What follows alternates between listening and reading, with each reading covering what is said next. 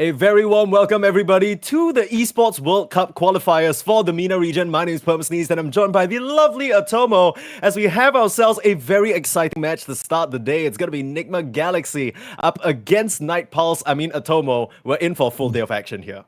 Yes, we are. I mean, we aren't doing the whole day. We're going to do a couple of games, but yes, it is going to be awesome. We only have 4 teams, but they're 4 very amazing teams in the MENA region, and I'm glad that we're going to be able to cast it.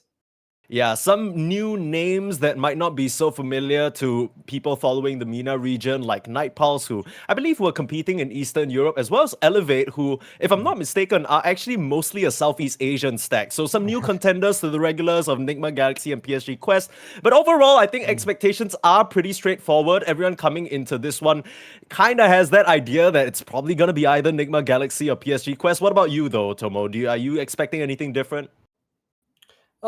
I mean, the thing is, we don't know is that how do all the teams adjust to the lag, right? Because I imagine like Elevate and Night Pulse are playing in MENA. Maybe they have 1 or 2 players there, Yeah. so that might be something that's interesting.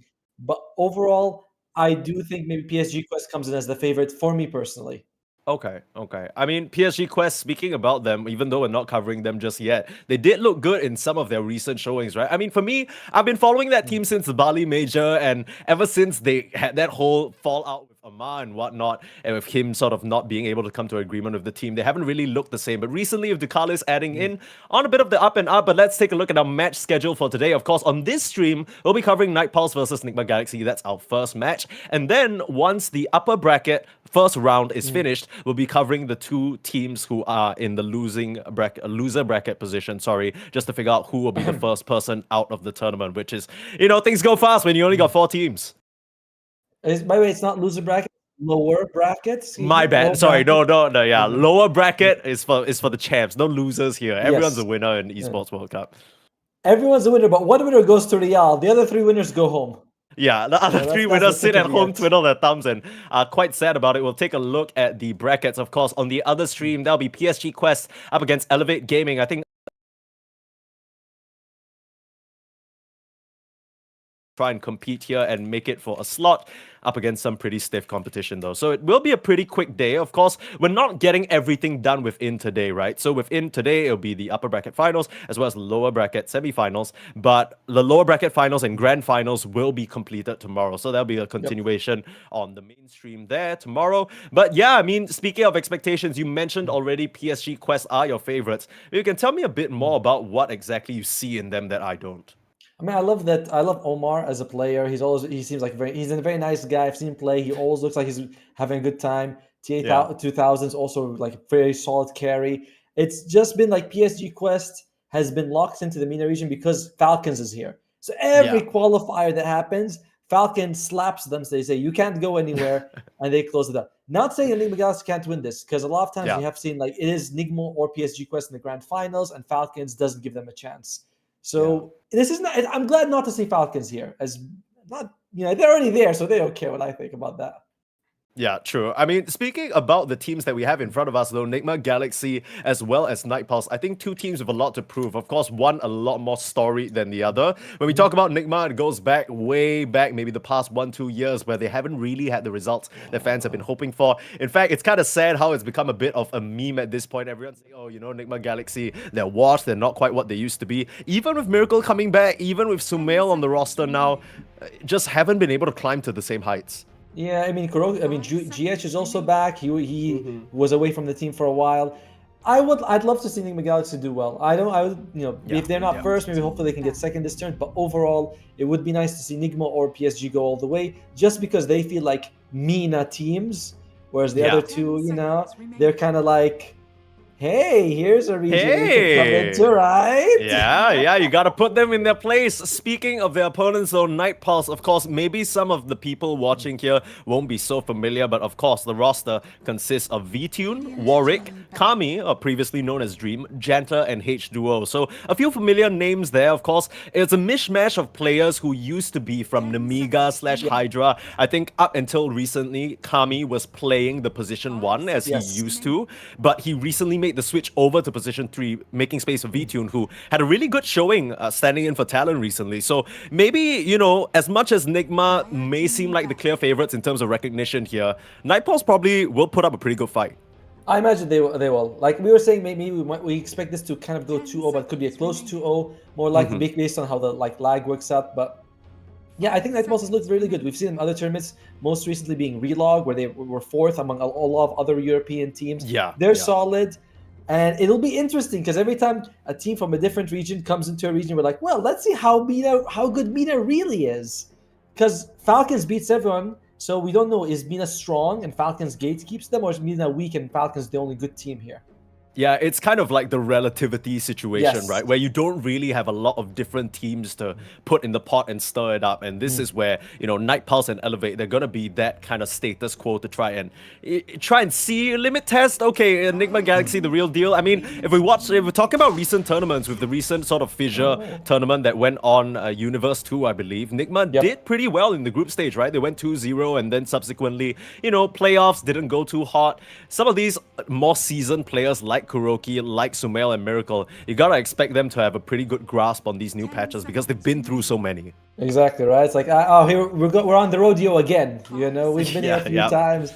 We got the math. And speaking of math, Zeus has emerged as one of the biggest winners of the patch. Both of his facets are good, but I believe the other one, the Livewire, you said, is doing a little bit better. But we'll see where Night Pulse plays him. For Enigma Galaxy, Phoenix has also emerged as a big winner thanks to the hotspot facet. He can be played as a 4. Some people are saying you can play him as a mid. No, that's crazy. I don't know. Look. If we get the first game of the day, Sumail playing Phoenix mid up against this Zeus, I'm gonna thank my lucky stars, and I'm not even talking about Phoenix and his son. Okay, I mean Enigma Galaxy, they're gonna be living up to the name if they bring that bird to the mid. But I think it's hard to think that GH won't be the one playing this hero.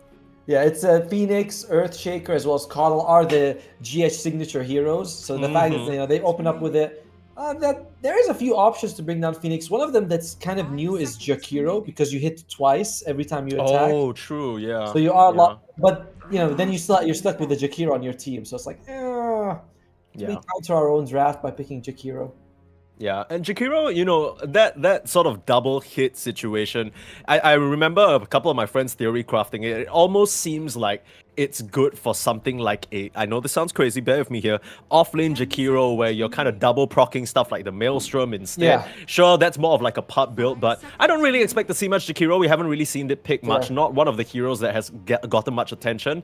It's interesting that Enigma Galaxy choose to start their draft by snapping up this Phoenix, because maybe they're assuming Night Pulse will grab it themselves, although in the recent Night Pulse games, they haven't really shown an affinity for this hero. No, I think FBZ, when he was in Southeast Asia, part of Boom, he loved Mars. It was his signature hero. It was like So I do think that they might be pairing up the Phoenix and the Mars combination, FBZ and GH.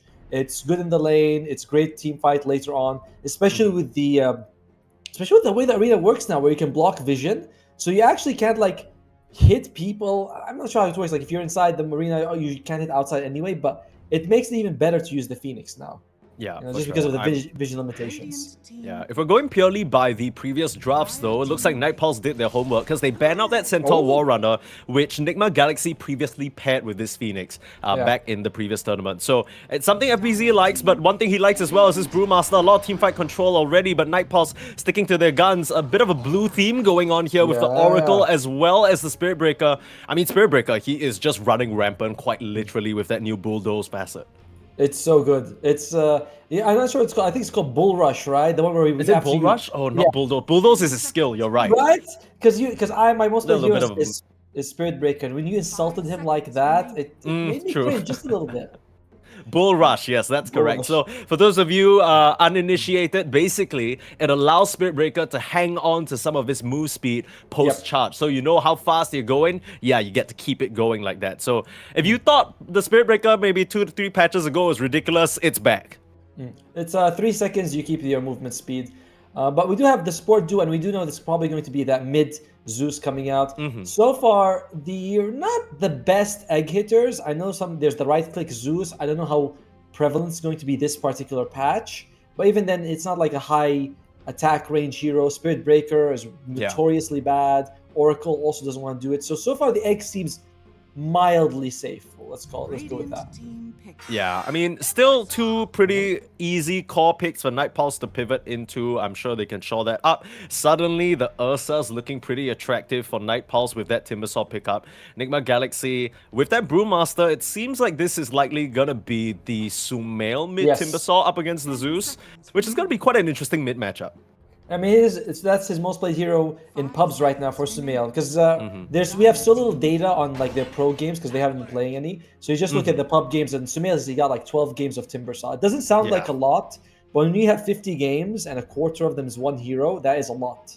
Yeah, that's workshopping if I've seen it, right? Yeah. And there is the clockwork selected. So really, a lot of focus on running around early and making things happen, right? Enigma Galaxy have a lot of ways to just kind of get up in there, hold heroes down, or rather slow them down, and let Timbersaw do all the chopping. I like this clockwork pick because it not only is able to find the Oracle on the back line, but can really trip up the Spirit Breaker with his cogs.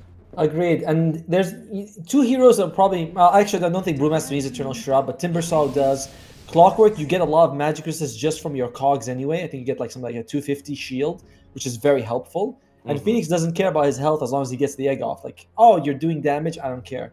So I like the Enigma Galaxy draft. My only issue is you don't really have people who can hold someone down with the Phoenix. I would like to see a Faceless Void come out.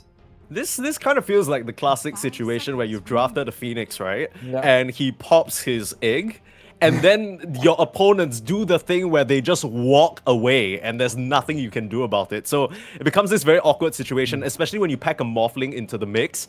Now backed up by the Oracle in the lane, should be pretty tough in the first maybe 1 to 2 levels, but after that, feels like it's gonna be a swimming time, right? He's not gonna be stopped by much.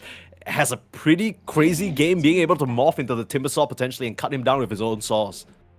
Yeah, now last pick for Nightfall is going to be their offlane. Enigma Galaxy needs a carry. You know, I believe I've seen Kami play the offlane with Morphling before. I've seen it. I remember, yeah, I was No. he did it in relog. It wasn't bad. It looked pretty good, but it was also one of those situations where V2 took a backseat as a carry. He was like playing something like, I think, Slark and being very active with it. So it wasn't like... Yeah, so I've seen them go with this duo carry build. For Wait, but what is with this? Is it with relation to the new facets? Because I remember reading about the ebb and flow on Morph, and I couldn't really single out what the intention was, like in what cases you would get these facets. So for ebb, you know, you get the standard adaptive strike knockback when you're using strength, but your primary attribute is agi, but now you can make your primary attribute strength. So, I mean, you gotta tell me a bit more about this build because it sounds juicy. I haven't. You see, you ask me, you put this all up, you sit up, and give me a chance to be an expert. I'm like, I don't know, man. I haven't seen it. We'll have to wait for the experts to show us then. I mean, if that's the case, Night Pulse still have a pretty cute flex at the end of their draft they could catch Kuroki off guard with. If I'm thinking my Galaxy, I would think... I'm imagining Faceless Void might be an option, or something like a Sven would be... Or, you know, Sven might be also being picked up, because Enigma Galaxy, this feels like a very similar draft to what Falcons does, where they go this strength heroes, very durable. You don't have anyone who builds Guardian Greaves, but you do have Phoenix Heal, which is also substantial. Yeah, are we thinking like, you know, I was thinking maybe CK because he's another one of the heroes who just seems to have scaled up in terms of popularity this patch. Very easy for him to get something like the Bloodthorn and catch the Morphling off guard, but I'm just wondering how well that's going to fare into the Zeus and just his constant sizzling thunder that's going to come out, right? It's kind of crazy. The Tiny, another premier pick band as well. Apart from that, in terms of heroes that are the top priority, funnily enough... By the way, Faceless Void's gone. They're like, nah, we're not getting them. I'm quite surprised. And there's the Gyro. Okay, so, wow. I mean, I think it's what you were saying where, okay, there's still options here. It could be a Spirit Breaker off lane and Gyro 4, or it could be the split Morphling off lane Gyro carry situation. I mean, Nightpulse got some spice, that's for sure. Kami, he hasn't played a single game of Spirit Breaker this patch, but Janter has played a few of them in the pubs. I'm leaning towards the double carry thing, but you have a good read on it as well. Enigma Galaxy, few seconds only. Is it Sven? This is gonna be the go for the Ursa instead. Okay. Again, they have some lockdown with like the cogs, the hook shot, the Brewmaster, but it doesn't feel like it's a big AoE that you can control people. And by the way, there it is. V2 and Gyrocopter, Kami Morphling, it's the double carry build. Bruh, and okay, look at this. Yeah. Spearbreaker Janta has actually selected imbalanced for now, which allows that Nether Strike to further displace opponents. So that plays into the Oh. Morphling adaptive strikes, right? Because you push them even Yes. further back. It's a pretty interesting setup. I'm not sure how it's meant to work, but clearly Night Pulse, they've been cooking here. Let's see whether this recipe can take down Nigma, because what it looks like on the side of Nigma still is a pretty solid draft overall. They're lacking a bit of objective take in terms of the towers, but they can get this early Roche, put on the pressure, and Miracle can become a real powerhouse into the face of the Gyro and the Morphling. What I'm worried about is being able to catch people for Enigma Galaxy. It's like if if we're playing Dota Underlords where people can't run away, they're stuck in the tunnel. You're like, yeah, this is awesome. Yeah, But yeah. the Gyrocopter can move really fast. Morphling can move fast. You have Oracle to save. Spiritbreaker, Zeus have mobility as well. There is a ping issue, so it's hard to really tell how hot Night Pulse is going. But from draft, I prefer Night Pulse's draft. I think it's easier to execute. Yeah, I mean, it's about as easy as execute as you might find playing an off-lane Morphling. I'll be honest, I don't know whether I'm convinced about it. I haven't It seen looked it in good. action, but I'll trust your word because you've watched it firsthand. I'm trying to imagine how it's gonna pair up into this whole clockwork Ursa lane, because I can imagine that if you don't have the early levels in waveform, you can't get caught in a cogs. It's gonna be a real rough situation. There's some mana burn packed in as well. So am I right to say that in this game number one, you're favoring Night Pulse just off the draft? Draft, yes, but it's hard, right? We haven't seen these two teams ever play against each Yeah, other. yeah. Enigma Galaxy is kind of an unknown how they play, with these cross region. It's tough. But yeah, maybe Night Pulse. I think I favor the draft. It does feel slower though when I think about Gyrocopter and Morphling as your cores. Yeah. Zeus, like when Thunder God's Wrath is down, you aren't that active around the map. Yeah, it feels like the Night Pulse lineup needs a lot more time to get ready. I mean, of course, it does depend on how this Morphling goes, which is the hero we'll have our eyes on. We talked about Kami, switching from the position 1 to position 3, and this is what we've seen over the past few years, right? So many of these carry players moving to the off lane, and then they just pick carry heroes anyway. So that's kind of what we have in our game number 1. Of course, this is a best of 3. Should be a relatively short circuit through the MENA qualifiers. We'll very quickly find out who will be the representative here. But I think all eyes on Nigma, especially for me at least. I know your eyes on PSG Quest, but at least I kind of feel like, it's starting to feel like maybe it's time for Nigma to come back up again. Right? Maybe they can rise like a phoenix. Yeah, hopefully. Right? Yeah, I remember when Kezu became an off when he was picking off lane, he picked Faceless Void off lane, buy a Maelstrom. You're like, come on, Oh my Kezu, God. you're not how it works. Yeah. I mean, I think all of this, it really goes back, funnily enough, that we're in the MENA region, goes back to Mr. ATF himself, right? I think it was really him who popularized this whole carry from the offlane with his razor picks and whatnot, and suddenly everyone's trying to become a semi-core themselves, and sometimes even outfarm their own carry. Maybe that will be the situation. Grandmaster Morphling, played by Kami, or better known as Dream back in the day of AS Monaco Gambit, but some tussling around the runes. Looks like they'll get forced out by Warwick and V-Tune, so ends up being what looks to be a 3-for-1 exchange. Good start from Night Pulse. One thing we haven't mentioned though is that Night Pulse will have the advantage in terms of ruins, right? Because you do have the Oracle. I've never seen this in a game, but I would like to know how it looks like, But luckily for the Zeus, right? You just be like, oh yeah, I know where the rune's coming. I can go get it every time. Yeah. So okay, for those I've seen it. And to be honest, when I first read the change, I thought Oracle would very dramatically announce it, like with a voice line. Like he'd be like, "I foresee that the rune will be but it's literally not like that at all. As we see, wait, hold, what am I watching? Sumail, is he about to go down for first blood? Warwick just works him. Sumail, king of what? I mean, the Timber just gets 100-0. Static field too strong, man. Oh lord, he just walks up to him, and this is a Zeus. This is a guy when he reaches level 6 can have a huge impact on the rest of the game. On the lanes because of Thunder God's Wrath, and that is really unfortunate. And at the same time, Timbersaw needs to skill also. This is nice. Yeah, I mean, that was crazy stuff. Warwick showing up and showing why they value this Zeus, but meanwhile, bot side, Janta just gets run down. And that's kind of the fear that I had. The Clockwork and the Ursa can just keep doing this because early on, the Morphling doesn't really contribute much to the lanes. No, he doesn't. And Spiritbreaker's kind of an ass laner as well. You know, True, I mean, I true. don't want to insult my favorite here, but he's in the laning phase. You really don't do much as Spirit Breaker. It's your body is kind of good, but against Ursa and a Clockwork, Yeah. you're not doing too much. Yeah, and Um, it's kind of one of those rough situations where maybe, you know, you can tell me because it sounds like you play a lot more Spirit Breaker than me, but you know, all you have is your beefiness, right? So you want to yep. try and tank spells, but if you walk up to a Ursa and a Clockwork, you can't tank spells without literally dying, and that's what we see happen to Night Pulse here. Exactly. And another thing is like, I mean, he's got boots. Maybe you can sort of like pull. That's kind of helpful.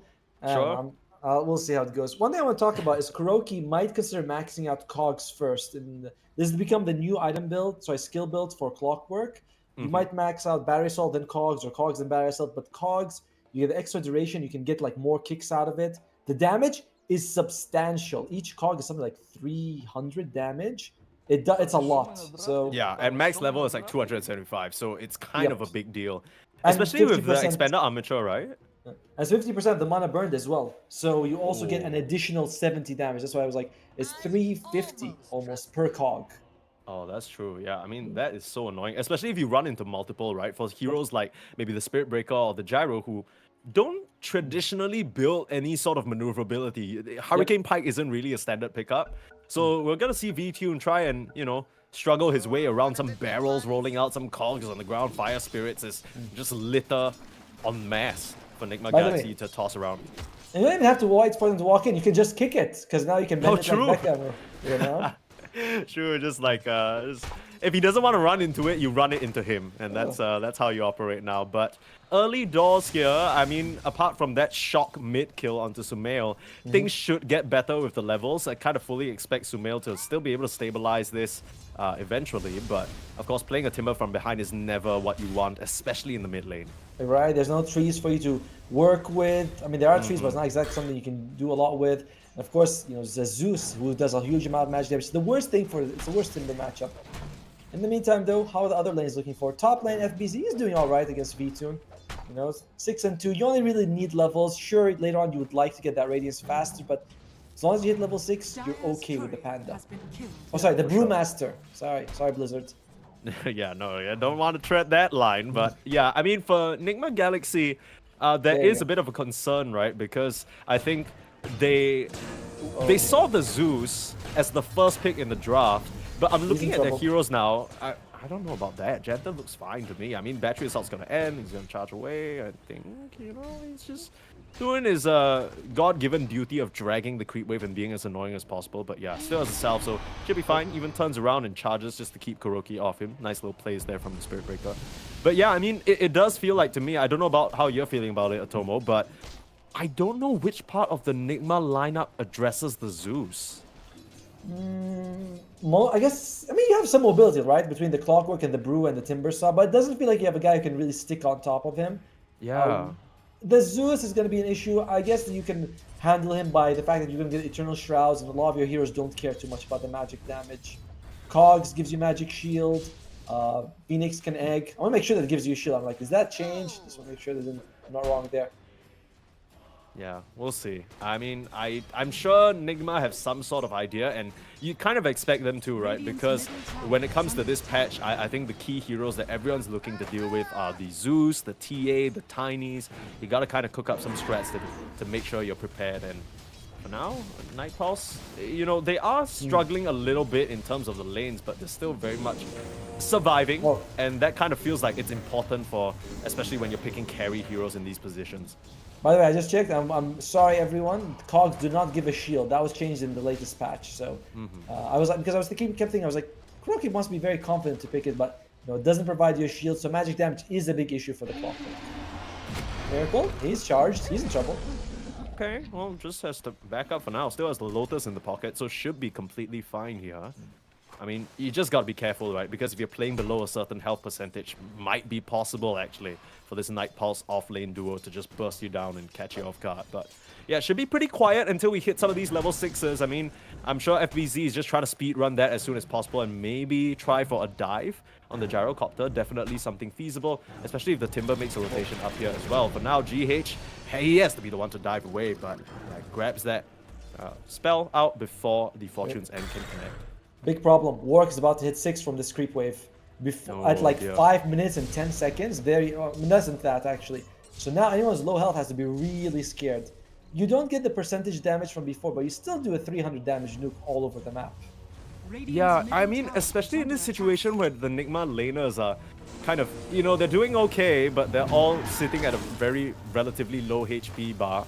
It's very feasible for them to just get caught off guard and bursted down. I mean, real king of this early game, Warwick, like you mentioned, an obscenely early level 6 timing, and he's continuing to put the pressure onto Sumail. Sure, the kill is not as possible anymore, but still it's uncomfortable. Yeah, he's right. It's like as long as everyone's health is fine, doesn't really matter that he hit 6 that early. Because it only matters if he gets the kill with it. Otherwise, you're like, oh, it's okay. We kind of countered it. One-way miracle, taking a bit of damage, but... Oh, the courier! No, that's the phase boots, man. Miracle. That is gonna hurt. Gone for 1.5 minutes, so no real kill threat on Takami anymore. Not that there really was going to be. Top lane rune, regen. Okay, I mean... the expanded armature does cover a very wide distance that Warwick doesn't really want to step into, so still able to secure the regen rune for himself. Like you mentioned, that's the Oracle advantage. Look at there's a charge coming in though onto GH. Quite some distance with the dive. Yeah, I mean, this is pretty deep, but he's gonna lead them right into a whole bunch of convenient stacks. So, I mean, either way, even if GH survives, there's a regen rune powering this Zeus's Arc Lightnings. This is huge for Night Pulse. Yeah, I think he took a stack as well for Warwick. By the way, Warwick and Sumail have the biggest net worth discrepancy among the cores. Yikes. Like, this is a problem. The Zeus is 1,000 gold more. Timbersaw is kind of more snowballing here at PZ. No, he doesn't look fine to me. Yeah, he's gonna give them a little bit of a clap. It's slowing them down just enough, it seems. 3 bracers and still 18 watt. Dude, this guy just stacking them up. He only got 2 hands, but 3 bracers. Tell me how that works. I mean, for now, it keeps him alive, and Wisdom runes being able to be snagged by Nigma. So much needed dose of experience for some of these struggling supports. That's probably the best thing that's happened to Nigma this game. Because the double experience rune is a huge boost. It's much, like you said, it could change the game a little bit for them. Can we look at the supports level for a second, see how they compare? I imagine they're 4 all across the board, though. Yeah. As we can see, 4-4. Yeah, 4. Janitor's a bit behind. That's actually a problem, because Spirit Breaker without his ultimate, not that much damage or control. Yeah, I guess it's not too bad because of that new innate that he got, right? The herd mentality allowing the lowest EXP member to get more, but still, I'm not gonna allow him to get out of that. Slowed to a crawl by the Twisted Chakram combination, and Sumail just cuts him down. My only problem with that is that you never see the buff icon that you're getting bonus EXP. Yeah, I know what you mean. It's a bit like you're not entirely sure at any given moment who's Yeah, that's like when we get on a Discord call, we're like, can you hear me? Can I hear you? It's like, what the hell is going on here? So weird intersection. Also, I don't know, it says lowest experience point. Does that mean if I have like 1,000, you have 1.2, I get it? Or is it like by levels? We have to be lower level. Because if it's lower level, it's a lot less impactful. Yeah, I know what you mean. I mean, for now, Janta, what we do know is that he's still struggling at that level 3. So clearly, herd mentality or not, he is not getting as much as he should be. And that level 6, like you mentioned, a large part of his whole facet that he went for is that the Nether Strike is going to be moving his opponents further. It's not going to matter if he doesn't get it. To be honest, that feels very gimmicky that Night Pulse went for that. I'm gonna push him, then you wait for him in, bro, then you push him in even further. It's like, really? Is that what we're like putting our eggs in that basket? Yeah. I mean, I guess you could say the same thing about the entire lineup, right? The whole morphling off-lane thing. As much as the Zeus is doing well, it's still... It's kind of working. I mean, they haven't lost yet, if that's your definition of working. I know, but look at the laning phase. Night Pulse, despite having the slower laning, like heroes, they're coming out okay. 2 of their heroes are at the top, and their position 4 is their offlaner is just as well as the enemy offlaner. He's not suffering at all. Yeah, I mean, this Zeus, I'm fully expecting him to get the phylactery completed and then maybe start running around with either the gyro along with the morph. I feel like a lot of magic damage packed into this side of Night Pulse that can catch some of these Nigma Galaxy heroes off guard. Meanwhile, not really sure what the timing is going to be for this Timbersaw in particular. That's always the bit of concern that I have when I watch a mid-Timber, because it feels like he needs to get tanky and drag heroes to him. But other than that, I'm not sure what the game plan is. He's got a lot of magic resistance, right? He already has the cloak and infused raindrops, and he wants to rush Eternal Shot first item, which I commend him for. I think that against the lineup you're playing, you do want the Eternal Shot. You have to get it as early as you can. Yeah, it's like a mandatory item. Even with like what the 5% removed, like it's It's still still kind good. of it's so busted, man. Like I mean, he's like, hey, this item. Oh wait, we might see a kill on Oracle.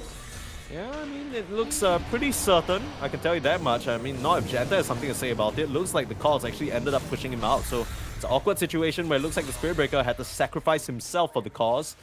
Clockwork dropping a little low though. Warwick closing in. Phylactery complete, slowing him down to a crawl, and there's the Thunder God's Wrath, shocking him down from the sky. So 1-for-1 trade out. I gotta imagine that Night Pulse aren't too sad about that. Yeah, it slightly favors Nigma just because Thunder God's Wrath is such a long cooldown and you use it to get position 5. So it's like, yeah, I guess Enigma gets a tiny bit more gold, 5 more. In terms of net worth, no difference, but in terms of the map impact, you're happier if you're Enigma. Because now Thunder God's not available for 2 minutes. You can dive if you want to. I gotta say, FBZ getting that radius could be huge for them. Yeah, it's He's not taking a that far while from though. It looks like Oracle finally does go down. So they get the snag on him this time. No Spirit Breaker to save you, and looks like this tier 1 tower in the top side is going to be pressure. But yeah, you were talking about the Radiance. This is an interesting build for sure, right? Triple Bracer into Radiance Rush on this guy. Yes. I mean, we've sometimes seen like them go Hand of Midas into Radiance, but Triple Bracers, Magic Wand. He's even. He doesn't have boots, by the way. He's got. He's got like 2 Iron Branches. He's like, I want stats. The man's walking around with a ton of stats. Just doesn't want to be bursted down. To be fair, Nightfalls, apart from the Zeus, not that much control and damage to burst it down anyway. Yeah, I mean, it always feels like he'll be able to get that just split off as long as they don't have any additional way of silencing him. It feels like Janta has to get that Nether Strike and then maybe pair that up with a homing missile or something. It's getting real tanky now, so that could be a problem. We still have yet to see the split used as of yet, so still looking forward to that. Both teams seem to be biding their time. They don't particularly seem to be rushing for any timing. Seems like there's tussling in the mid lane. Invis Rune snagged away by Kuro. Looks like, unfortunately, this Oracle will be going down again. Just the one caught on the front lines. First point of contact, first one down. Sumail, bit of a recovery for him this game after picking up some of those support kills. By the way, all this comes back to the fact that he didn't take any Wisdom Ruins. If your Oracle was 6, he would be able to just false promise himself, stay alive, but he can't. And Kuroki, why does he have hookshot? Because he got the Wisdom Ruin. So it's a very nice, like that one thing keeps Nigma Galaxy and allows them to snowball a little bit. Yeah, it's one of those things where you imagine, regardless of how this game goes, when we move into the second game of this series, Night Pulse's supports are going to be a lot more wary of that exact situation happening again, because it's just such a huge snowball effect. Now, we see 4 members of Nigma grouping up around this tower, trying to pressure it down. Don't really have the best heroes for hitting the tower, though. And Zeus is not great in this situation. Sure, you can defend the tower, but you're not really bringing down FBZ and Sumail. And Kuroki is like, he's got some decent health on him. Phoenix can egg if he goes low. Like, it's tough for Night Pulse to begin these fights right now. Yeah, I mean, what you're saying is exactly correct, right? Like, who is the target, especially when your offlaner is still kind of busy farming. He has finished the Dragonlance, a good bit of gold on that Morphling, but, you know, still very much cosplaying position 1 on that Morphling for now. Well, in the meantime, wait, FBZ, he's got the ultimate available. Wow, he's flying, but do you have enough damage? No, just narrowly not enough. Janta now will be the one to pay the price. The pullback, the false promise used though. Janta will be able to walk free, ultimate for ultimate at this point. Here comes Kami, ready to contribute to the fight. He's quite a tanky boy himself, but not in the face of Sumail, not in the face of the magic and the Brewlings. They're trying to work him down. The healing, it's more than enough. The Seeds of Serenity there to help him out as well. And looks like Nigma, they're slightly out of gas, but Miracle here to join the fight. Sumail trying to get away from this engagement, hides under the cover of the egg. But Night Pulse, they don't lose a single member, and they force so much movement from Nigma. I mean, that's pretty good, all things considered. Right? I mean, FBZ forced out his ultimate, so he's not going to be available to use it for the next. He's not going to be available for the next fight. And Kuroki, sure, he jumps in and loses life, but it's not that bad. So Night Pulse, they get a win, but it's a small one. It's not the huge deal. Yeah. It's not all as looking like Nigma were the ones on the aggressive, but they very quickly realized that the firepower on Night Pulse, maybe not something they can just run into willy-nilly for now. So back to farming it is until we get these ultimates, you know, back online. Miracle is closing in on his Battle Fury though, so the gold, or rather the net worth should ramp up from here. Oh, just a swing and a miss on the hook shot. Has to throw them the call down, no more false promise. They used it on a support. but he's still fine because the healing seems to be keeping him pepped up. FBZ, not enough damage to swipe him down. The TP, Kuroki couldn't make it there in time. They'll have to settle for the Oracle, a mega kill streak now as Nigma, despite that failed attempt in the mid lane, they still keep the pressure on. It's a good kill, and FBZ is very close to the Radiance, you know, so that would be very nice. Sumail is also, it's not Sumail. We're seeing Miracle being more active on the enemy side of the map. It is limiting Nightpulse. You feel like Nightpulse is getting pressured, you know? Like the supports are pretty poor. Their cores are still need more time to get in the fight. If you look at Kami, he's gone for like Dragon Lance, not Phylactery, so he can join fights early and do a lot of damage.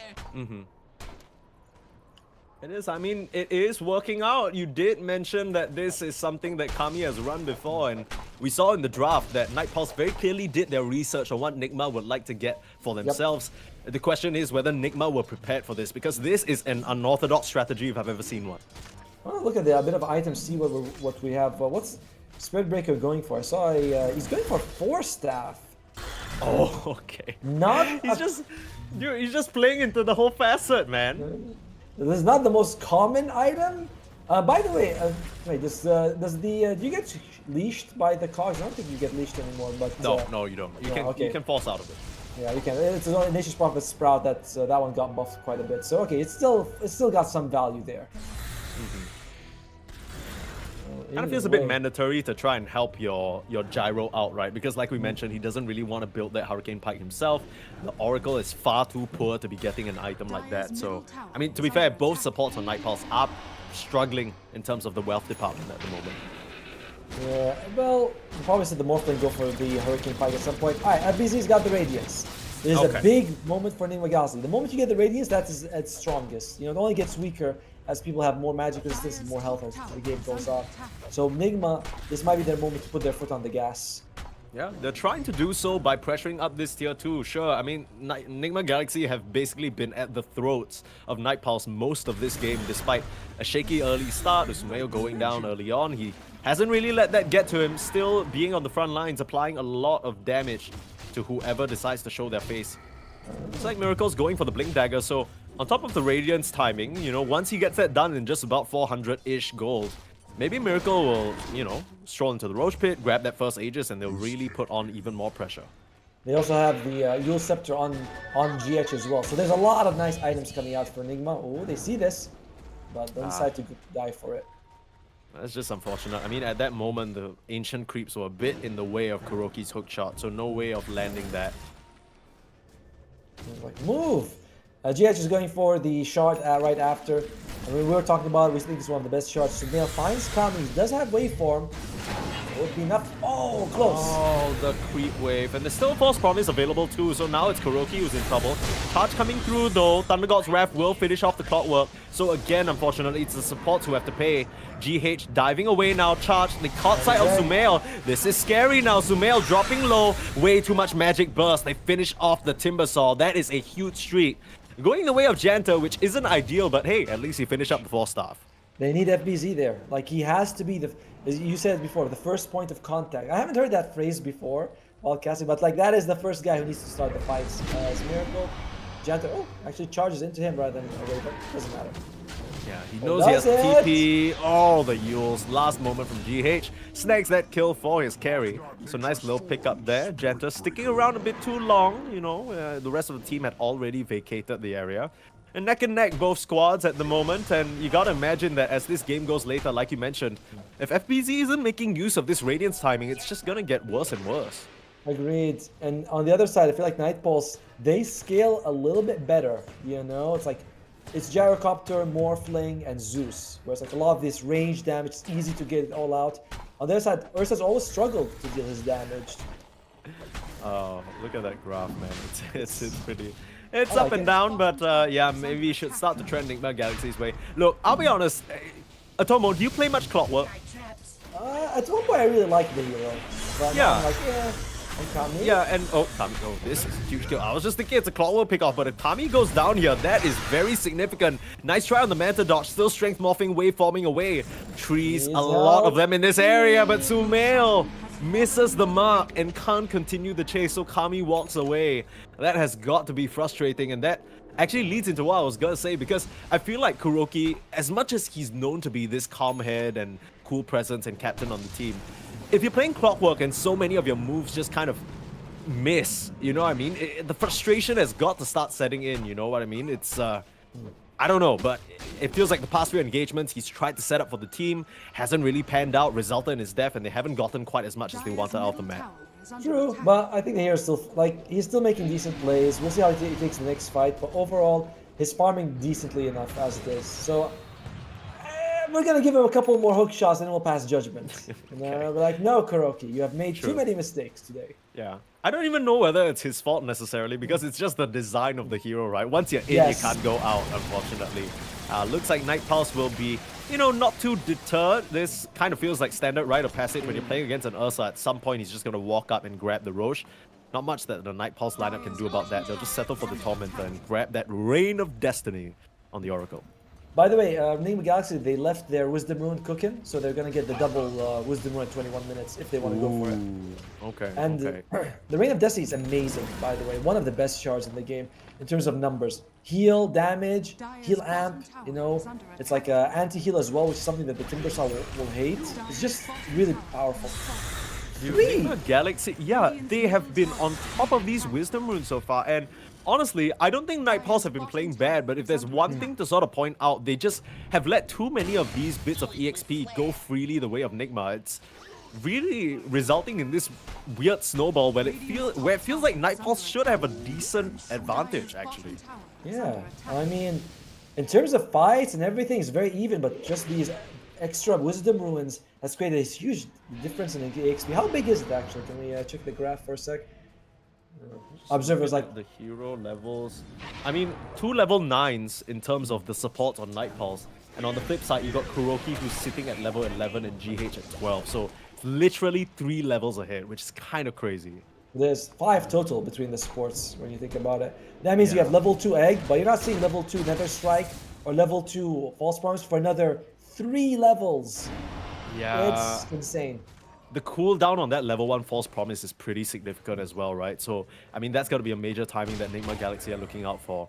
They haven't really been able to get much leverage out of this Aegis so far, though, right? Miracle's kind of been strolling around the map, clearing up the farm, but no real point of attack being mounted just yet. Very surprised by Kami's item build. He went for the Dragonlance into Manta. Manta against Radiance, Ursa Fury swipes, and Phoenix Egg tends to be like, I don't know what you're dispelling that's super good. And I'm not quite sure what you're gonna be like helping you with, but he's going for Phylactery now, so he's gonna be adding some damage at least after this. Yeah. I mean, it kind of feels like one of those items that just feels so good on the hero that you default to building it even if you don't necessarily have anything to dispel. The only thing that I'm seeing is like Fire Spirits, right? So I'm kind of on the same boat as you there. Okay, what are we thinking though? Because Enigma Galaxy, they've gotten this first Aegis, right? And things are looking okay for them, a 3k gold lead. Some of the engagements haven't really worked out, but do you think this is according to plan? Are they still in a good spot here? Or, you know, late game scaling, we already talked about the 3 calls on Night Pulse. I wouldn't say they're in the driver's seat, but they have a hand on the steering wheel, you know? Where it's like, they're kind of guiding the car a little bit on where it goes, because they are in semi-control of the game. I think Night Pulse is still relatively happy with the way they're farming. Enigma Galaxy hasn't really taken the massive objective yet. You know, a couple of tier 2s and that's about it. So they're try and get one more tier 2 in this mid lane. Just exerting their pressure there, using the remainder of that Aegis. Try for a smoke move to catch someone off guard in the triangle, but Night Pulse wise to it, completely evacuate the area and split the map. By the way, we haven't seen a single egg yet. Yeah. I mean, I think we only saw one primal split as well, which is just kind of weird. Kami, he... oh, that was... I didn't know what he was thinking there, because he doubled back like once or twice, but turns out he just wants to morph into the Phoenix and do a little dive back himself. So, gets himself out of trouble, I say that, but looks like Enigma Galaxy still on his heels. Or whatever the hell you call Morphling's feet, hidden under that pool of water. Rocket Flare gonna scout him, but they just narrowly missed the mark on where he is, so they can't connect with that hook shot. A bit too far away on the Clockwork. Definitely not heals. You can't. He definitely doesn't have legs. No heals. You can't go that more. Yeah, looks like this first age is going to expire with just a little bit, a bit of map control taken for Enigma Galaxy. It's nice. You might consider the second Roshan to be the one we want to play with. And I like how they start charging him just as it is about to expire. But they're pretty far, the rest of the team. And Janter is wise. He's like, nah, it's not worth my time. Yeah. I mean, this Spirit Breaker build is so interesting. This is the kind of thing that you see and then you want to go try in your pubs because you're like, is it really that good that you bring it out against Nigma? Kuroki in the mid lane. Unfortunate stuff will just get charged. Oh, Glimmer actually blocking a lot of damage, but man, that pushback is pretty intense. They popped the Primal Split actually in this mid lane, and the hook shot out onto Janta, trying to control him. The force staff actually helping him create a huge distance, but FPZ, he's just dying. His Brewlings, they can't survive. Thankfully, he still has the shard and is able to move back to his main hero. Here comes the rest of Nigma Galaxy, ready to take the fight. Looks like the Oracle is in major trouble. Throws out a dying false promise onto VQ just to try and keep his carry safe. With the egg right on top of his face with the setup, it's perfect. It's everything you could ask for. Nigma Galaxy rolling over the side of Night Pulse and just flee for the wins. He doesn't have much mana left though. Here comes Miracle chasing him down. And that will be a swipe down. That's essentially 4 members for free. They don't lose a single thing on Nigma. I mean, going for Kuroki, he had the Glimmer Cape, was able to stay alive. He's a fairly tanky hero, and he's level 13. He was the same level as Sumail when that fight began, because Sumail has also been getting a lot of farm. So they're like, oh yeah, we have our basically super tank position 5 you're jumping onto. Night Pulse couldn't bring him down. They threw everything for that. And these Wisdom Ruins, these small wins that Nigma Galaxy has taken, they've added up. Yeah, absolutely. Not to mention as well, FBZ, that fresh pipe that he completed, he was standing right next to Kuroki that entire time, so drastically cutting down the burst that Night Pulse had to offer. And blink and you'll miss it. Looks like a lane of Rags is going down now. I mean, Janta's trying to scare them back with pump faking the Nether Strike. The rest of Night Pulse have respawned. Now FBZ, no more split. Looks like he will be going down. So Nigma overstaying their welcome just a little bit, and now they have to be the ones to back up. Dude, I've been thinking about it. Now we know why he has Force Staff, right? It's because you get the double value with the fast hits. Yeah, that's what I was saying. Like, it's kind of cracked. Like, you just kind of push him back twice, and he suddenly you got like a low value Magnus Horn Toss Skewer situation going on. I mean, I don't love it, but sure. Yeah. Like, I ulti him, but it's super weird because when you ulti them, you hit them in the face, right? So they have to be facing the other way to be Force Staff to where you want them to. Yeah.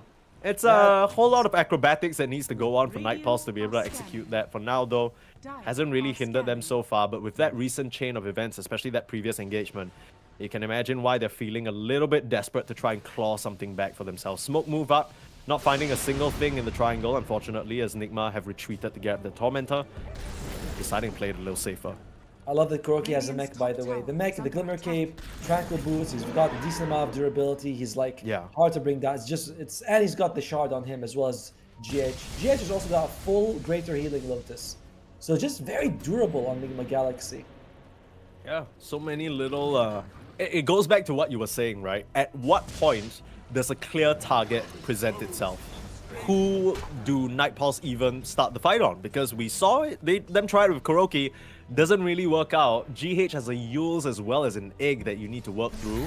Sure, the Morphin can punch away at it, but we see what happens when he gets in the mix. He just dies to the sheer amount of damage.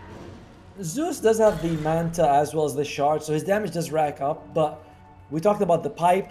Radiance is great against illusions because there's nothing you can do to like improve their accuracy. So that's going to be like a lot of damage mitigated from it. And Kami on the other side, he's got the Kanda. So finally you have some serious single target burst. Yeah. And I guess the way to deal with the Zeus that we've seen so far is that just, just run at him and run him down, and he can't really do anything if he's not killing you enough. I mean, he kind of needs to stick within pretty close range, right, to be pumping out those auto attacks. And so far, apart from that stellar early game, Warwick hasn't really been able to replicate the success. Roche is coming back up in just about 9 seconds, of course. And Nigma Galaxy have that down to just about a T. Oh, sorry, not 9 seconds. That was 2. Miracle, unfortunately, steps out of the pit right as it respawns. But I'm sure he'll just stroll back in, grab that second Aegis for himself, and especially if that Aghanim is completed, this is the time for Nigma Galaxy to really push the issue. Exactly. You want to take this Roche before it goes to the other side, and then you can just run down mid, and take the racks if you want to. And it is a scary situation for Night Pulse. They might have to rely on the gimmick that we talked about, the imbalance push into Force Staff, into the wave 4. You're like, all right, let's do it that way. Yeah. Like that might be it. Radiant's middle tower is under attack. Well, Icefrog heard everyone. Icefrog heard everyone talking about how Spirit Breaker was imbalanced in the previous patch, and he's like, "I got an idea." I'll show you And that's how balance. yeah, I'll show you imbalance, and it just adds this complete gimmick. It's pretty fun so far, but unfortunately, it's not really working out the way Night Pulse had intended. You can kind of see their idea with the draft, although I'll be honest, I still haven't felt the Morphling Gyro duo, you know, Same. turning it on, right? Like, they haven't been able to get as many engagements as they would like. You gotta wonder what the game plan is. Hook shot in, found Janta. He does have a 4-star available, pushes himself down to the low ground. Should be able to escape now, very quick with that phase boots and the bulldoze. You know, even though we being talked charged. about Kami and Vito not having like a lot of impact, they have a lot of gold. Vito Yeah. is basically the same as Miracle. Sorry, Kami is the same as Miracle. Vito is right ahead of Sumea. Like these guys got gold. It's just not translating to impact. Yeah, know, these team fights, I mean, you're not at the point where you're doing extremely threatening physical damage yet, and I think Yeah. that's the main issue, right? You need like your Daedaluses, maybe an MKB, or hell, even a Rapier on your Gyro to start threatening the Ursa, especially with his Paladin Sword. We're not yet at Rapier territory. You know, we'll be there Okay. soon with the way the game is going, but we're not quite there yet. Let's see what they can do here.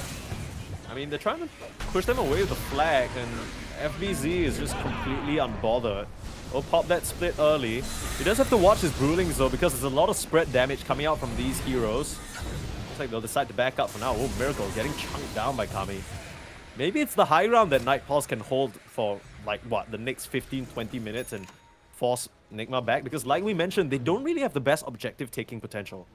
No, and it's kind of hard for them to get on top of all like 3 ranged targets, right? Because you have Gyro, Zeus, and Morphling. There's a bit of mobility on 2 of them. You can stay behind, do your damage. Gyrocopter's already got the BKB, so it's not the easiest person to bring down. Like, for Enigma, when it comes to 5-on-5, getting to that back line, getting these 3 ranged cores is not easy. Yeah. Especially when you think about that high ground, it's such an awkward territory for heroes like the Timber, the Clock, and the Phoenix to operate, right? You don't have a lot of trees. You don't really want to be hook-shotting in or diving into an egg on the high ground, because then they just kite you, and then they come back and win the team fight. So it's this whole weird thing. I mean, Nigma, they're going to have to try and catch Night Pulse off guard, it feels like. Yeah, but Night Pulse is doing a good job of sticking together, making sure no one's buying themselves. Cloak of Flame on FBZ adds a lot of damage to the Radiance as well. Radiant's top tower Still trying to is figure under out attack. what's the idea, right? Because if you have your Aegis right now, and you're not confident enough to go onto high ground, surely it just gets worse as you get later and later into the game. I feel like that's the sentiment that we keep talking about this game, Otomo, Yeah. where you allow these 3 ranged heroes to scale more and more. I mean, Zeus is the most scary hero of the patch for a reason, but if you run into Kami, that could be a good grab. Easy waveform away, they aren't able to get the touch. Trying to chase down Kuroki, he needs a clear Hook shot line of sight time. for this hook shot. They're blocking He's his way got for it. the moment. There, he's got the landing. Finds it onto Kami. No more waveform, sliced down. Nicely done by Kuroki. He has been looking stellar on his clockwork this game. And that's what you're looking for. You don't go high ground until you get a pick off or 2. So even though they're kind of walking around the map, they're just looking for kills, then they go high ground, because they know going flat out against five of them is not easy. So it looks like Nima Galaxy is like, you know, quote unquote wasting time, but they're not. They're just looking for an objective that allows them to go high ground. The Yeah. kill on Kami might be the one. 48 seconds until that bad boy respawns. He still has a buyback if he needs to use it, but you gotta imagine he'll be hanging on tight to that. Looks like Nigma, with how much they scattered on the map to get that kill though, they're not really in position to get anything done. We're gonna try and get this objective. Oh, Miracle just Miracle. pops the ultimate. Janta actually dies to the Tormentor damage. So not exactly ideal. Miracle still has that Enrage coming back up in about 8 seconds and wants to set up for this Tormentor steal. Nothing that Night Pulse can do about it, unfortunately, so they'll just have to give that one up. The shard for him as well. Spoils of War, and Miracle starting to get into that raid boss territory. I think the side can from the Gyrocopter killed the Tormentor. Because he was like right next to it, he hits it, not killed the Tormentor, so he hit the Tormentor, damage ricochets off, gets the kill on Janta. Yeah. I guess it works out, right? Because it's better that you die to the Tormentor than giving more gold 100%. to the Ursa, who's already looking so powerful. Looks like Nigma Galaxy. Now, with this Tormentor, with the Aghanims, with everything that they have, is it enough to push high ground? No. Back to the standard, search the map for a kill before we even encroach. 3 to 6 minutes until Roshan respawns. Enigma Galaxy, they are doing the right thing. You do not want to, headbutt yourself into high ground and lose your whole advantage. They're in a very good spot. I think they got like 80% win probability. This is a good time for you to chill, grow your lead, wait for the third Aegis. Yeah, I'm still trying to figure out. And again, look, Kami's been playing pretty well, right, on this Morphling so far. He's gotten himself involved where he needs to. Yep. He has farmed up quite a storm. He's become a carry himself. But at what point does that result in some sort of fight win? Maybe it's now where they're smoking out of their base. Sumail's the only one showing that he has a BKB, a Shield Rune, and the Eternal Shroud. I mean, this guy is tanky to say the absolute least. And one risk, I just am trying to figure out how they start any sort of favorable engagement. Don't worry, it's not our job to figure it out. It's up to Night Pulse to do it. It's so true. That's true. Well, that's pretty true. We'll be like, come on, Night Pulse, show us the magic. They just lost another Wisdom Ruin, by the way. That is at least the third Wisdom Ruin. No, it's like 5 at this point. Like, at this point, they've lost so many Wisdom Runes. Like, it would be fine if they managed to grab the opposing Wisdom Runes. You know, sometimes we see that trait going on, but the EXP just looks awful for them, man. I mean, GH is about to hit that. I think he's going to hit it with this Wisdom Rune, level 18, or very close to it. Oh, yeah, he's right there. There you go. And now you're going to have that level 3 egg, which so far we haven't seen a whole lot of. BZ could be a huge kill, but everyone's showing up. Yeah, I mean, they're all just TPing on mass. Kami was busy trying to capture that, and now he might just be dead. B2 popping the BKBs to on the backlines, forcing Warwick away, and they just fight. Night Pulse just have to flee. And again, who are you going on again? FBZ? Well, he's full HP. Kuro dives in, he's still playing. Who even got scratched on Nigma? I don't see a single one. GH, but that's because he used his spells. You know, it's like, I'm burning myself, boys. That's a problem. He gotta get that dying light value, man. He needs to lower his own HP. There's a problem now. There's no BKB on the Gyro. There's no false promise on the Oracle. You got not much resources here on Night Pulse. Yeah, now the pipe active is on cooldown for another 5 seconds, and the only reason why I point that out is because it feels like the only minute advantage that they have. FPZ on the front lines taking quite a bit, but take a look at the overwhelming amount of healing just coming out from that Sunray with the shard. He is completely fine, man. Oh, they smoke up from Night Pulse. They believe that this is still a chance for them to find someone. I believe they're under a cliff on Enigma Galaxy, so they could kill FBZ. This is a really good ward for them. Yeah, they're gonna try. The Phoenix is not in position, a little bit busy on the top side, split pushing. They might just run into Kuro instead. Shows himself on the wave. Get the glim. Okay. Even with the glimmer, there was dust there on that Spirit Breaker, so he was prepared. Nicely done. Keep the charge going, Night Pulse. It feels like you need a little bit more. Catch their eyes onto Miracle. Not really the best target to go for. He's able to just blink out. So Janter was in an awkward spot. He was like, I could force staff and hit him and block the blink, but then I'm force staffing into Ursa. Yep. Not sure. He did the math in his head, and he's like, yep, that does not end up nicely for me. And yeah, calculations correct that time round. Night Pulse, again, it feels like most of what they've gotten so far is kills on supports. And sure enough, you look at the scoreboard, it's what, Sumail 2 deaths and 5 deaths on Kuroki, and that's it. Like, FBZ's died once. That's literally it. We also have the Hex on GH. What's Sumail building? I think he might be building either a Hex or a Octarine core. He just finished the Hex, is what There he we has. go. There we go. So the double... You do have dispels on Night Pulse. You have like... You might consider going for the Aghanim Scepter on Spirit Breaker where you can absorb one spell, but it's like... Sure. Really, that's... The guy barely has a Yule Scepter for us to talk about him getting an Aghanims. Yeah, he's trying to finish a Hurricane fight now, so I don't know what that's about. But just really playing into the whole imbalance thing, I guess. I mean... Yeah, I I knew it. But Yeah. I knew it because when we talked about Force Staff, it's like if you can Nether Strike, then Hurricane Pipe, you will push them all the way back. Yeah, You know? yeah. Whereas with Force Staff, you can't do that. You push them towards you because that's the direction they're facing. So this works out really nicely if he can make it, if he can get it.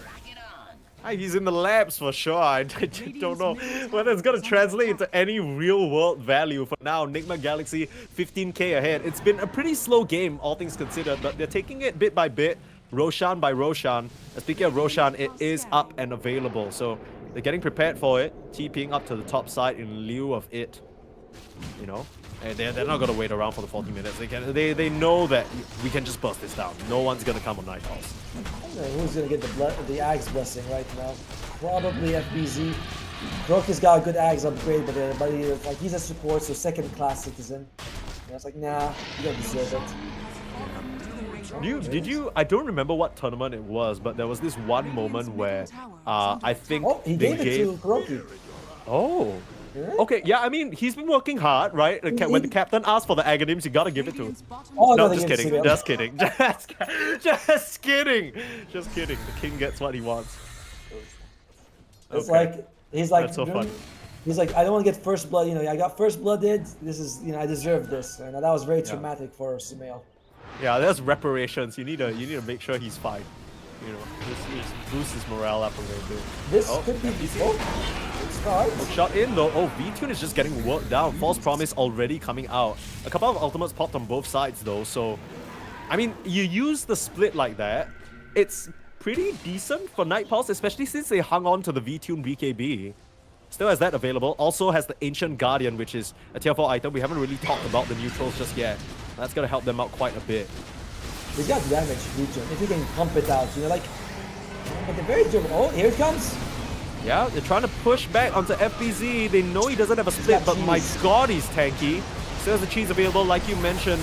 Surviving very well. Hurricane Pike shoving Miracle away. The Enigma Galaxy heroes, they just can't close in on these ranged targets. And now they're just getting barraged down. Janta pushing them away. Sumail dropping low. In comes GH trying to save the day. Kuroki will be the first one to drop though. This is starting to get awkward for Nigma. They aren't able to close in on their targets. And now Miracle's the one to go down. First life already on the Earth side. He still has the BKB available. He needs to get out of here. Beautiful charge. Janta bumps him over to the side and gets that kill. GH hiding under the cover of Invis. Very nicely done. Will evacuate from that situation, but Nigma, again, the high ground foils them. I'm surprised GH did not egg when the moment the Aegis was like on the ground being used. Because that would have given you like a few seconds for you to pop just as Miracle goes up, but he decided to say we've just not been seeing eggs coming out. And Kuroki with that fly-by, die-by, kind of puts them in a bad spot because Night Pulse was like, all right, one of them's down. Let's just begin. Let's go for the fight. Yeah, and this is one of the rare few fights that Night Pulse actually managed to win, and the support survived, right? Which is the key part. We were talking about the EXP disparity for most of this game, and the fact that Janta's part of those kills, yeah, it's starting to climb back down, man. Dude, Janta's, he's got enough gold to buy the Hurricane Pike if he wants it. We're gonna see him ulti, do his freaking Hurricane Pike and charge into someone. It's gonna be wonderous. Yeah. Yeah, I can't believe we're at this stage in the game. This this affair feels like it's something that Enigma Galaxy, they were building up the different arcs, right? It was first Roshan farming arc, second Roshan pressure arc, and third Roshan end the game. But now third Roshan is out the window, and now you need to wait another, what, maybe 7-8 minutes before you have that chance again. 8 to 11, and Night Pulse, 13k gold lead, okay, but doesn't really feel like it, to be honest. No, it doesn't. Well, I mean, they haven't even taken the melee racks mid, right? So it's like one range rack, it's not a big deal. And we've been saying it from the start, but like the scaling does favor Night Pulse. Yeah. It's like, sure, you have Phoenix, who's an amazing late game support, but the other side's got Spirit Breaker and Oracle. These guys are also great late game. And as much as we like Kuroki's Clockwork as a hero is harder, it gets harder to use as the late game comes. Like there's more creeps, landing hook shots is tougher. He's not that great at like building, sieging, or defending. He just becomes not a dead hero, but not as useful. Yeah. I mean, earlier in that fight, we saw the Hurricane Pikes and all these little Force Staffs, displacement abilities really mess Nigma up. As much as they're concerned, they have one blink on Miracle to jump in, and if he's not on the target abyssling them, he's just running around like a lost cub, and that's unfortunately what happened to him and ended up resulting in his death. So needs to be a bit more selective about the jump in, I must say, and Janta, he's done a great job so far, just displacing them and pushing them around. He's doing a good job also of just making sure he's pushing out the creep waves as much as possible. Still has the gold for Hurricane Pike, but I imagine he wants to make sure he has buyback because it is 1,000 gold to buy back. He wants to make sure he has it. Yeah, it's reaching that stage of the game where a side lane pick-off is pretty feasible, could happen, especially if you're given the dangerous duty of what Janta is doing right now, where he's trying to keep the creep waves at bay, so you want to make sure you're still there for the fight. And Nigma, I just love what he's been able to do on the Spirit Breaker, but let's see if that actually pays off later on. Hits on it, there it comes. Wait, okay. No, he just removed Hurricane Pike. I think he's not buying it at all. Yeah, I mean, right now he's in a little bit of trouble. Trying to charge away. Gets bumped to the side though. Here's Miracle trying to... Okay. The great escape. Janta is out of there. He saw them line up one by one trying to stop him too, and it just doesn't work out. Shoves them to the side. Dire are No scanning. Abyssal, no Yules, no nothing. Janitor just bulldozes his way through. Well done, good sir. I'm This looking at kind the of Jet. feels like, dude, how? Okay, let's sit for a moment here and just think, how the hell are Enigma gonna high ground? Like, what is the plan? Do you? I mean, even if you get something like flamethrower, or even if you get refresher on your panda, and you just split onto high ground, your Brewlings just get ripped apart. Like, True. who's ending the game? It's a tough. You have to find the pick off. It can't be just straight base. You win a team fight outside. In this situation, then you go high ground. There's 9 people smoked. By Night Pulse, they go back just in time. Huh. Yeah, it's a And weird I think- thing. They smoked out. It almost seemed like they were looking for some action, but as soon as they saw that Watcher being taken, they just assumed Nigma were around that area, and they're like, nah, we're good. They're wise to do that, honestly. Night Pulse's best advantage is when they have like high ground reward. When they're like, okay, we don't see what's going on in this area. It could be everyone. They throw out the Thunder Gods, right? They do not want to be caught with their pants down. Yeah. Now they will be losing a Tormentor again, though. I mean, Nigma, one thing about them, they've been great about taking some of these objectives on the map, the side objectives like the Tormentors, the Wisdom Runes, Yep. and really extending their advantage that way. But none of it really matters if you can't break high ground, and that's the problem that we're Radiant's facing. top tower I mean, is under what is this? attack. Last patch? This feels like it was a, what? Last patch thing. Why are we here again? Yeah, we want games to be over already. And I was like, come Yeah. on, we're supposed to see the 30-minute game. That's what we were promised. They're like, you guys want to cast 30-minute games? We said yes. That's what we were told. But it's very careful by Enigma. I think that is still the right thing to do. Nightball's Yeah. also doing the right thing to do of taking only fights where they feel like they have a massive advantage. So both teams playing very well. I think this is the textbook definition of you might not like it, but this is what peak Dota looks like. Peak Dota might look like this, though. Sumail has to pop the BKB, turns around to X. Now it's Kami in trouble. Uh-oh. Morphling getting melted down. You sought to get an advantage all by yourself? Not gonna happen. No buyback, too. That's 85 humongous seconds that Nigma might have just carved themselves an opening. Unless they decide to wait for Roshan, which could be up in 30 seconds or 3.5 minutes. But we'll see what Enigma Galaxy is doing for the lanes. Yeah, they're starting to push in for Enigma Galaxy. They might assume buyback is there, which would be the right assumption to make, but I still feel like they should go try and force something out here. Yeah, I mean, if buyback is there, you want to make sure that he uses it, right? That's the only way you try and extend your advantage at this point. Time is ticking, though. The team doesn't seem to be all together just yet. Making sure that there's no one cutting any of the creep waves. They'll see Janta at his tier 3 and they'll know, okay, coast is clear. We can keep pushing forward, but... Said, I mean, there is a creep wave in the mid lane, but take a look at these Zeus illusions, just very quickly clearing it out. Yeah, suddenly there's like no creeps past the river in the mid lane. Same thing with the bottom lane. That creeper is about to die. They are going to go top, but 30 seconds left. It's not the biggest advantage, and they have Glyph. Can work this one down pretty quickly though. V-Tune getting in position to try and spray and pray. BZ Hope for the jumps in. best. Yeah, here comes the primal split. Just the lift up on the gyro. Just a very easy pop back down though. I mean, I don't know if you know anything about gyro, but last I heard he's pretty comfortable up there in the sky. FBZ comes back into his main Brewmaster form. In comes the hookshot, found Warwick. But again, this feels like a very awkward situation for Enigma Galaxy where they're poking and prodding. It's not really what they want. Here comes Kami, back from the respawn. FPC, forced to pop the cheese, forced to pop the Manta. Trying to get out of trouble now. He's just getting hammered. He's taken so much damage, but it's not enough. Here comes Sumail in the middle of everything. Pops his BKB and the Aghanim's. With the sun protecting them, it should be enough. Working through on the Janta. He has the false promise on him for now. Should be surviving, but the orange glowing ball on his head says otherwise. They'll pop that Spirit Breaker wide open. Kuroki now, the target for Kami. Trade 1-for-1. And I mean, that should... I mean, they cracked it. They got one tower. And now it's back to farming. And now it might be back to Roche in just about 1.5 minutes. Night Pulse, again, another amazing defense. You know, they go up. You don't force a buyback. FBZ had to use, I think, his cheese in that situation. He's not gonna have that next engagement. It is not easy at all for Enigma to go up there, and they know it. They feel it. They're like, we can't seem to get anything going for ourselves right now. Yeah. Trust, 20,000 gold leads amazing and all that, but it's just not translating to objectives, which is what they want. Yeah, I'm trying to think, right? Because what items could they possibly get? What could they do with this gold that would translate into an advantage? Feels like Night Pulse, they're scaling up so nicely. The Morphling with the Lincolns, his Trickster's Cloak, so much additional resistances. And V-Tune, he's just reaching beast mode at this point, Yep. standing his ground and just firing. Yeah, he's already got, and like you mentioned, the Ancient Guardian. And you think he's got the Molineer queued up at some point. Maybe he'll decide to change for it. But you're hard to kill. And they've got Yeah. Telescope on Oracle, which is so nice for them. That means the Zeus, the Gyro. Oh, GH is in trouble.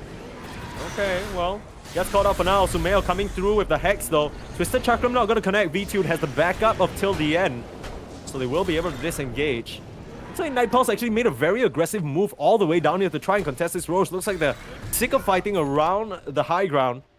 They do have to be careful though, because like you mentioned, Natomo, most of their advantage is from when they were able to see their opponents very clearly.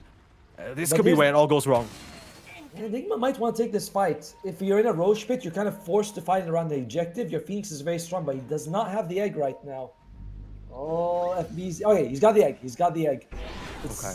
It's feeling a lot on GH to get that perfect egg in a situation where they don't want to run away from Night Pulse. And looks like Roshan's is going to be the objective. Night Pulse forced to leave. They say, we can't take it in the Roche pit. Yeah, awkward situation where they didn't have high ground vision control and they kind of come to their senses a little bit. They're thinking, okay, you know what? So far, the defenses on the high ground have worked out for us. No reason to shake that up now, right? Let's just give over the Aegis. Let's run it back. We've done this before. We can do it again. But this time round, GH with that refresher shot. You talked about the importance of the egg. Now he's got 2 of them. He hasn't been able to use it too effectively, I gotta say. Like, it's been kind of very hesitant. I think we've seen like 2 eggs. But it would be nice if he could jump in, egg twice. And, Yeah. I hope the first one survives, of course, so he can get going. It's so Overall- scary, right? Because, I mean, Yes. in the second any of these 3 range heroes start punching into you, their attack speed, you know that shit's gonna melt you. I mean, that is the Galaxy. real Berserker's call, right? When Axe jumps in, True. it's like, yeah, who cares? But when you see a Phoenix, like, you're like, that's the one, the real life taunt that Yeah. everyone feels like, egg, egg, egg, egg. Yeah. Who doesn't love eggs, to be honest? I can't blame them. I would also, if there was a giant egg in front of me, I would be lured to it like a little rat. Damn, man. All right. By the way, Kuroki's got the banner. It's a lot better now. When you plant on the ground, it provides an aura that makes creeps immune to damage. So it might Yep. help them in that siege, which they desperately need. Yeah. Of course, it's also easy to bring down when up against like 4 range heroes. Yeah, you gotta be careful about and pretty selective, right? Because you want to save it for a moment where it can really get you an advantage. We talked about the conversion for Nigma, and that's the big problem that they have this game. They haven't been able to convert any sort of advantage into a win, and I think, funnily enough, that draws to a greater overall problem for Nigma as a whole, right? It feels like Yeah. this team, even in situations, in previous games, in previous tournaments where they've been able to get an advantage, it's always in these late game situations or major team fights where they need to close the series or the game that Yep. they just don't have what it takes to get it done. I mean, are we going to be seeing like tier 5 items, mass Necronomicon, send them goodness. in, and you'll be like, all right, here we go. This is our plan, boys. Yeah. I mean, everybody was pointing at Night Pulse and saying like, oh, you know, what is this? What is this Morphling? Who's the carry even? But at this point, you don't need to ask that. All 3 of them are carries, and Nigma has a major problem trying to end this game. And, you know, we were doubting the strategy, but maybe this was the plan all along. Excuse you. Wait, I was on Night Pulse side from the start. I was like, Okay. I need to write an apology form. That's my bad. That's right. Yeah, you were Team Night Pulse the whole way, so I can respect it. I mean, can clearly see why you were impressed with this Morphling, right? It reaches a point where, I mean, FBZ is a contender in his own right. He's a Yes. great frontliner, can make a lot of space, but Kami is just chunking heroes with these adaptive strikes, man. And in Dota, damage usually scales way better than durability. You know, so even though FBZ is tanky, it doesn't feel that way anymore. You know, it feels like, yeah, we could probably bring him down if he's in our way. Yeah. They see him. They know Miracle's there. They drop a sentry and an observer. They know he's around. He's still got 2 minutes of Aegis. Giant I think he spotted him. Oh, he knows.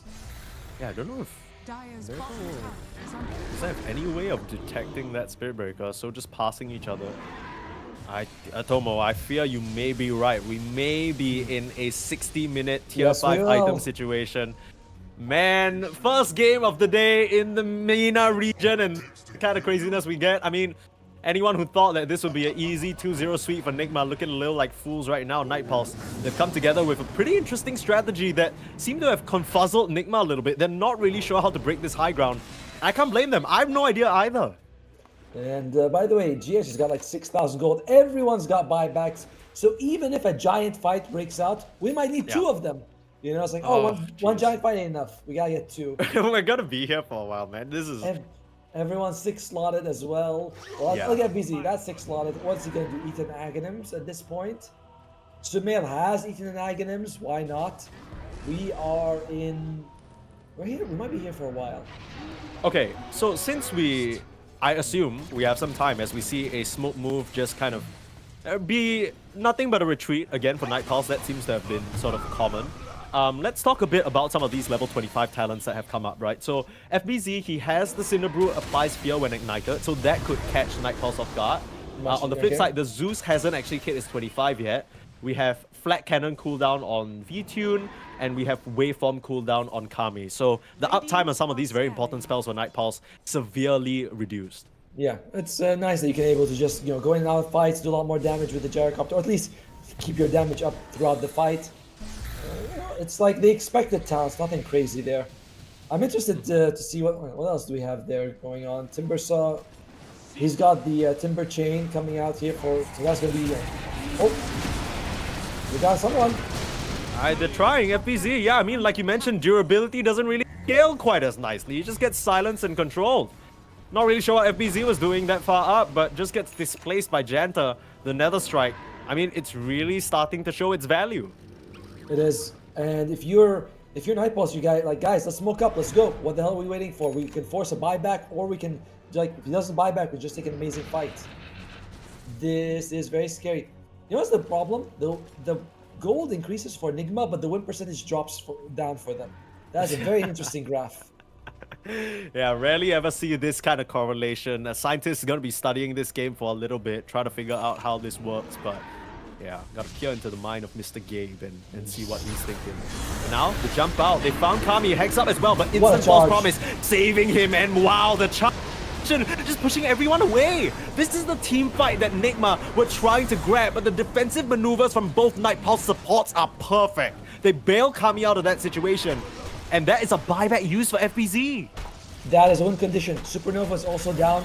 So again, Night Pulse like, well, we still have something, but no Thunder God's Wrath, no False Promise. But if you kill FBZ again, he is not available for a long time. I think he jumped the gun. He did not need to buy back in that situation. No, he probably thought that fight would be a bit more heated, but Night Pulse, they understand their defensive protocols. Every single time something like that happens, immediate evacuation. False promise, get us out of here. Janta, run in there. If you die, it's vibes, but they're able to extract themselves cleanly. And again, Nigma just throwing everything they have at an object that just won't budge. Night Pulse, they don't want to go anywhere in this game, number one. You know, when we talked about the draft, they were saying last pick Faceless Void because they need something to hold. This is the problem. You know, the fights begin and Night Pulse is like, all right, Avengers, disassemble. Everyone go back. You know? Literally. They're like, okay, we're out. And there's nothing that Nigma Galaxy can do about it. Oh, this buyback by FBZ is such a problem right now. Like, Night Pulse will be eyeing him. He is target number one no matter what. And you can see he's actually kind of like far away on the other side of the map. He'll probably just use his boots of travel to show up. He does not want to reveal himself. He knows he is the team's lose condition at the moment. Yeah. He knows that the second, like literally Night Pulse, they will be charging at him like they charge at the egg. It's no longer the egg they care about. They want the panda. Right? Yes. So for now, Night Pulse finally able to get one of the first few tormentors of the game, I believe, and grab that shard for themselves. It's been a long time coming. But yeah, it doesn't really feel like the tides are necessarily turning yet, but we're at a complete standstill, right? Nobody's moving, everybody's just standing their ground. It's awkward. I don't even think Night Pulse really want to smoke out to try and find FBZ. Yeah, it's at that moment of the game where it's like, we're at the very edge. It's going to go one way or another very soon. It's going to go hard. Either Nigma Galaxy goes up and mega creeps, and Night Pulse wins one like big team fight, and they control the game. It's one way or another. Shiva's Guard finished on GH, does help reduce a lot of the healing from Night Pulse. Yeah, very important there. Okay, so worth mentioning as well that Kami's courier did get sniped. That was the Swift Blink recipe. He was trying to send that out to grab the Eagle Song. Unfortunately, won't have that for another 3 minutes, so probably has to find his way out on the map to buy that for himself. Let's look at the item Shadow Blade for the Spirit Breaker. Anything else to speak of? Looks like the Gyro is queuing up a Divine Rapier at this point, so we are in Rapier territory, I guess. Surprising. I would have thought he felt like kind of comfortable with the way the game is going. He also ate his Aghanims, so he has a free slot. Thinking about going for the Silver Edge. Bunch of Silver Edge carriers in this game. Janter wants one, V2 wants up, most of it for the Timber Saw. Yeah.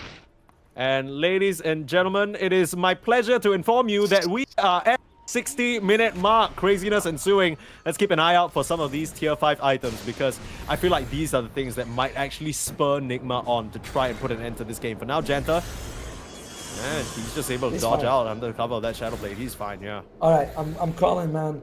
Mass Necronomicons. Send them forward. Let them do what you need. That would be the Book of the Dead, right? Just get as much as you can. Alright, we got Miracle and we got FBZ. What do we have? Any Book of the Dead? Come on. Yeah. They're considering. They're trying to figure out what would be the best option here. Probably spot for choice. Yeah, that's perfect. Okay. Or is it Force Boots? Alright, that's not Facebook. Force Boots is my. Alright, FBZ, what are you thinking about, buddy? Okay, Mirror Shield for V-Tune, so that will be very handy. There isn't really much to reflect other than the Hexers, I guess, but still very useful for potentially catching some of these supports or even Sumail off guard. And they have Abyssal Blade, right? But that's the thing, everything you reflect is a big deal. So they're all worth having. It's like Hexes and Yules and Abyssals, they're all good stuff. I have no idea how Kami knew, but that was perfect. He just escapes. I think I heard a hook shot, but it must have just got blocked by Miracle. Unfortunate there. Yeah. By the way, Seer Stone on Zeus, because I felt yikes. like, he wasn't really getting that cast range that he needs from a telescope for free. So it's like, let's add a Seer Stone. Why not? Yeah. That is just kind of disgusting as well because, like we mentioned, one of the major problems that Night Pulse is having is the lack of vision in the fights, right? They can't really see Nigma coming, and just being able to use that Seer Stone active in the middle of the fray and be aware of your surroundings, that could help them out a lot. Okay, Seer Stone on GH gives them nice vision. I feel like someone's got another Force Boot coming out for Enigma Galaxy, this time on Sumail. He's been mulling it Yeah, over. he has no idea what to grab. He's having a little think about it. He's been like scratching his apex on Morphling. This used to be way better, but still amazing. It used to be like 70%. Of your amount, now 70 only, but still a huge amount. That's insane still though. I mean, he is... How much is he hitting for? Like 385 damage per pop. And that's like with no obvious damage items, right? He's gone for a mix of utility and kind of funny effects with the Bloodthorn and the Kanda and whatnot. So it's pretty impressive overall. Aegis does go over to Miracle again though. This is what we kind of have come to expect. Refresher shot on GH again. Oh. And the second refresher shot on FBZ. Alright, so you see what Kuroki's got? He's got Book of the Dead. So finally, someone, although we don't know the items they have, right? They're pushing bottom. Okay, trying to force the issue now. Onto the high ground, in comes the split. They have that refresh available, so they're feeling comfortable putting it out, but FPC might just have to go back into that main Brewmaster form soon. I think, it's been a while since they've been up there, so they need a bit of a reminder as to how difficult it was. Get up there, get slapped around a little bit, and they're like, yeah, right, there's a reason why we have gone back. By the way, Kuroki's also got 2 banners, which doesn't feel like it's going to be that impactful, but it's there. Wind Waker is available as well, could help your allies, but overall, it's just... Neutral items are there, so everyone's stronger, but who's stronger than who? Yeah, interesting choice for the Oracle here. He's actually gone for the Pirate Hat, so prioritizing being able to dig up some of these bounty runes for his team, probably. And that could come in clutch. He just decides to hold on to the telescope because that's so much more value. Yeah, in the fight you want the telescope. In the meantime, you'll be like, go dig, go slave, get us one or two, Back to the mines with you. Get us that money so we can buy our 3rd rapier. Which is the kind of state of affairs that we have right now, right? There's a rapier on the gyrocopter. Dagon. Yeah, okay. Dagon 5 on Sumail's Timbersaw, 63 minutes in. He's like, you know what? A Dagon would help me. I'm like, why not? Need some more damage. I mean, clearly, they haven't been able to kill anybody in what feels... Dude, it's 64 minutes and we have less than 30 kills. Like, what's going on? It's MENA These region. Guys... Oh my god. That's where we're going. Look, I'm new here, okay? I didn't expect that. I thought they would just be balls to the wall, you know, non-stop running at each other, action and aggression, but they're playing very cold, calculated, and now a second split on the high ground. I mean, the Brewlings, they just get melted. In comes Kuroki. Wind Waker out. Not sure what that was about. There's Miracle to try and cover his captain. There's an egg on the back line trying to help them out, but that amounts to nothing. Look at Kami just taking down that banner, and that's the end of that. So another situation that amounts to literally nothing. As we move on in this game, 65 minutes now. I love how a lot of spells came out and everyone was like, okay. Banners were dropped, people jumped in, eggs were cooked, but no, it's just the same game we're in. With 26 kills, League of Legends is like, wow, this is a slow game you guys got, Dota. Yeah, I'm not really sure what's going on here. I thought we left this behind in the previous patch. That's kind of where I'm at right now. Again, I'm starting to sound like a broken record here, but we're at the point where there aren't very much other items that Nigma can get anymore, right? They're very much at the cusp of being capped out. Sure, their supports have some more ways to go, but we're reaching these level 30s, we're getting these 6 slots, you know, nobody has the techies backpack talent, so they can't, you know, come out and use their items and get 9 slotted or anything. I'm telling you this, when Janter gets Hurricane Pike, Enigma Galaxy is going to have way more struggles going high ground. Like, till now, it's easy mode. But once it's a Hurricane Pike level up, is what you're saying, okay. Just you wait, the Spirit Breaker Hurricane Pike will ruin the game. Yes, yeah, that's the one that's going to win it for Night Pulse. Like, that's the one that's going to catch Enigma off guard. Oh, Miracle, he's bored. He's bored. He's going on high ground. Tries to get that Rex. Last hit. Someone finish it off. For the love of God, FBZ will find it with his Brewlings. FBZ is finding death with his Brewlings. Needs to back out, back into main Brewmaster form. I do have to commend FBZ though, because I think he's been pretty on point with shifting back so far, right? He's been playing a very fine line. So, nicely done. They get the Rex, finally. The first bit of movement in what feels like forever. No, I think he wants to go back and get. He's like, let's just go, build it. So that's all. I mean, he tries, immediately just gets bumped back by Jet. A bit of a love tap. Yeah, I mean, this push and prod, they're trying it. I mean, now FBZ. Oh, okay. That was a interesting interaction. That was the Mirror Shield. Here comes Miracle, ratting on the mid lane rack. So, like you mentioned, it's working. They're splitting it up here. Divide and conquer. There's the egg on the back lines. Here comes Kami trying to focus it down. GH is down. That's the Phoenix out of the picture. Meanwhile, Miracle trying to get the rags up here in this top side. Kuroki looks like the one to fall here. Can't Wind Waker over the cliff and unfortunately will go down. But they have been able to get some form of objectives. There's a gem on the deck here. I think that must have been lost by GH. They sacrificed the 2 supports essentially for some of these buildings. 2 range racks for 2 supports. They have buybacks. It's not the worst thing in the world for Enigma. Because they've only taken 1 range racks and you're able to farm very nicely on Night Pulse. Like, alright, creeps just come to us, no problem. So now, you know, a bit of gold problem, but it's still very late. It doesn't actually make too much of a difference either way. As who would they love to find? This is a 5 versus 3. Enigma Galaxy. I'm not sure about this, Miracle. You might have to get out. Pops the BKB and the Enrage. Tries to TP out. But does he have the duration? He gets bashed. He needs to run. He needs to help. FPZ and company trying to come in and save him. Turns around, swipes down onto Janta. Chasing a bit too far. You're the only one with that move, my boy. And here comes the rest of Galaxy somehow in this 3v5 fight. They're the ones that are doing it. They found the supports V2 now in the middle, doing so much damage, but he can't do enough. Too tanky. Kuroki with the hook shot flies into the fray and saves everybody. Lost them all. The cause is down. Kami has to wait from away. Triple kill for Miracle as V2 desperately trying to escape. The self-hex onto Sumail. The Mirror Shield coming in clutch for this gyro. But right when Night Pulse step out of base for the first time, they make the fatal mistake, Atomo. They've been holding their high ground for the past 35 minutes, and they decide to break that status quo. Like you mentioned, diebacks all around, and it's a 4v5 situation now. Night Pulse, backs against the ropes. Oh dear, they have a couple buybacks on their side for Kami as well as V2, so they can use them. But Night Pulse, this is a clear disadvantage. You know, they're gonna try and go in for the burst here, FEZ, but there's another hook shot controlling onto Kami. They don't have an egg available though. Hex up on the front lines again. Sumail, he's found himself at the risk of these mirror shields for far too long. Very tanky though, like you mentioned, still charging in. The push back, Sumail, he's getting bounced around in the fight, but Miracle has his eyes on Warwick, swipes down on the Zeus, and that is a dieback onto your mid. Sumail, he needs to get out of here, force moves back to safety, and looks like this Rax is theirs for the taking. Here comes Kami though, still trying to defend. It's the Morphling against the wall. Janta charging in. Miracle though with the Enrage, able to swipe down the Morphling and cut down Janta. Surely this has to be it. Right before we hit the 70-minute mark, looks like there's only 2 members left, Kami and V-Tune, and there's not much they can do against the overwhelming force of Nigma. It's been a slog of a game number 1, but they find a way to get it done. GG is called, and Nigma will go 1-up in this series.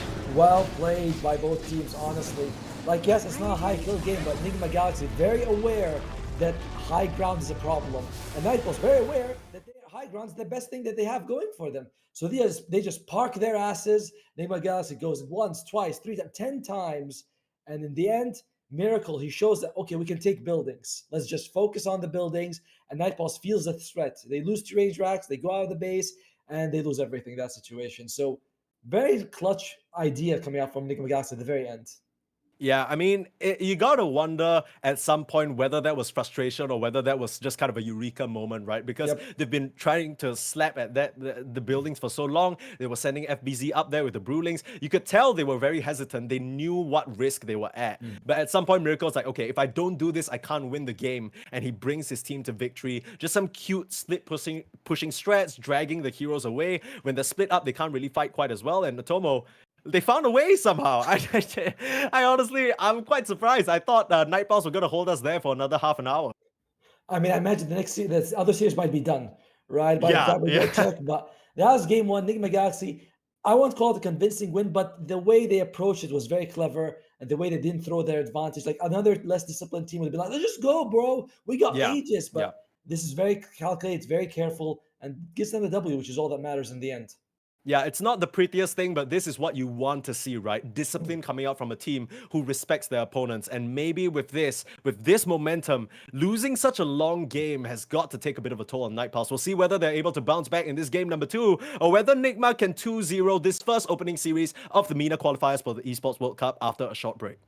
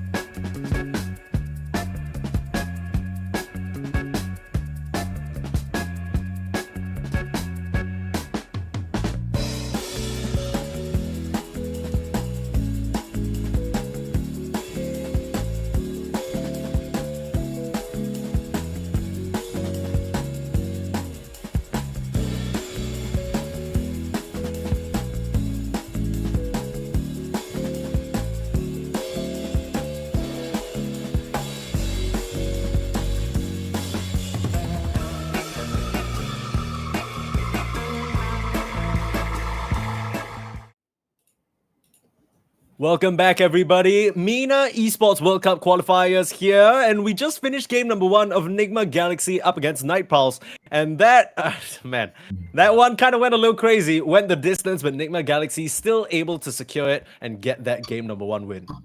Yeah, it took what 69 minutes for them to do so. It was like 10 attempts to go high ground by Enigma, 4 Aegises, but in the end they get the victory. This is what they needed to do, so kudos to them. They gotta do it again against Night Pulse, but I imagine both teams will consider more objective takers. If you're Enigma, maybe better lays for Night Pulse, because it really could have gone either way, this one.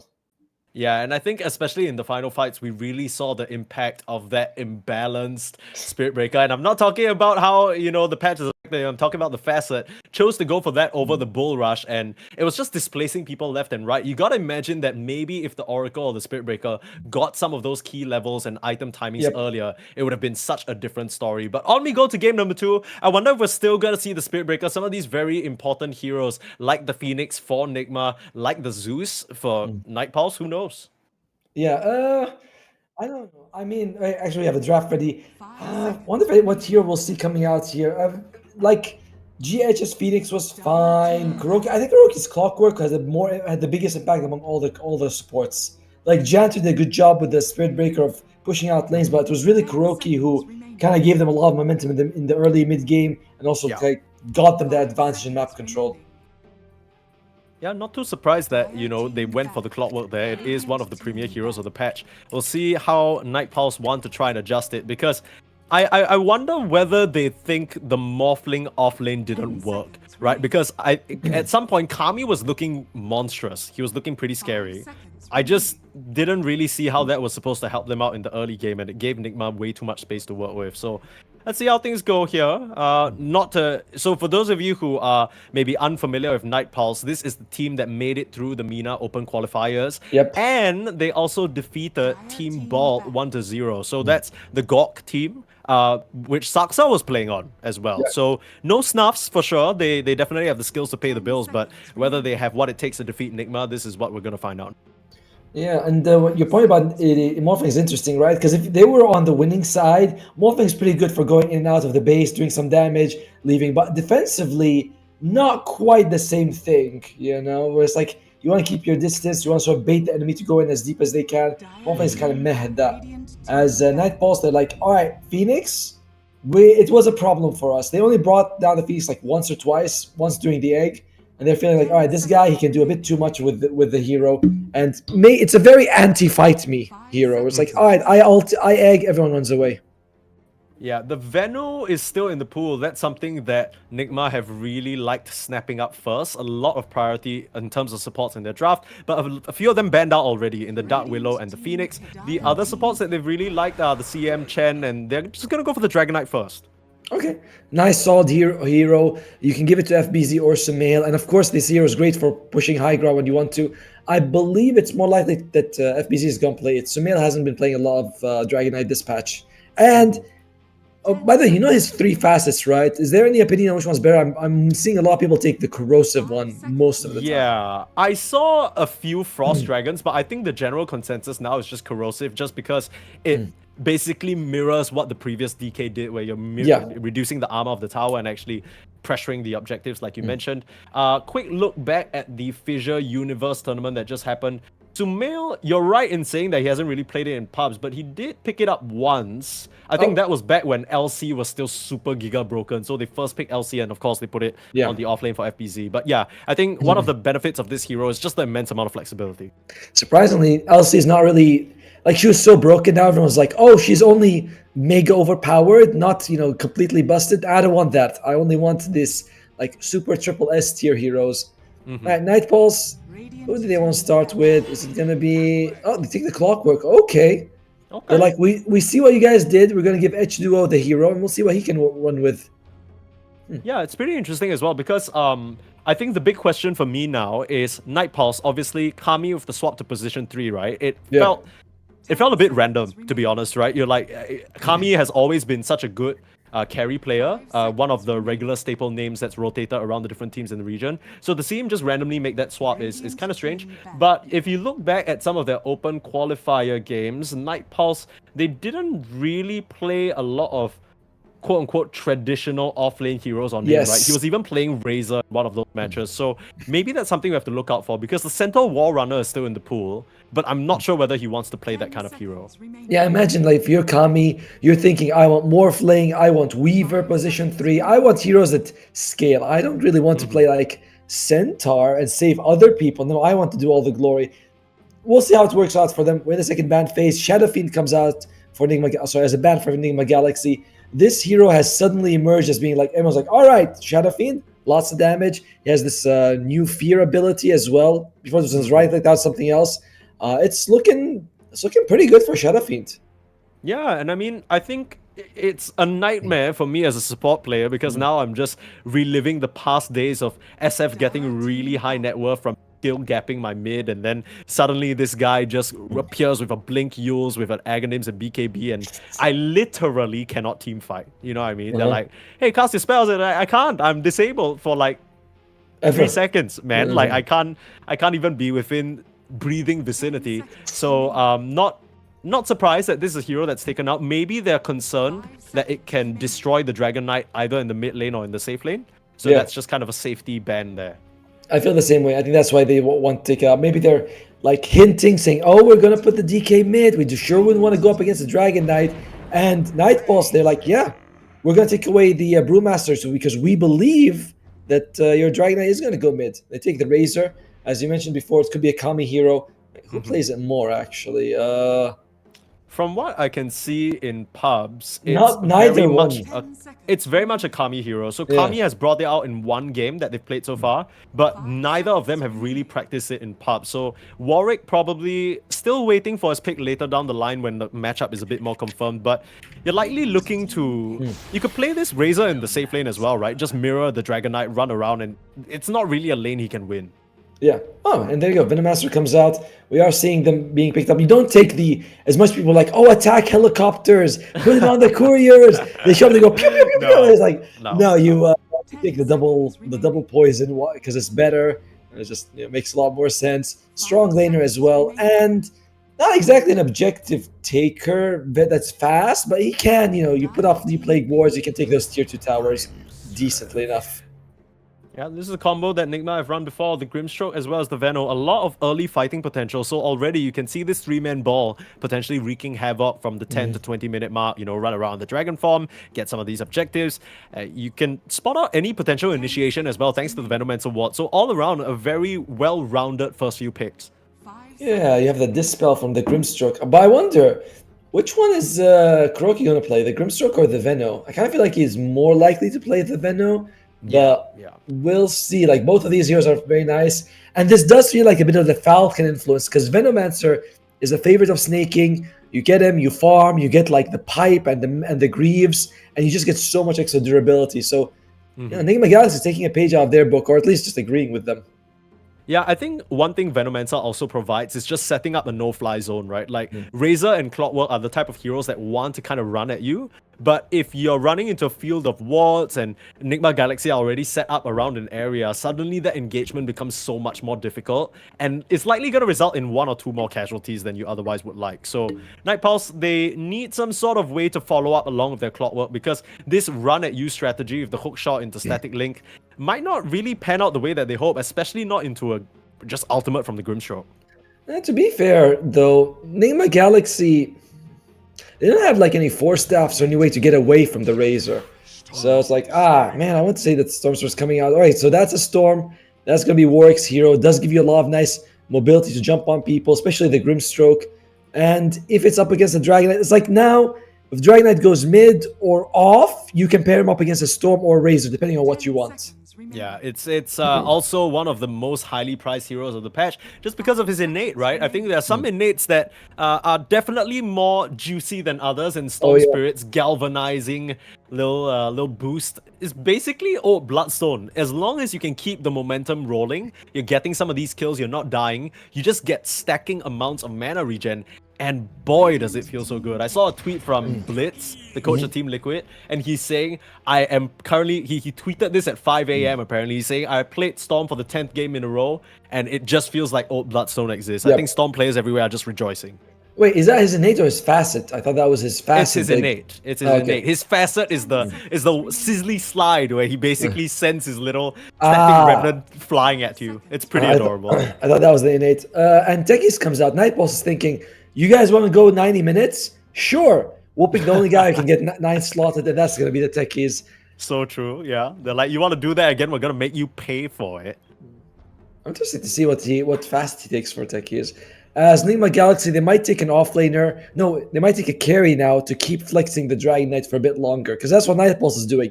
They're flexing Razor. Nigma Galaxy, you could pick something to flex with a carry so you can keep flexing the Dragon Knight. TA is gone. Miracle's been playing some Clinks, but I wouldn't want Clinks in this one. Yeah, it'll be a bit strange. Sand King is the selection. Ooh, this is a hero that we talked about a little bit amongst us as well. Yes. That's gonna actually lock in the Dragon Knight probably for the mid lane, right? Because I don't think this Dragon Knight is much of a miracle hero. This Sand King new axe, like the Stinger, the Dust Step, everything just comes together to make him like a very dry water park Kunkka. I haven't been impressed with him so far.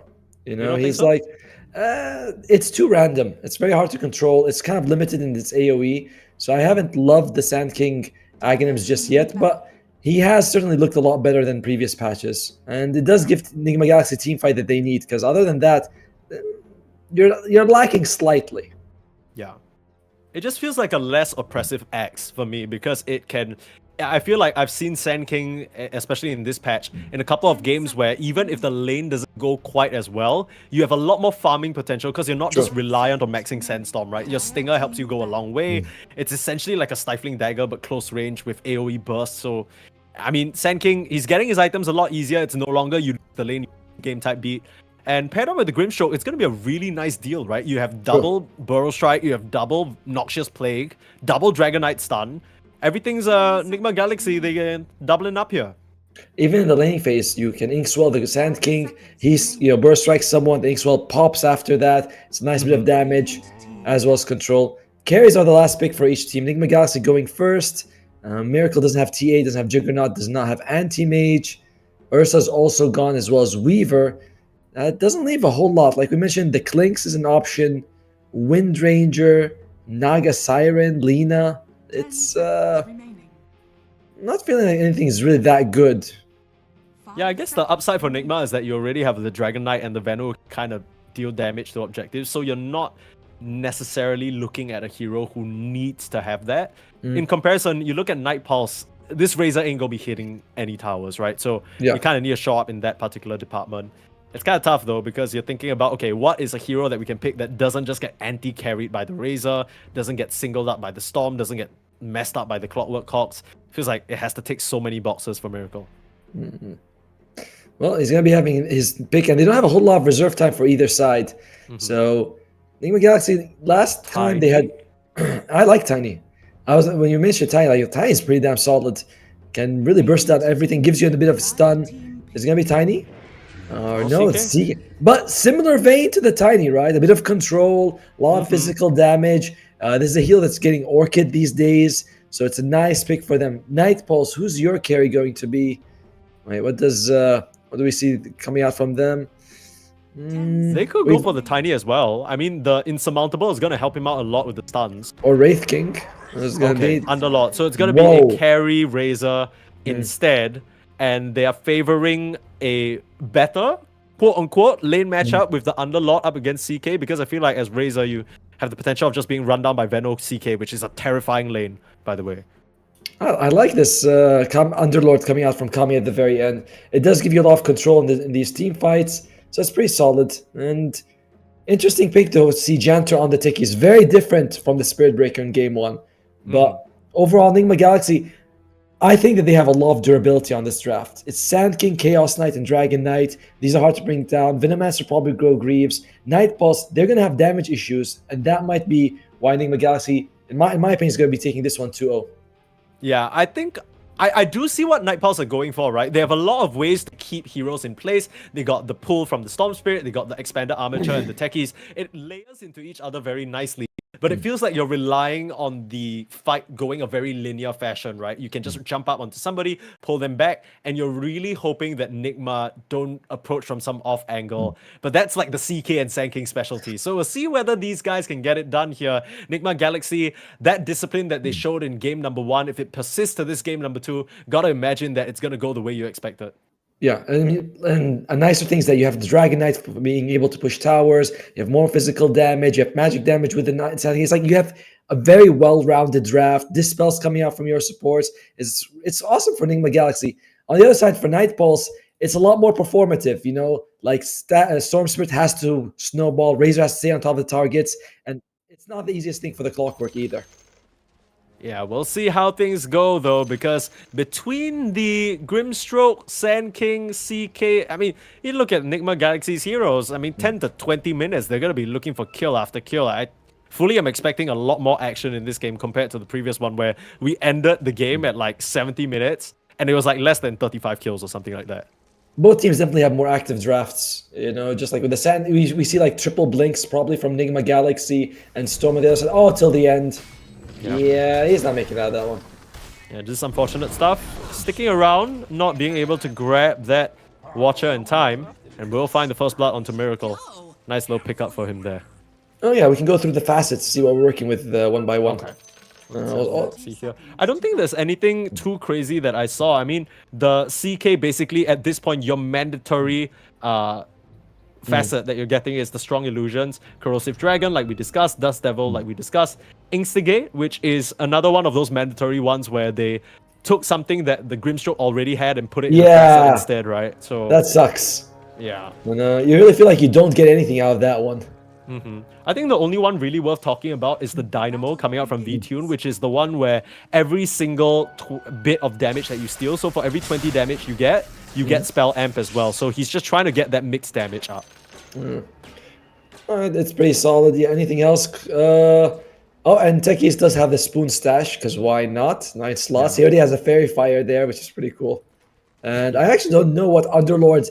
By the Underlords one's so long, it's like takes the whole screen to read his facet. Yeah, so basically, as soon as he Fiend Skates somewhere, he will sequentially spawn come out. Yeah. It's honestly pretty handy, especially if you're using it aggressively and porting into engagements, which we see Underlords use more and more, and I'd love to see that because I think for the longest time, people don't really have much imagination when it comes to using the Fiend's Gate, so seeing it used and people being a bit more versatile with it is always cool. Yeah, I'm glad to see it as well. It's not the easiest lane for Kuroki to go close, you know, it's like you go in, there's the Firestorm, Techies is pretty solid at trading hits as well. So it's not a lot of fun for Kuroki. But with Miracle CK, they can make something work. They can make something happen here. Yeah, I think it's the classic sort of laning dynamic of Night Pulse's off lane wanting to keep you back with the constant harass versus the kill lane of Nigma Galaxy, right? They need to make sure that they have their resources about them to make any of these kills happen between the CK and the Veno. But if Night Pulse just keeps spamming their spells, I'm not really sure how feasible that's going to be. And of course, Dragon Knight, it's very nice that you get your like free Dragon Blood. That's pretty damn awesome, actually. So let's take Worm's Wrath at level 2.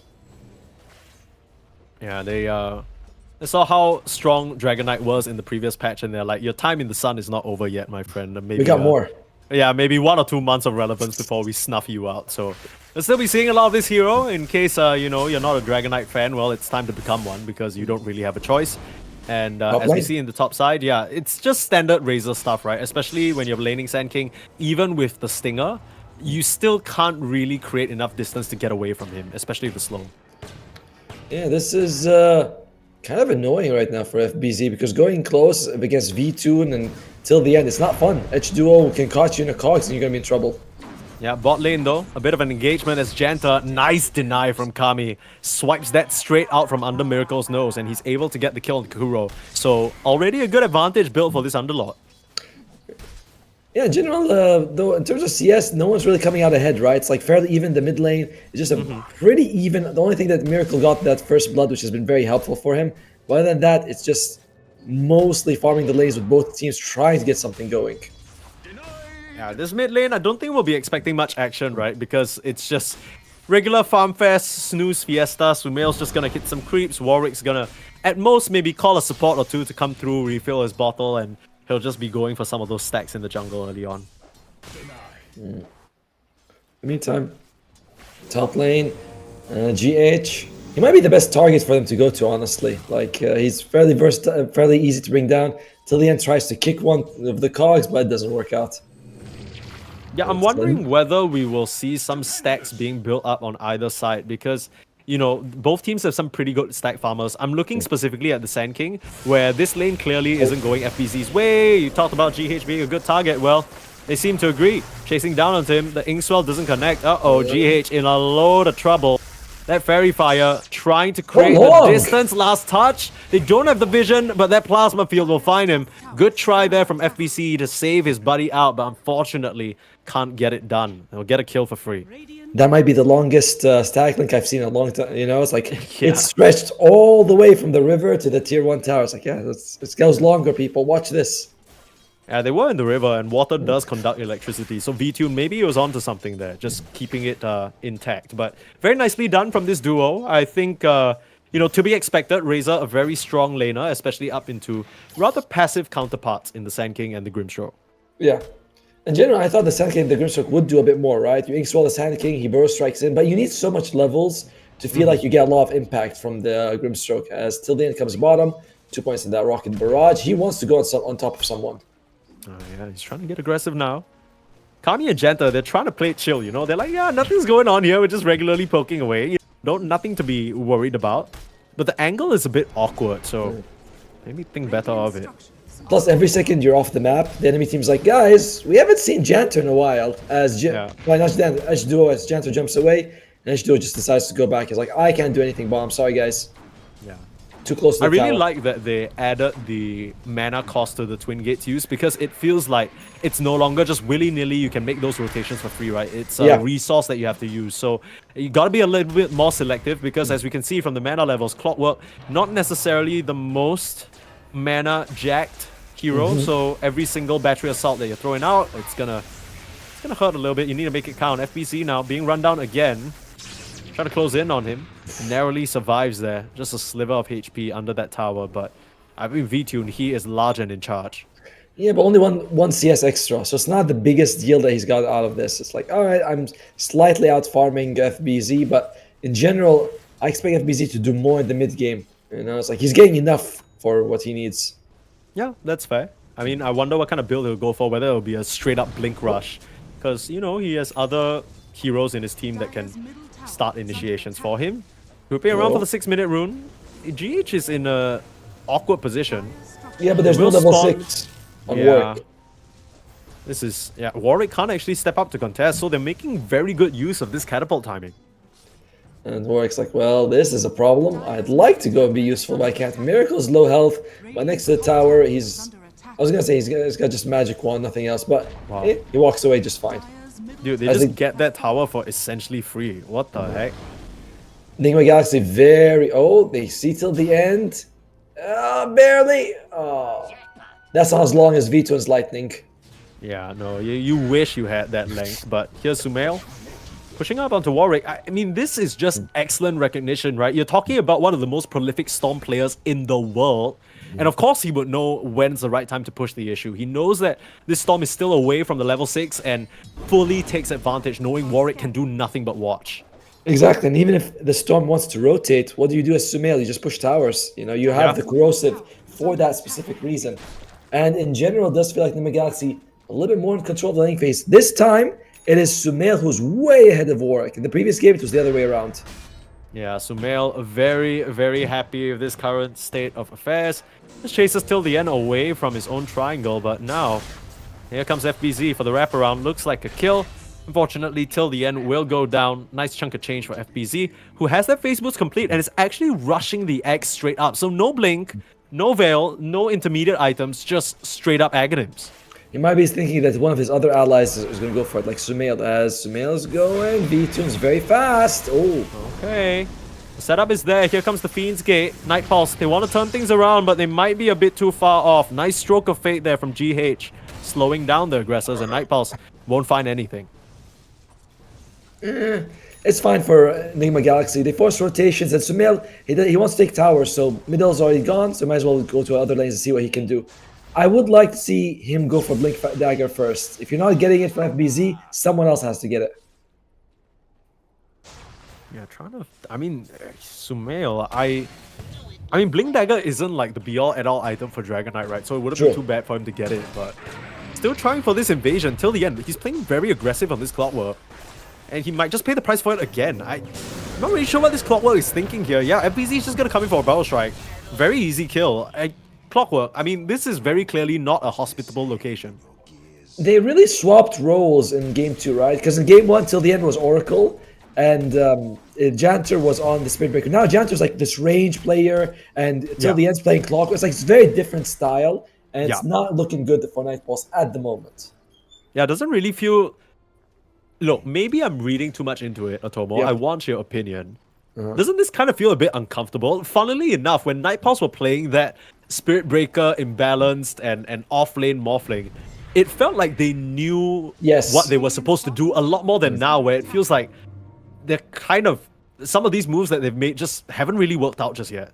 Exactly, right? It's like, even if it may not be orthodox, at least we've done so many times that we're fine with it. But then we're like, oh, let's pick the meta heroes. We're like, well, we don't play the meta heroes as much, or the way that is expected for us to do so. Still, Warwick might be the one who's going to be changing the game. Once the storm is active. The thing is, he is poor. He is not rich at all. Yeah, he is struggling a little bit. Still trying to work towards his power threats. 2 null talismans to his name. That's about it. You look on the flip side, it is going to be the Blink Rush for Sumail. So he wants to get into the action. He wants to ramp up the pressure. Seems like he has his sights on this tier 1 tower in the top lane, but can't really work past V-Tune for now. Yeah, I like that he went for Blink Dagger first, just so he can jump on people, and your allies can help you bring them down. Miracle is just farming away. He is not interested in anything that isn't a creep right now. Surprisingly, Kami is the most farmed hero. He is going straight up pipe. I like this. Once you're up against like the ultimate from Epicenter as well as from the Venomancer, you need that magic resistance. Oh, for sure, yeah. I mean, that's going to help his team out such a long way, right? Because just that additional little bump of survivability, maybe the Storm gets a zip out, maybe your Clockwork can cast 1 or 2 more spells, push them back with the cogs. All of it really goes a long way. And, I mean, Miracle is really the only physical damage available on the team in large bursts. He's not there yet. And one nice thing about the Underlord versus the Chaos Knight is that your Atrophy Aura does affect the illusions very nicely. You can't BKB or anything like that. It's like, nope, you're just doing way less damage. There's nothing you can do about it. Yeah, it's just a flat reduction, right? Like, you just walk up like, hey, what's going on, man? And you just have to deal with it. Kuroki sticking around, trying to farm a jungle that does not belong to him. Warwick will punish him for it. Nice little pickup for the Storm Spirit. Especially with those galvanized stacks. And yeah, if Kami reaches level 20, he can have a 40% Atrophy Aura. It really does hurt Miracle quite a bit in that situation. Yeah. No real priority on it yet, but like later on in the fights, like you mentioned, it's just a flat percentage. Now, they're going to try and deal with this Underlord, pop the Inkswell. No pipe yet means that magic damage is going to pop him wide open. And there's Sumail with the Blink reveal, an excellent one at that, and they can put on pressure on this tower as well. Much needs for Enigma Galaxy, as Night Pulse is still not feeling like they're really ready to take these fights. A lot of it just comes down to that bad laning stage that Warwick had. Sumail crushed him, and now Warwick's like, I'm constantly recovering. That couple of kills does give him galvanized stacks, which is good, but it's just not quite enough. As Miracle, they have hook shots. Hook shot. They found the CK, zip in as well. Pretty tanky on this guy. He still will drop, but the toggles, they almost bailed him out of trouble. Here comes the Underlord though, through the Fiend's Gate, and looks like they've caught Sumail as well. This is perfect. Warwick, a couple more charges on the galvanized stacks, and even though they lose the Clockwork, that is a perfect trade-off for them. They'll take that any day of the week. That's the two biggest heroes you can catch. They lose a tower for it, so Enigma Galaxy, they don't walk away empty-handed. They also get the Clockwork for their trouble, but it's a nice win for Night Pulse. It kind of feels like with the way that Enigma Galaxy are playing, they are putting a lot of eggs into this Sand King Aghanims basket, right? It becomes a situation where Sumail and Miracle are the ones making space for FBZ. So, I mean, he's really got to show up. He has 2 components at the moment, working his way towards the 3rd. So, probably, I'm thinking a 15-minute Aghanims done. And then if you're waiting for the Blink, probably 18. So maybe that's the timing that Nigma are waiting for. I think more like 16 actually. 15 feels, he doesn't even have the third. Am I being too component. nice? You're being very nice. Meanwhile, Okay. it does feel like in this game, there's going to be a lot of like long fights as everyone's building for durability. Warwick jumps in. Kuroki. Nice silence, turn around with the ult. Warwick maybe biting off a bit more than he can chew. He loses his life. And with it, a couple of galvanized stacks. FPZ has shown up to the fray on a killing spree now until the end. One last touch, they'll get the kill. They lose Kuroki, but again, this time it's Nightpulse who overextend, and they give up a couple of key heroes. Oh dear. Like, just really nice move by GH, getting it off like that. By the way, yeah, like Nightpulse, everyone's building some sort of magic resistance item. You have 2 cloaks on Janto and Kami, respectively. And even Warwick is thinking about going for an Eternal Shroud. VTune, speaking of items, VTune has finished up this Maelstrom, so this is the, quote-unquote default Razor build just to ramp up the farm a little bit more. It doesn't really do much other than clear out some of these CK illusions, but again, it feels like Nigma Galaxy, they're playing very much off the initial burst, right? So you just need to get a bit more stats to try and survive that jump. Well, okay, Miracle, he's basically got his Orchid on the way. Now he can jump on people and bring them down. It just feels like a way faster pace by Nigma Galaxy. I don't think Nightpulse is expecting this at all. Yeah, I mean, it's just weird because when you see the heroes, you gotta imagine, here comes Sumail again. It's this tag team duo of GH and Sumail all over the map. And it's such an easy setup, you can't even blame them, right? It's freebies, essentially. And he's maxed out Inkswell, knowing that he can do this. He's like, yeah, I want to get as much damage coming out from it as possible, and it's working out very nicely. This is 83%. Like you said, yeah. 83% win rate for Enigma Galaxy in Wow. only 4,000 gold, 550 minutes. Like, you don't think it's that one-sided, but the AI is like, nope, this is 4 out of 5 games. Enigma Galaxy takes it. Yeah, that's what it seems like at the moment. I mean, Kami, for the amazing early game that he's had, again, apart from a couple of nice Fiend's Gate kills, hasn't translated it to much. Sumail will get foiled by the Cogs though, can't get the kill until the end this time round.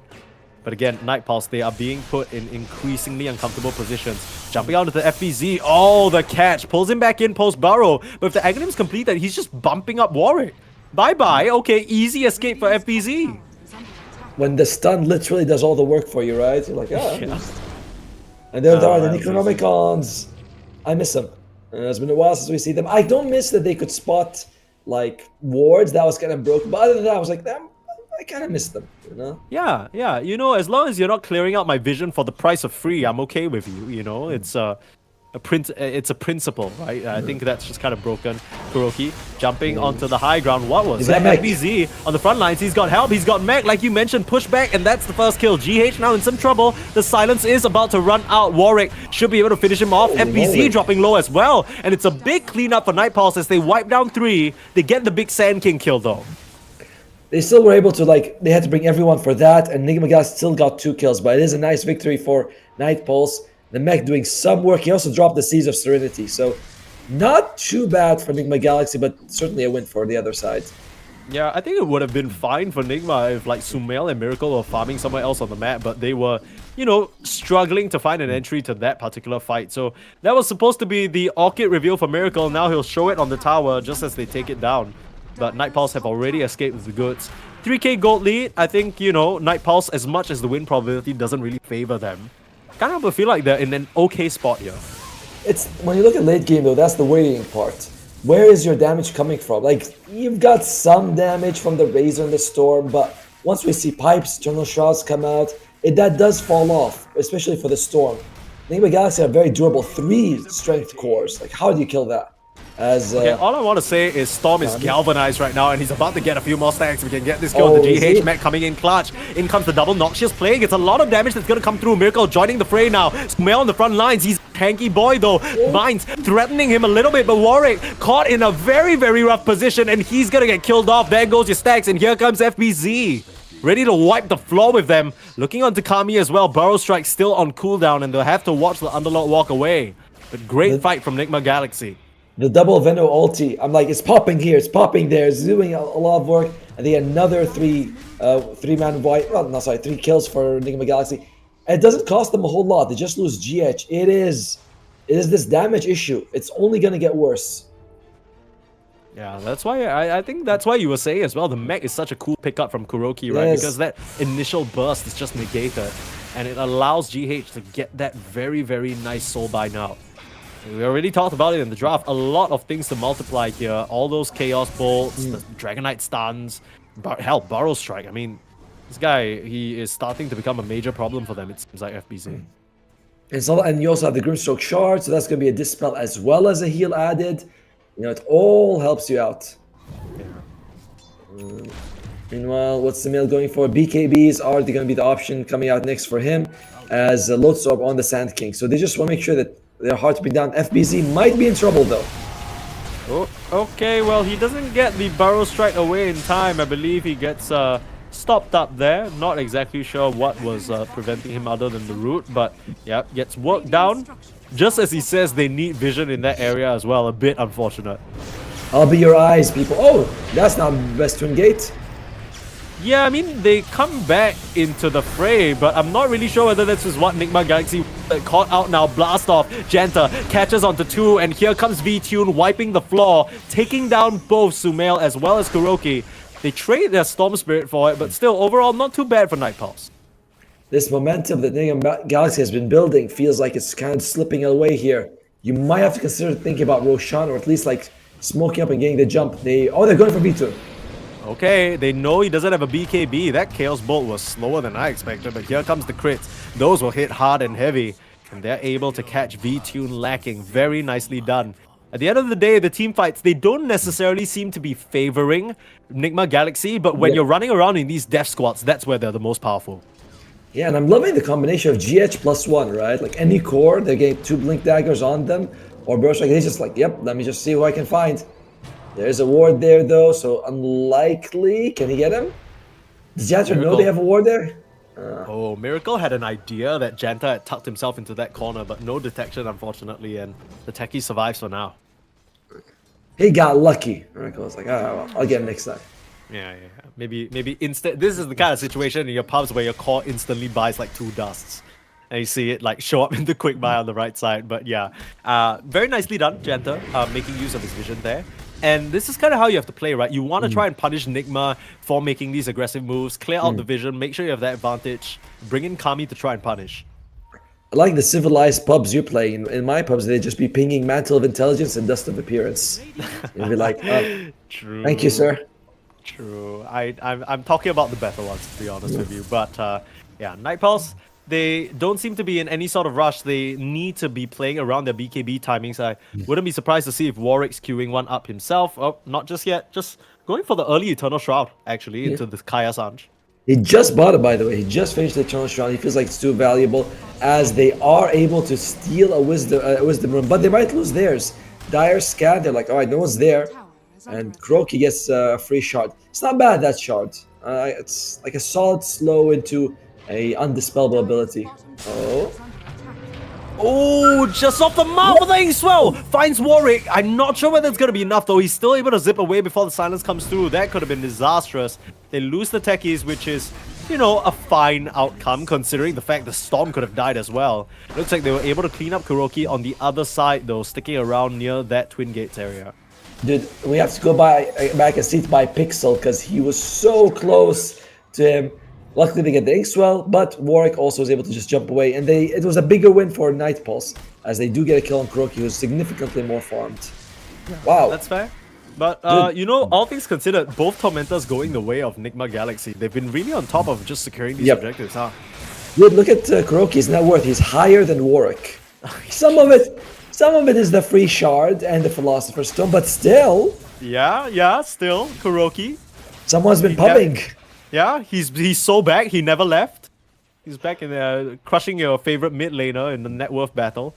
Glimmer Cape, Mech, and a lot of involvement in some of these early kills has put him in a very good position to just be an annoying factor, right? So much poison, so many little slows, and now with the shard as well, you gotta watch what you're dispelling. What's Kuroki building? I saw he had the foot. I was like, is he going Glimmer or he might be going for Pipe? Either way, I like both, because using that magic damage is always very nice in this game. Yeah, he looks like he's queuing up the pipe for now. I think it's great having something like a Venomancer in your team that has item flexibility, so that basically unlocks the Sand King to build whatever he wants, right?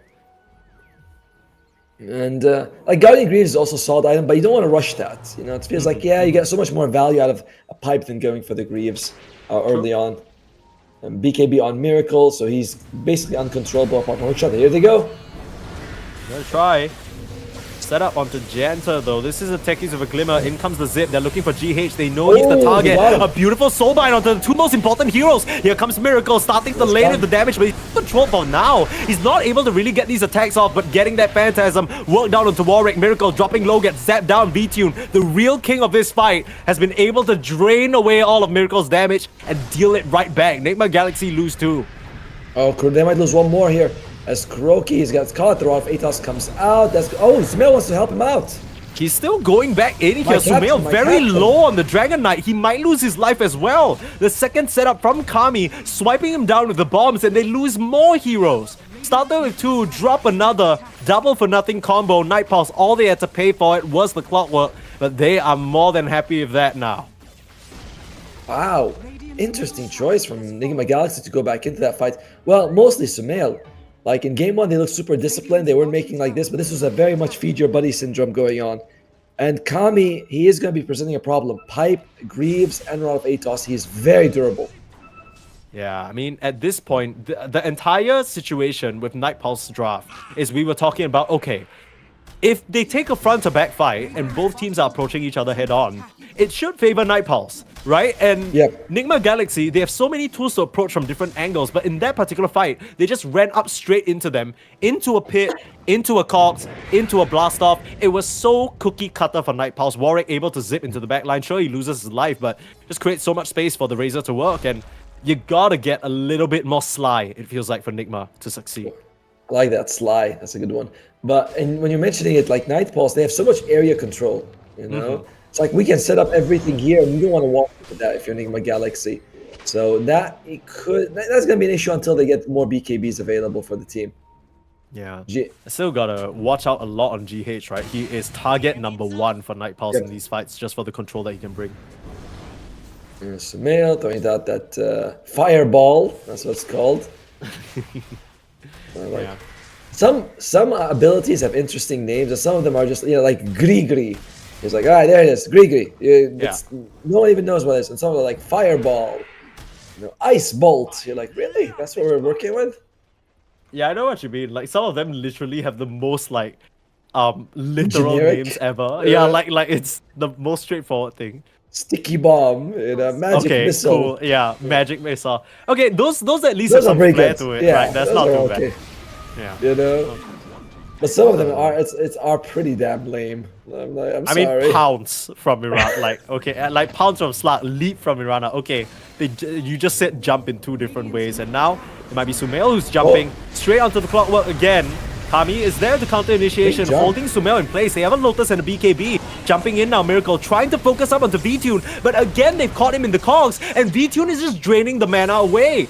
I mean, it's still a nice TP away though. Miracle able to escape on a sliver of HP.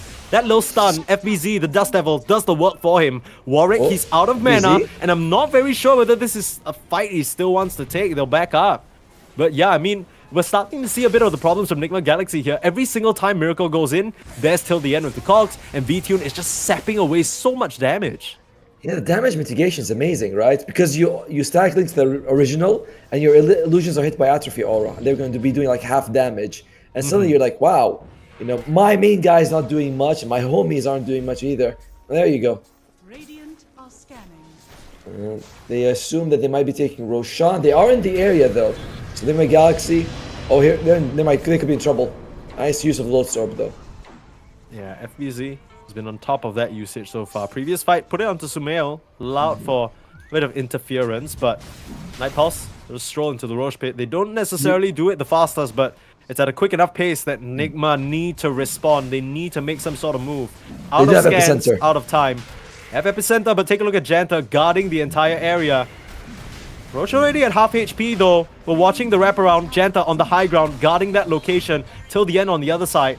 The illusions are going to come in, but I fear it might be too late. I mean, the rest of Nigma, they aren't in a position to You know. contest. Jumping up into high. Oh, Holy Sumail. Sumail loses so much of his HP, and that Aegis is gonna go to Warwick Pants. What do you want to do now, Nigma? Feels like you need a retreat. Miracle, the target of focus, popping the BKB, but being drained away by VTune again. He needs an escape, but he doesn't have it. The rest of the team can't help him, and this Miracle CK is Warwick. just gonna get killed Oh. off. Can't even kill off Warwick. Here he comes back into the fray, ready to contribute to the rest of the team fight. Sumail will pop his BKB, but they just haven't gotten anything done. He can't even TP out.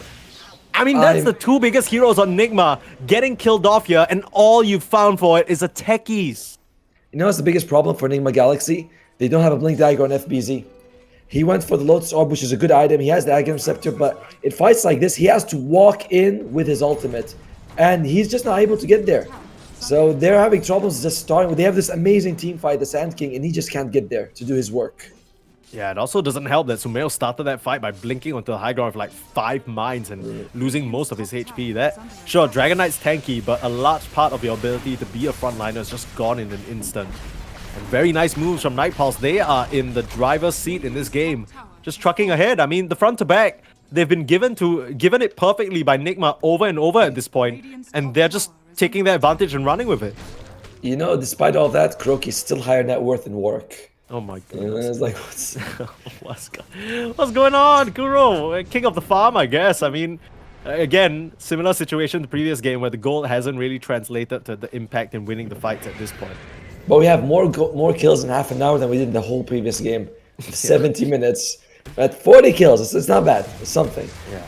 I'm not complaining. I mean, I'm having a good time. I'm not sure about Nigma though, where they might be starting to struggle to find opportunities to actually kill these heroes. It kind of feels like a funny reverse flip of the script where VTune and Kami are both so bloody tanky now. How do you kill them? I mean, if you can jump the supports, that's going to be helpful. And you are tanky on Enigma Galaxy. You know, you do have mech, you have Lotus Orbs, you have a couple of Glimmer Capes as well. Like, you are durable as well. It's just... It's not quite the same, you know, like an Atrophy Aura on a Pipe. You don't have Pipe yet on Enigma Galaxy. You need that. Yeah, Kuroki almost getting there with his higher than Warwick net worth. Hook shot in, nice jump. found FBZ though. Oh, they got GH as well. That is excellent. What a catch. GH is gonna get shot down. FBZ rooted in place by the Athos. Warwick on the front lines, but he is fearless because he has that Aegis. And I mean, you get out on Enigma Galaxy, but this puts the side of Night Pulse in a great position to siege this tier 2. If you're Enigma Galaxy, it's like... How are you able to come back from this? I mean, it's not like it's over, but it just feels like the damage issues. I thought it would be the other way around completely, but these auras are doing so much work. Meantime, Kuroki, is he gonna be able to split push? You might consider having someone just smoke out, push out the lane as far as you can. Yeah. I mean, this underlord last pick from Night Pulse was really just the cookie on the cookie, right? I mean, it has delivered them so much. Yeah, it's just a cookie. He is just a cookie. No, okay. But I mean, you get what I'm saying. This guy is absolutely demolishing them. He's just a rock in the middle of the team fight that is reducing everyone's effectiveness by such a large margin. By the way, FBZ is thinking about going for Shivas. He does not believe Blink Dagger is that necessary. I find this to be very risky. Without Blink Dagger, he's just having so many issues getting on top of people and using his ultimate. Yeah. I mean, to be fair, he's not really the first person being focused down in these fights. So maybe his thought process is, I can survive a lot longer and I have time to get into the fray. To see whether it pays off for him though. But we know Shivas is a really strong item, right? And we know FBZ probably believes that, you know, it can help turn his fight around because amplifies the magic damage as well, can work against that pipe that Kami has, but still remains to be seen whether that will really be effective as all the tier 2s apart from the one in the bot lane cleaned up by Night Pulse in a very comfortable position here.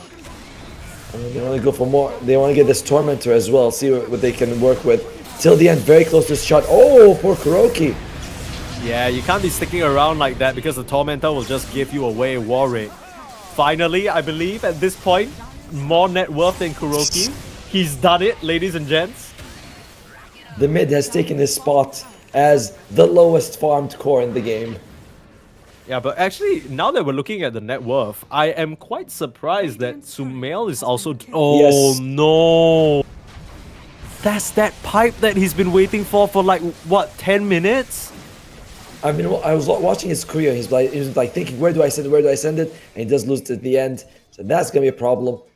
And man. Miracle and GH are bottom. I don't think you could you jump on V2 and possibly, but it's too risky. It is way too risky, especially with the threat of the Fiend's Gates just coming in. But yeah, we were talking about Sumail not really having a lot of items, and he's like, I mean, we talked about Warwick being poor. I thought Sumail was having a much better game than this. I'm surprised to see him so low. He's got Blink Dagger, Force Staff, and BKB on Dragon Knight, and you're like, that's not much. But Hurricane Pike on the way will help out a little bit. But yeah, he's quite on the poor side. Yeah, I guess that's what happens when you know, we were talking about this early game as well. It felt like the focus was on getting FBZ to that level, and sure enough, he is pretty farmed on the Sand King, but like you mentioned, no Blink, no Cigar just yet. He's queuing that up now though. Yeah, we saw that, like, he's farming so fast on FBZ, by the way. Every time I click on him, he's got a new item finished. So, yeah, the Shiva's Guard and the Blink Dagger will be a nice power spike for them, but your mid is not... he's not going to be contributing much in terms of damage, because he doesn't have damage items. It's Blink, BKB, Hurricane Pike. Yeah, and you gotta wonder what exactly is he accomplishing into the Underlord or the Razor, right? Like you're... Okay, you stun them, but they're still like full HP, they're sapping damage away from your CK, they're wiping out your team. All you can really contribute is a couple of Corrosive Breath auto attacks. Maybe he might consider getting a Mage Slayer. Like, you want magic resistance as is, and super good against the people you hit anyway. Yeah, that's fair. Maybe somewhere down the line, but I guess at this point in time when you're so poor, it's hard to think about items like the Mage Slayer because you're like, oh, I need this item that can turn things around, right? How many Ogre Seal Totems do we have, by the way? I think I've seen like 2 of them. Do you agree that's the best tier 3 item in the game?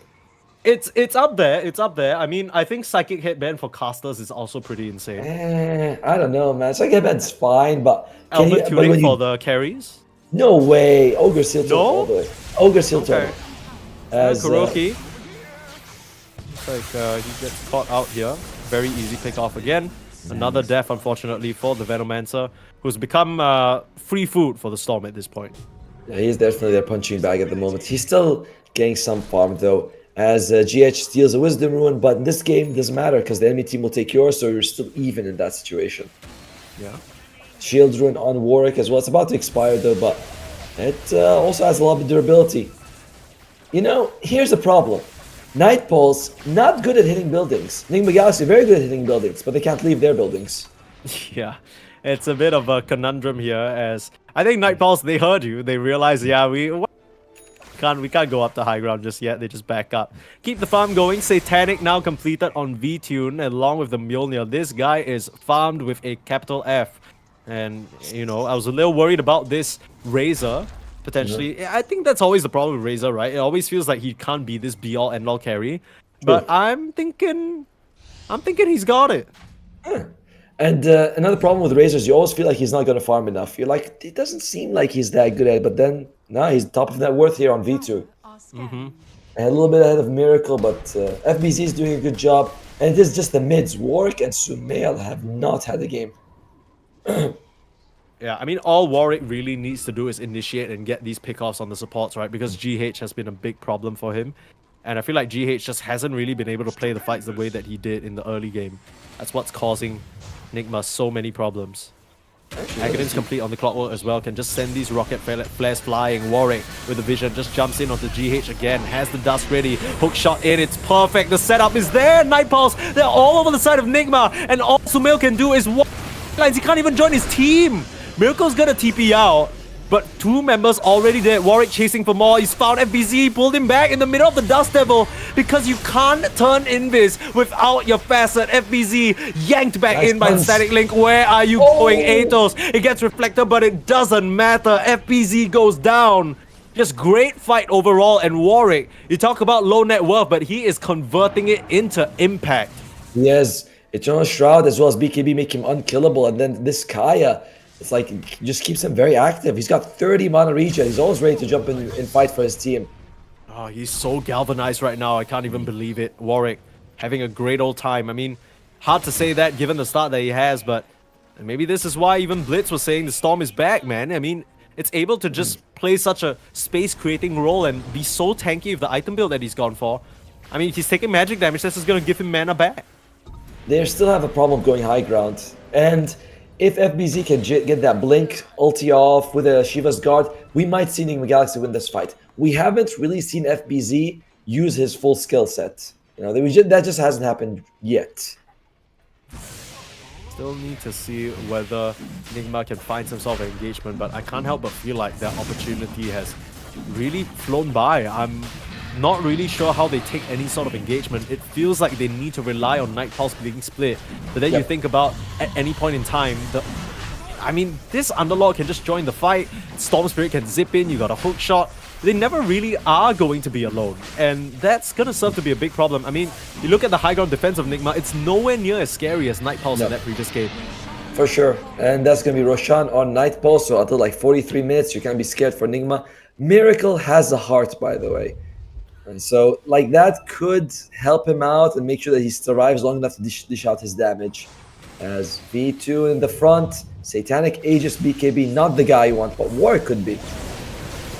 Warwick, I mean, this is just so easy. They're diving in with no regard because they're fine. Miracle being controlled on the backline. No one can help him because they're just being chased back. Night Pulse, too overwhelming, too strong at this stage in the game. And FBZ will just get punched down to size. Has to just barrel strike away, but continuing the chase is Warwick. He's right there, ready to punish this Sand King. Even zips past the defender's gate, ready to take him down. But FBZ looking a bit tanky, but now Warwick maybe a bit too early.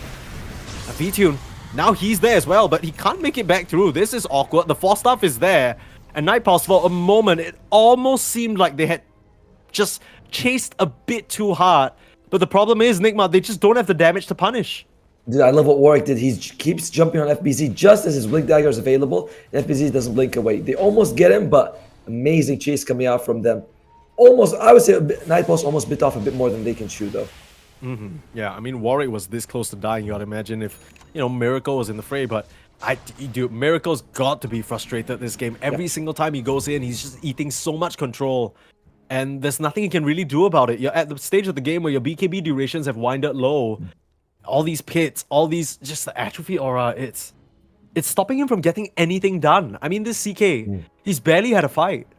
No, what's he got? He's got 6 kills, 4 assists. It's not bad, but you just really feel like Miracle should be doing more. But I'll say it, man. FBZ with delaying that Blink Dagger has got to have been the best way to slow down your momentum, because they needed it so badly.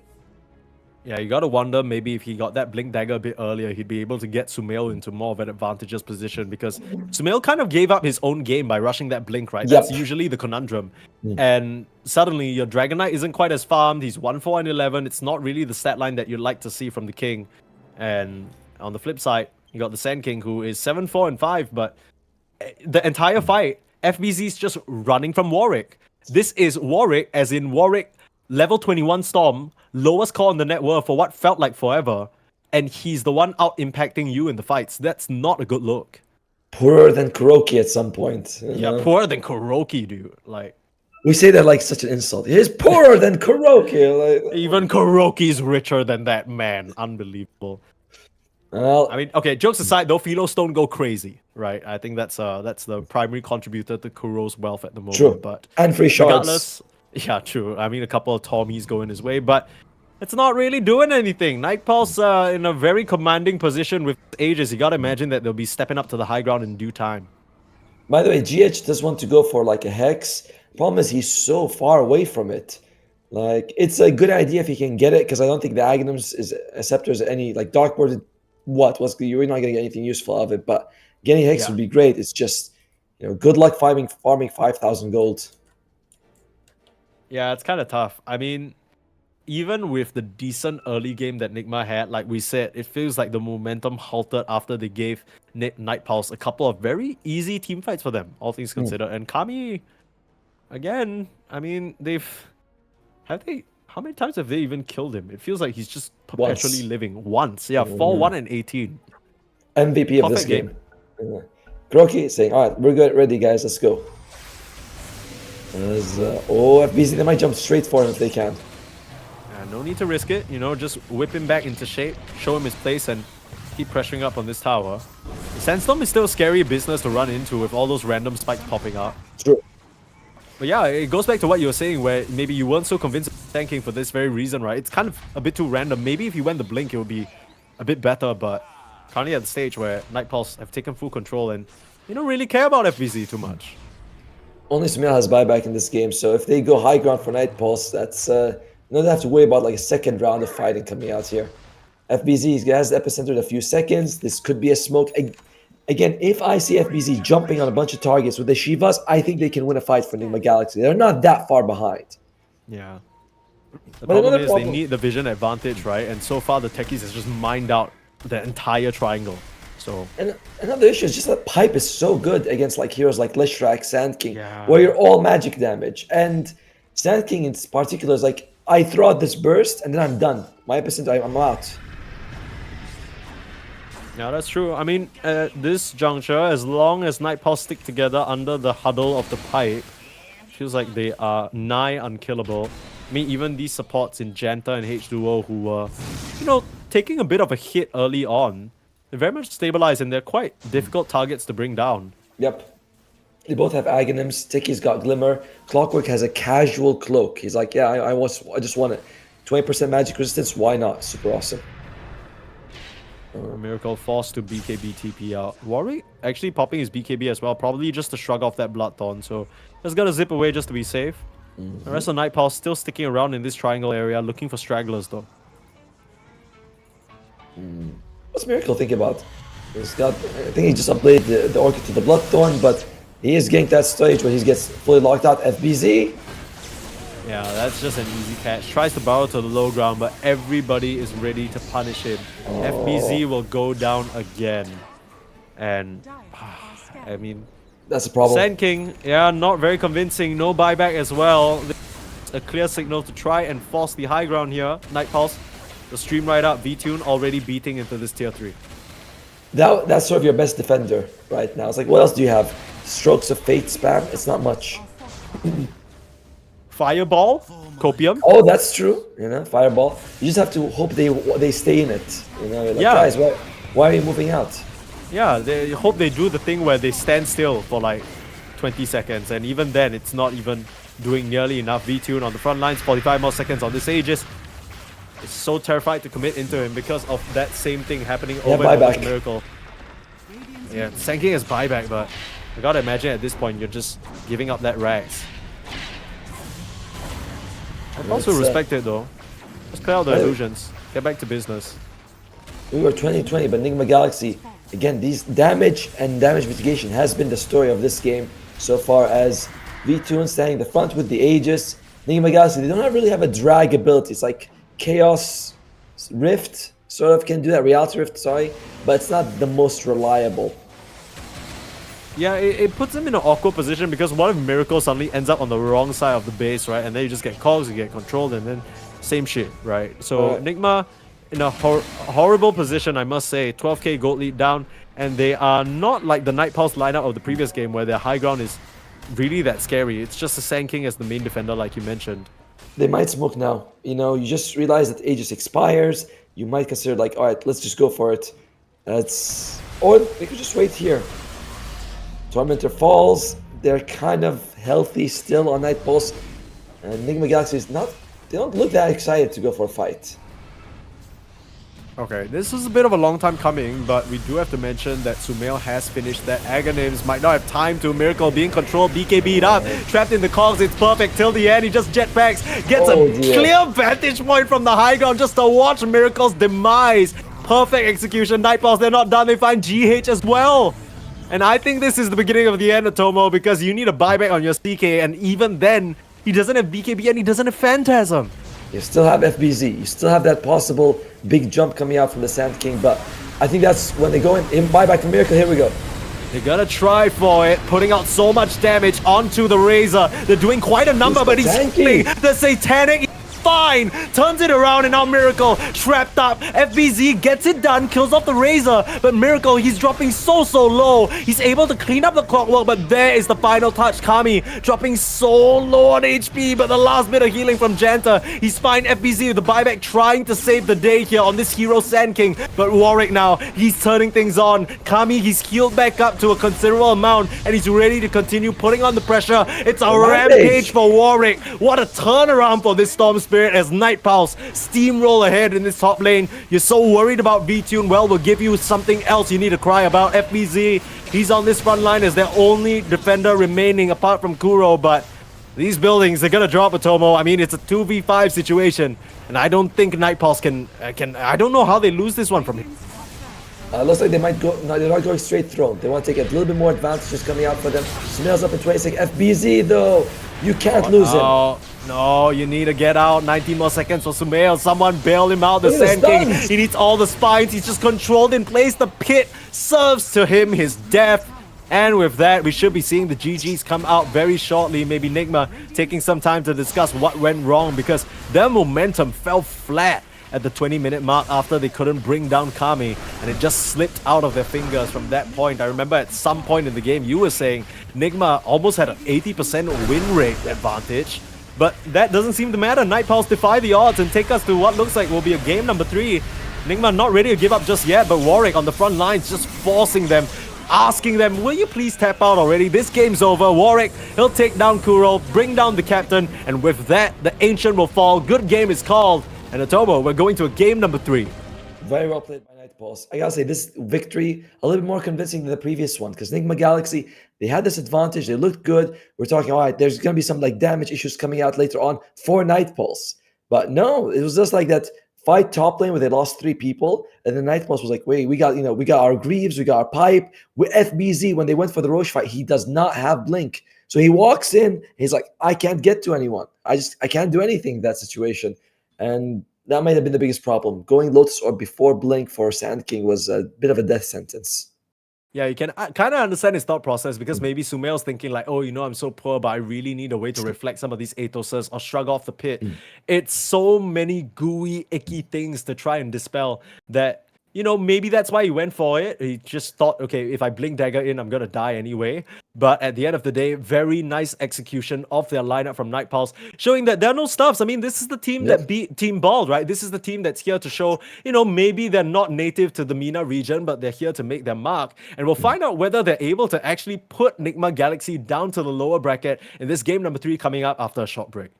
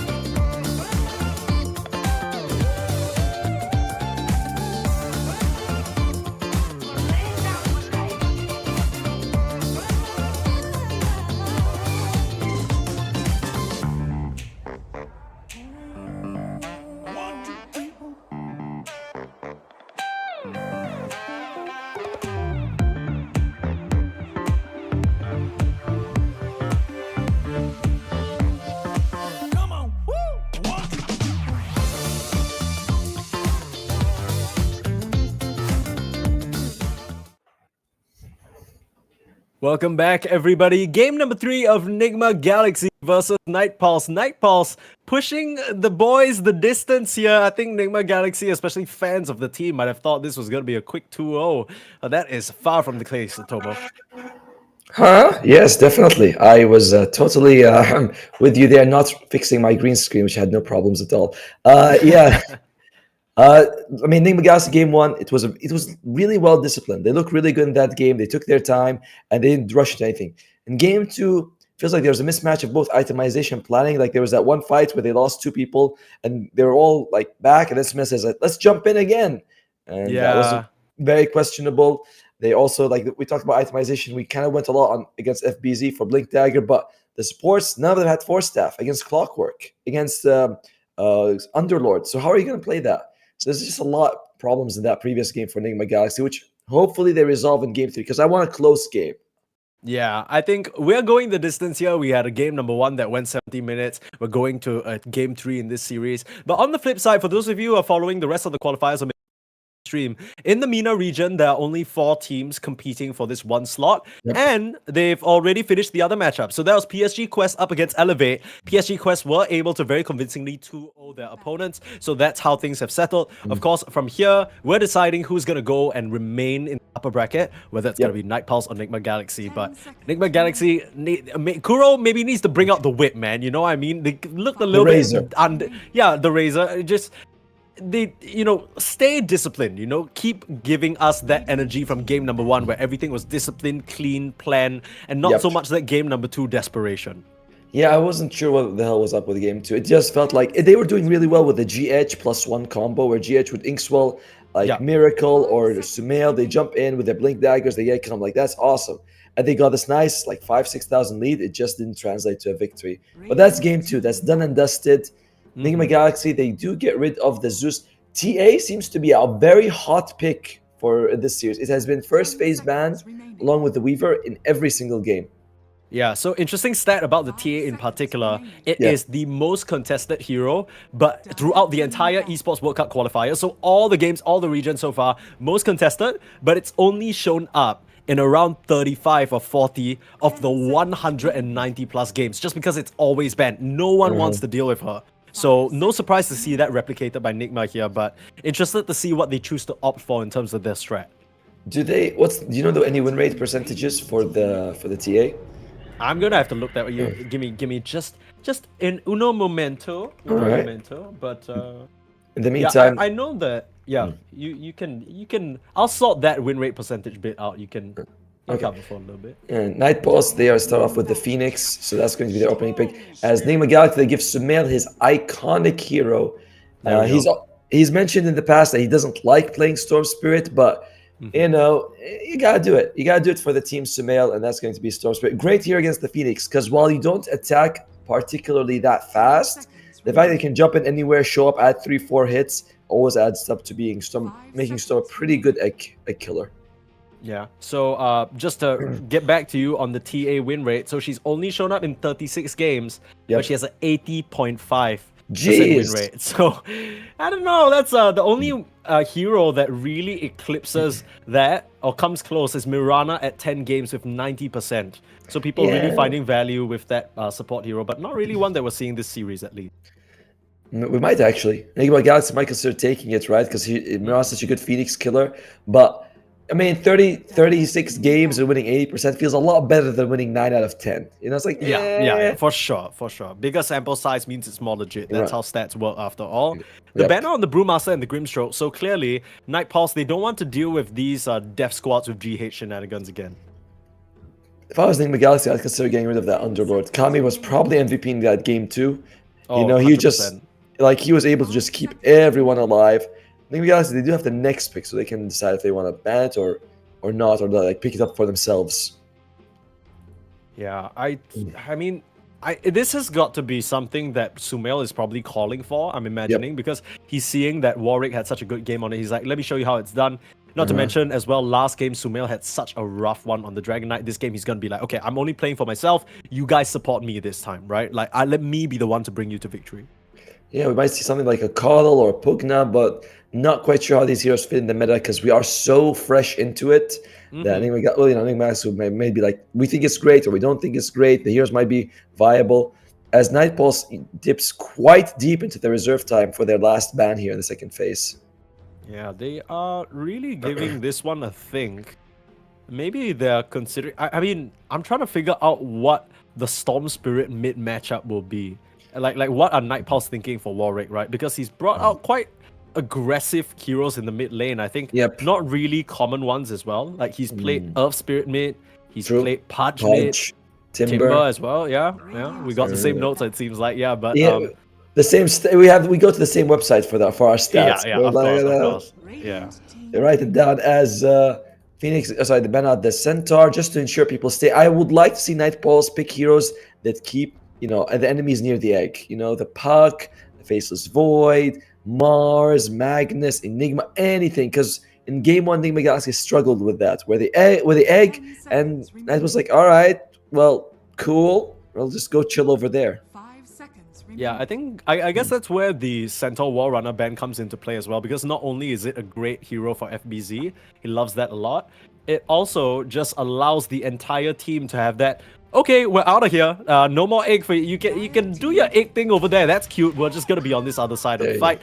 Snapfire, that's an age-old quote-unquote counter to the Phoenix egg being selected here for Enigma Galaxy. Yeah, this hero has interesting facets. Firstly, it has interesting innate ability, which is, I'm not sure if it's actually any good, because when you hit someone, there's a chance you'll do 25% extra damage, or there's a chance you'll do 25% less damage, which is like, woohoo! Can't I just do normal damage for once?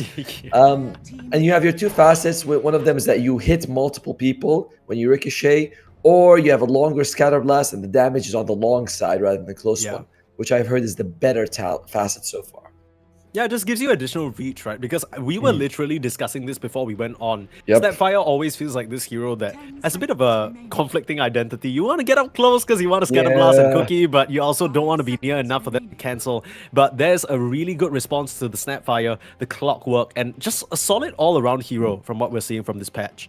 I imagine, though, that if whoever's playing the Snapfire, your focus isn't going to be your ultimates, but so much as getting next to the Phoenix and using a little Shredder. So Clockwork, he counters you, but you're mostly not going to be doing the thing that he counters anyway, Yeah. As so far, by the way, in this series, another interesting stat, Clockwork, 100% win rate. Win in game 1 for Enigma, 1 in game 2 for Night Pulse, which means that put your Bugattis on Night Pulse. All Bugattis in the Night Pulse bank against maybe some of the better judgment of Enigma Galaxy fans.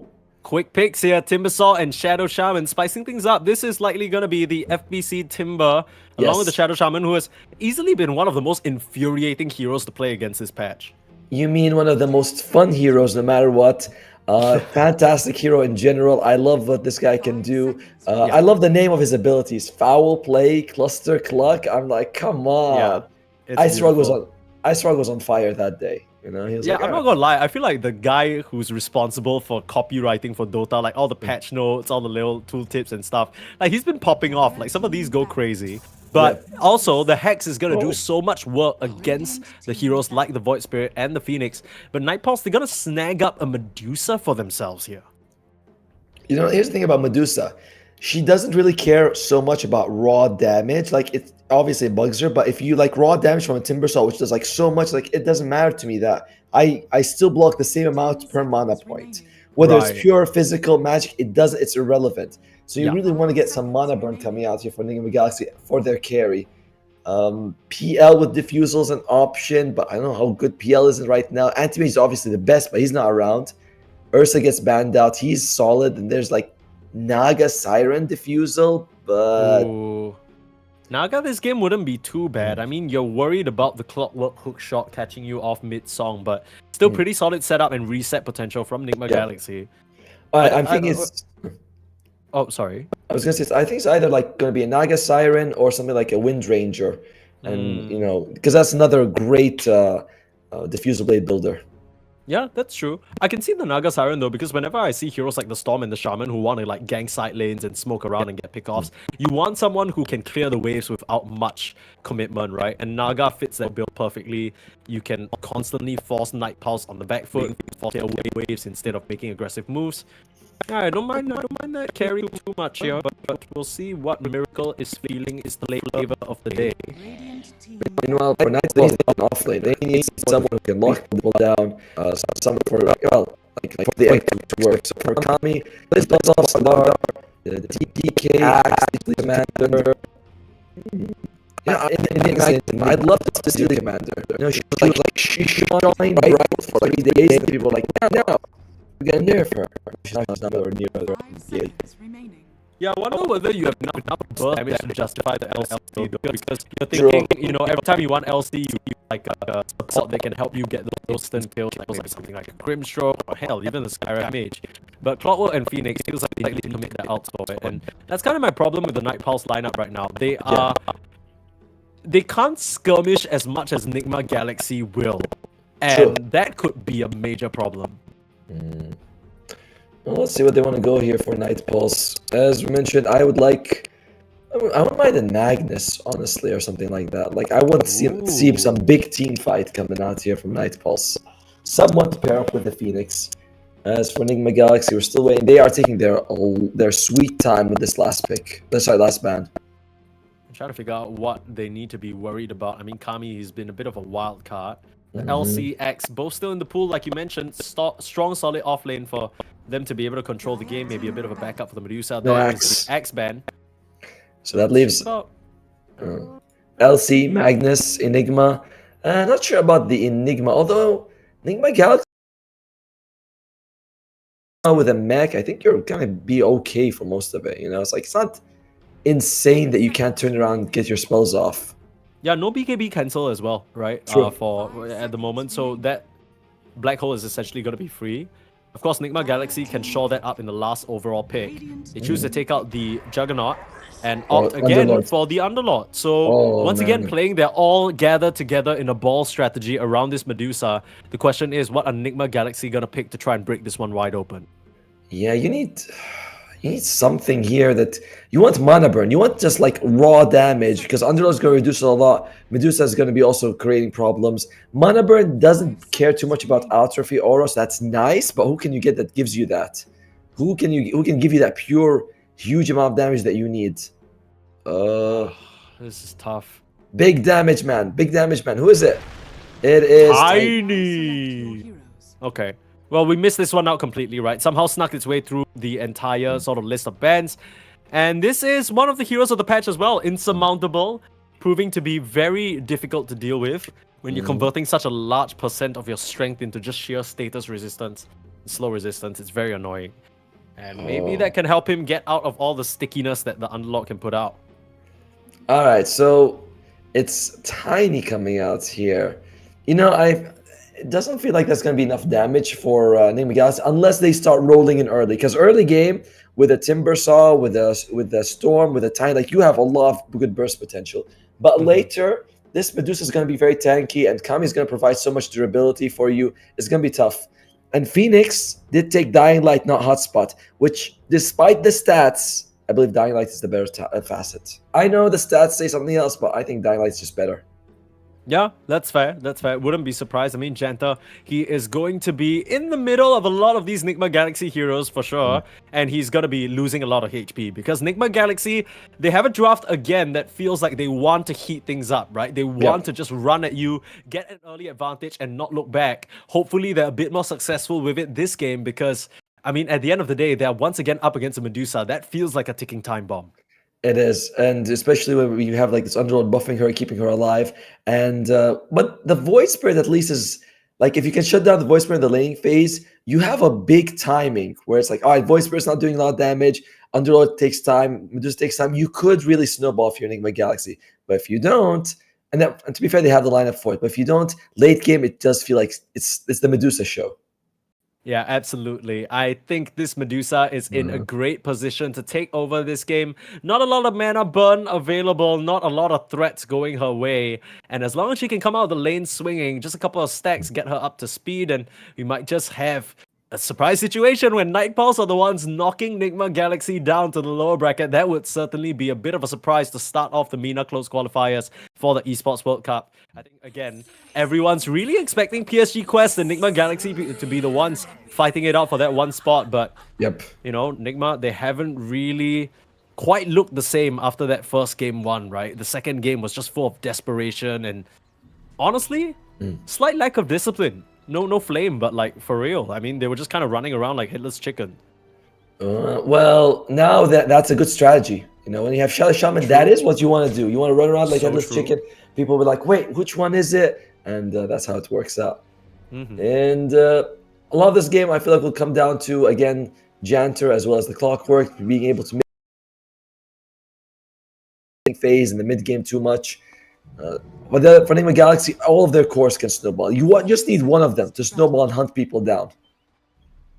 Yeah, agreed. The Void Spirit is the one hero that we're seeing now that we haven't really seen throughout the series so far.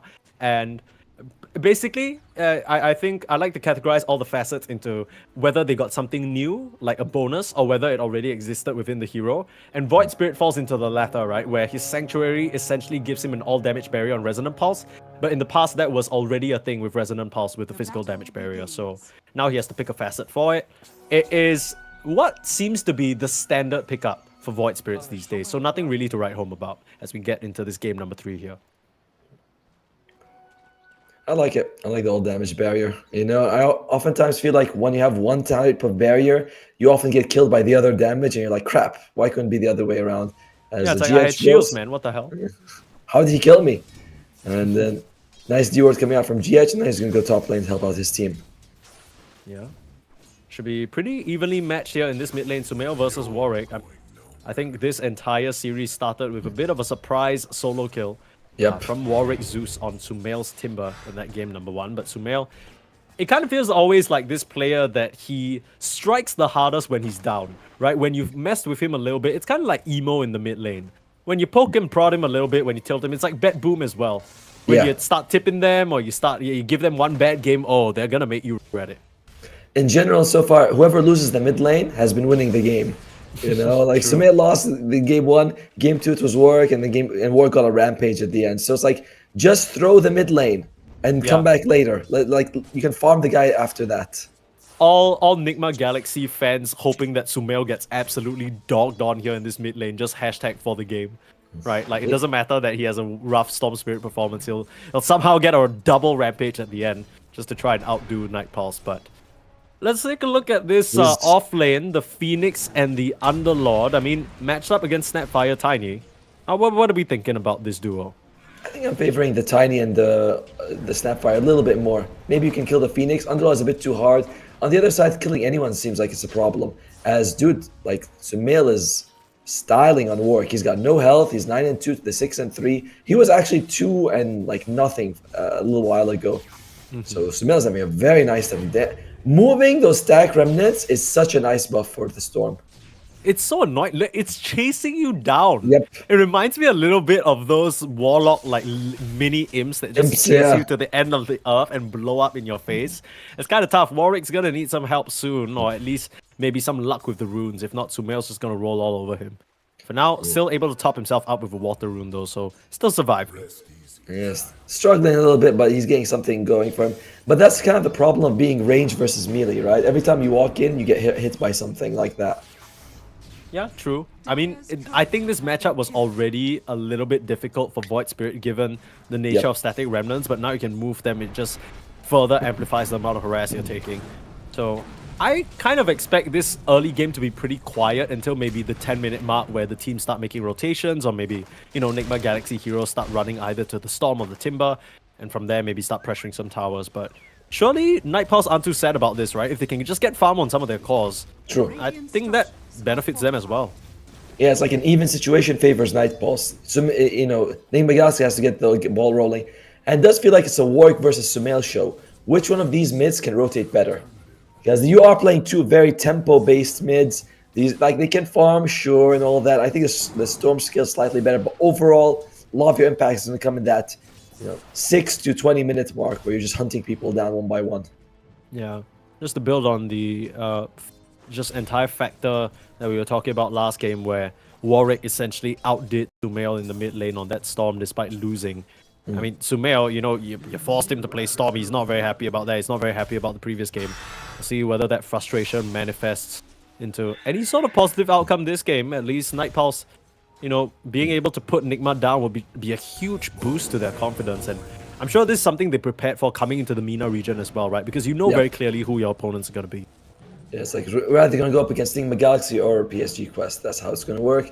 As Smith takes quite a bit of damage there from Janter, loses a lot of his health.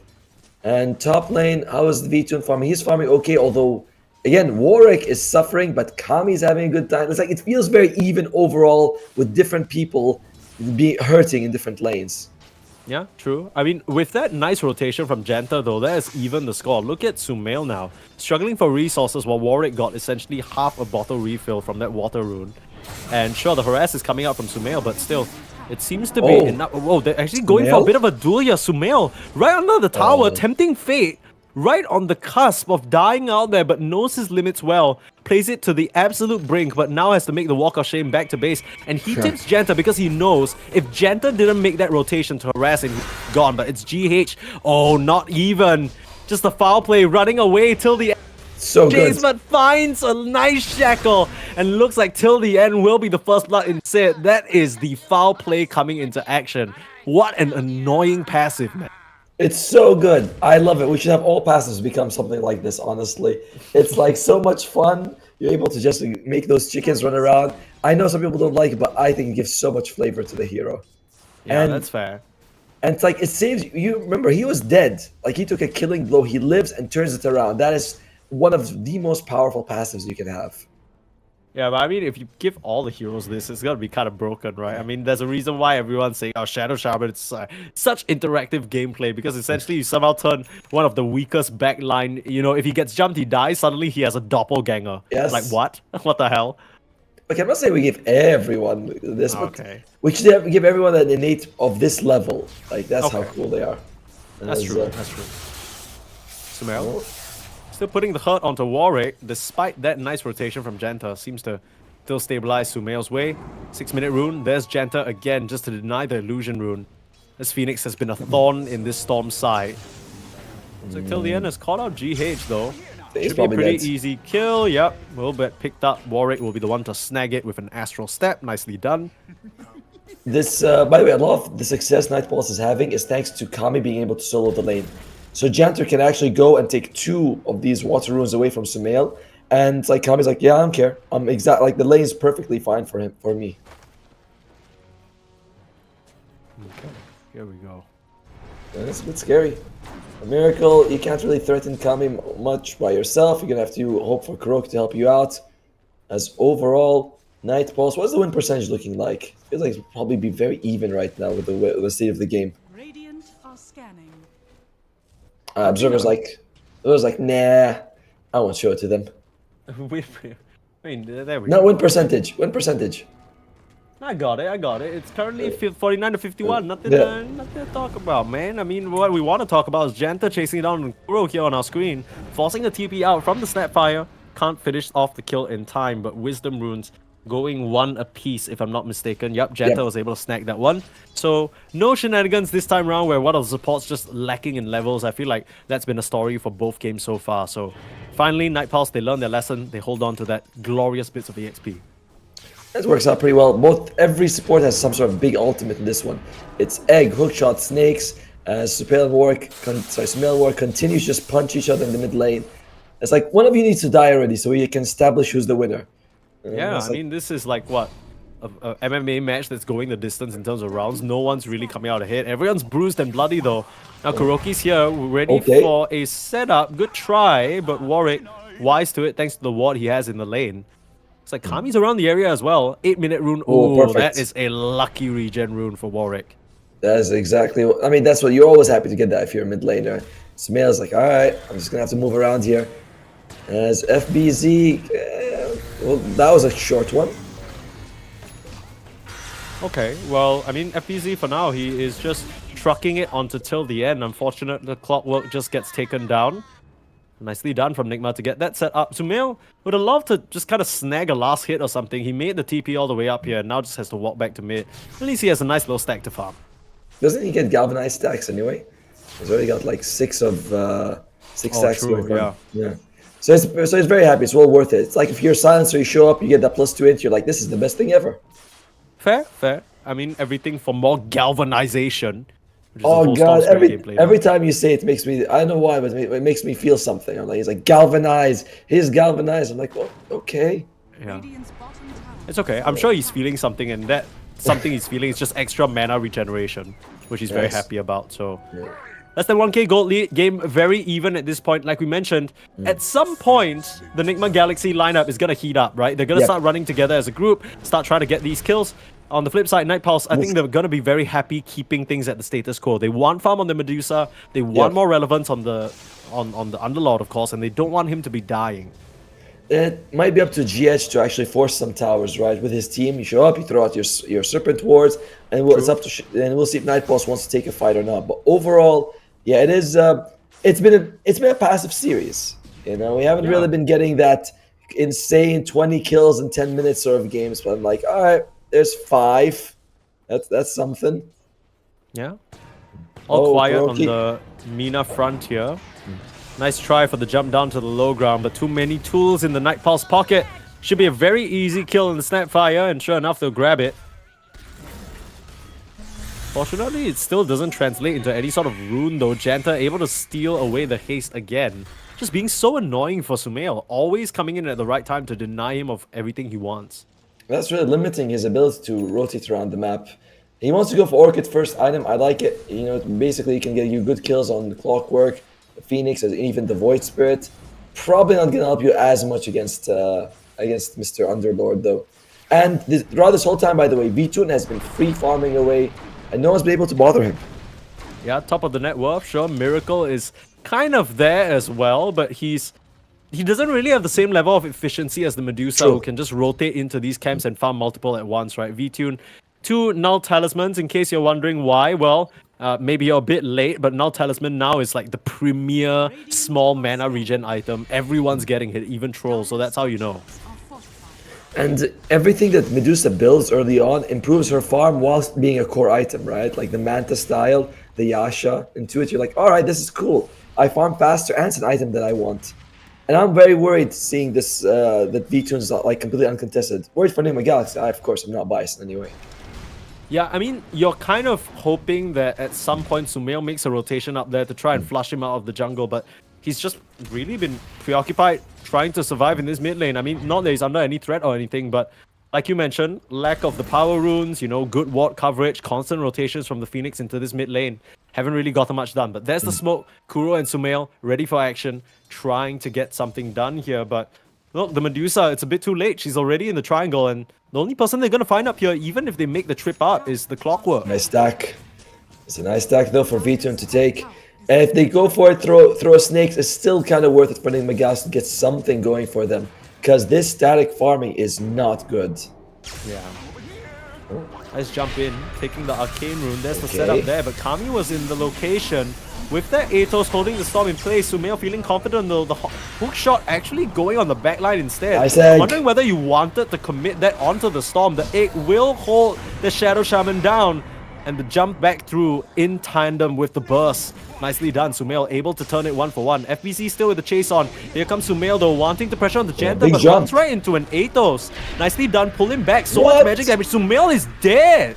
Perfect setup from Night Pulse, and they just bait in the storm and kill him off. Kami, he has been so obnoxious with this Atos and the pit, just continuously catching Sumail. That was a beautiful, absolutely beautiful. They use the ADOS, they bring them back into the edge of the pit of malice, and then they get the kill. Sumail biting off way more than he can chew. By the way, Miracle, he feels like he needs to get active. He's going for Blink Dagger, second item after the Echo Saber. I mean, if you're Nigma Galaxy, you have got to start moving. Yeah, and maybe that's kind of why Sumail was jumping in like that, because he's feeling the time slip by. He knows the Yep. Medusa is farming. He wants to build an advantage for his team. Unfortunately, creates an even larger deficit, and now it feels like Miracle has to be the one to show up the answers, Yep. because this Sumail Storm might run into another situation where he's looking like the Dragon Knight from last game, still working his way towards the Orchid. Kind of 1.5 components still to go. At least GH is very close to his Blink Dagger. With it, he can jump on people, catch them, as the GH needs to be... Oh, poor guy. He is going to be able to make it out just fine, though. Turning around to shackle up onto this Clockwork. Miracle escapes. Nicely done. Hookshot still available. They got to watch the angles till the end. Is looking for it. Straight onto this poor Shadow Shaman. And in comes the rest of the squad. There's a Mortimer's Kissers covering their bases though. But V-Tune on the front lines. This is a scary customer, but now FBZ there to cut down the Clockwork. Kami, maybe he's the one who has to retreat now. Sumail here for some revenge, pulling in the Underlord, and more than enough magic damage to slice through that big tanky boy. Nice response there from Nigma. Yeah, nice up by GH. He makes sure that Miracle doesn't get caught by the hook shot, and then Janter feels like I gotta keep going for him. I gotta go for more. Unfortunately, dives. They have a nice one on the cliff, but it's kind of a bait. You go in a bit too deep, and the rest of the team can't be there to help you. Yeah. It doesn't seem like Nigma Galaxy know that there's a ward there though, so they still will have pretty deep vision on the side of Night Pulse into the Nigma Galaxy back of the tier 1 tower. But yeah, I mean, you need some more of those fights, right? Even if it's not you finding it, you gotta repel some of these aggressive moves. Like you mentioned, GH using the ultimate on the top side just to try and pressure this tower. Here comes the defense though. Night Pulse not gonna let this go down for free.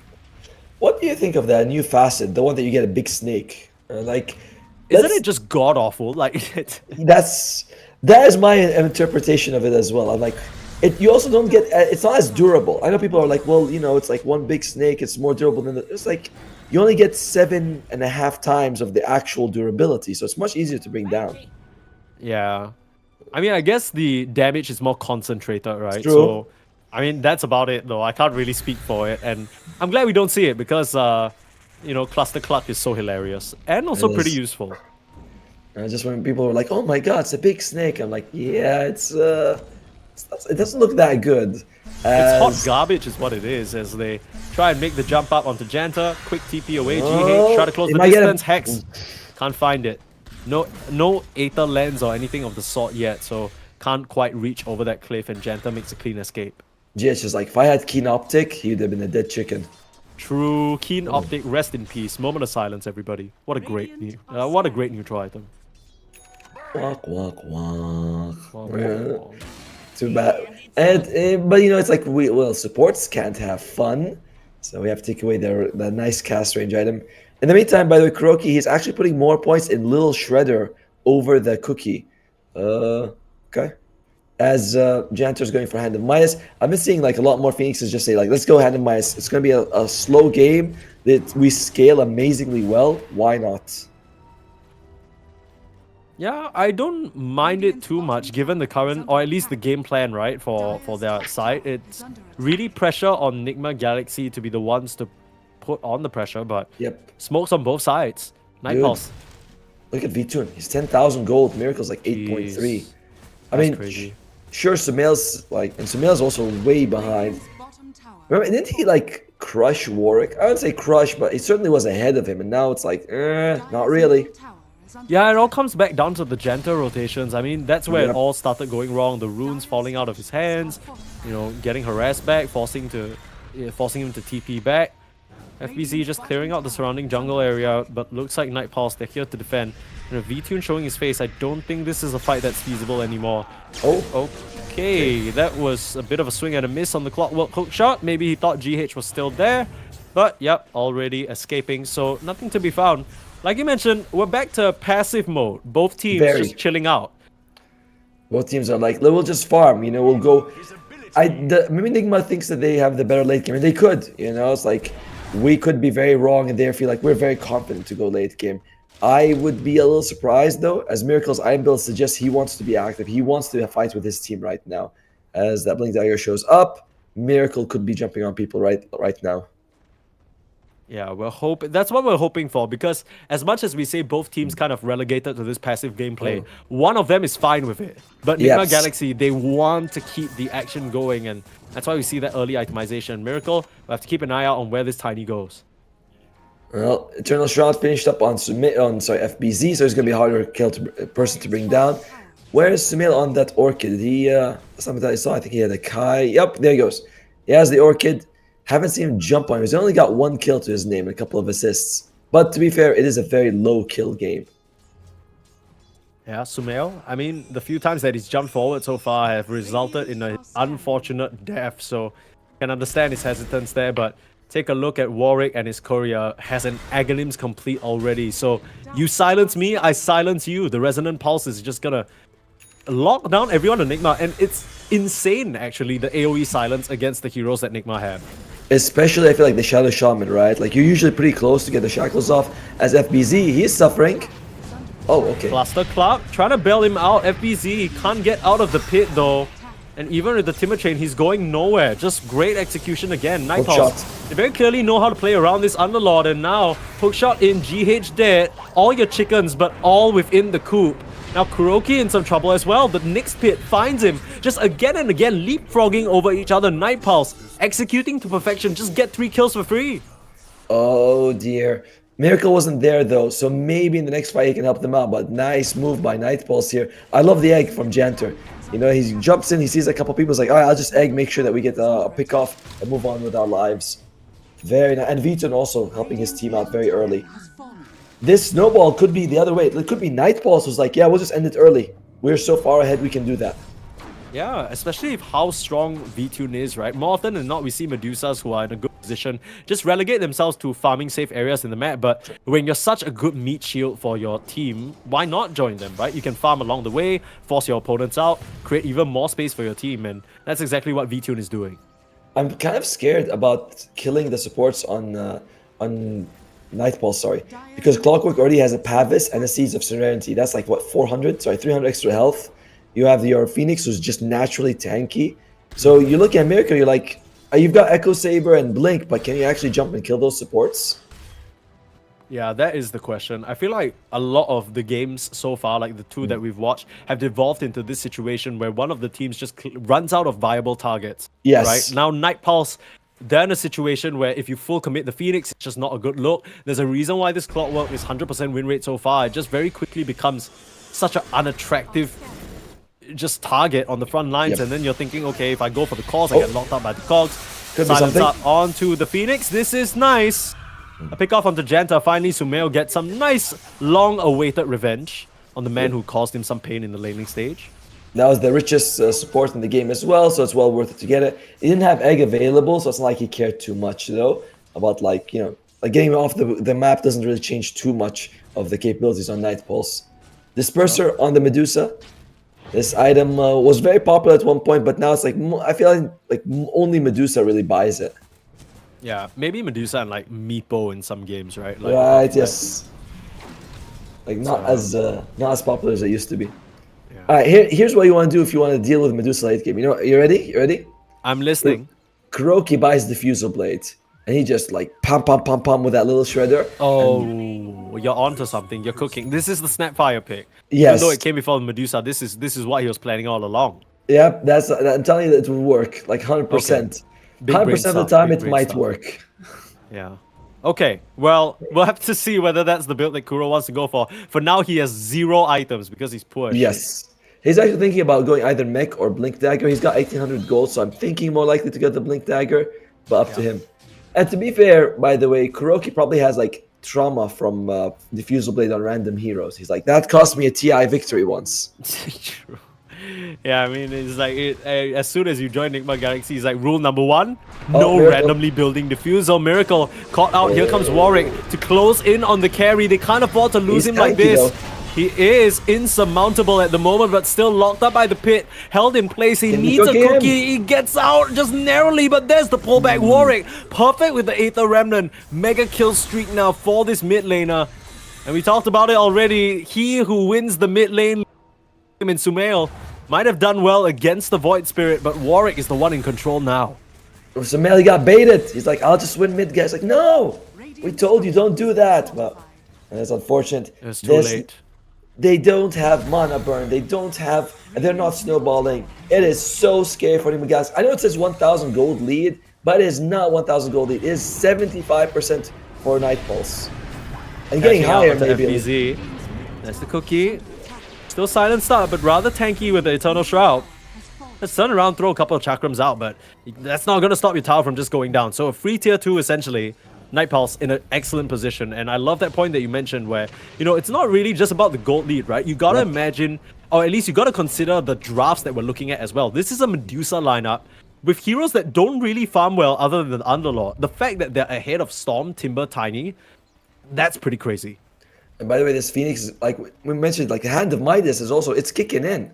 You know, you got a Philosopher's Stone as well on your clockwork, although you have one as on Kuroki, so it's not that big of a deal.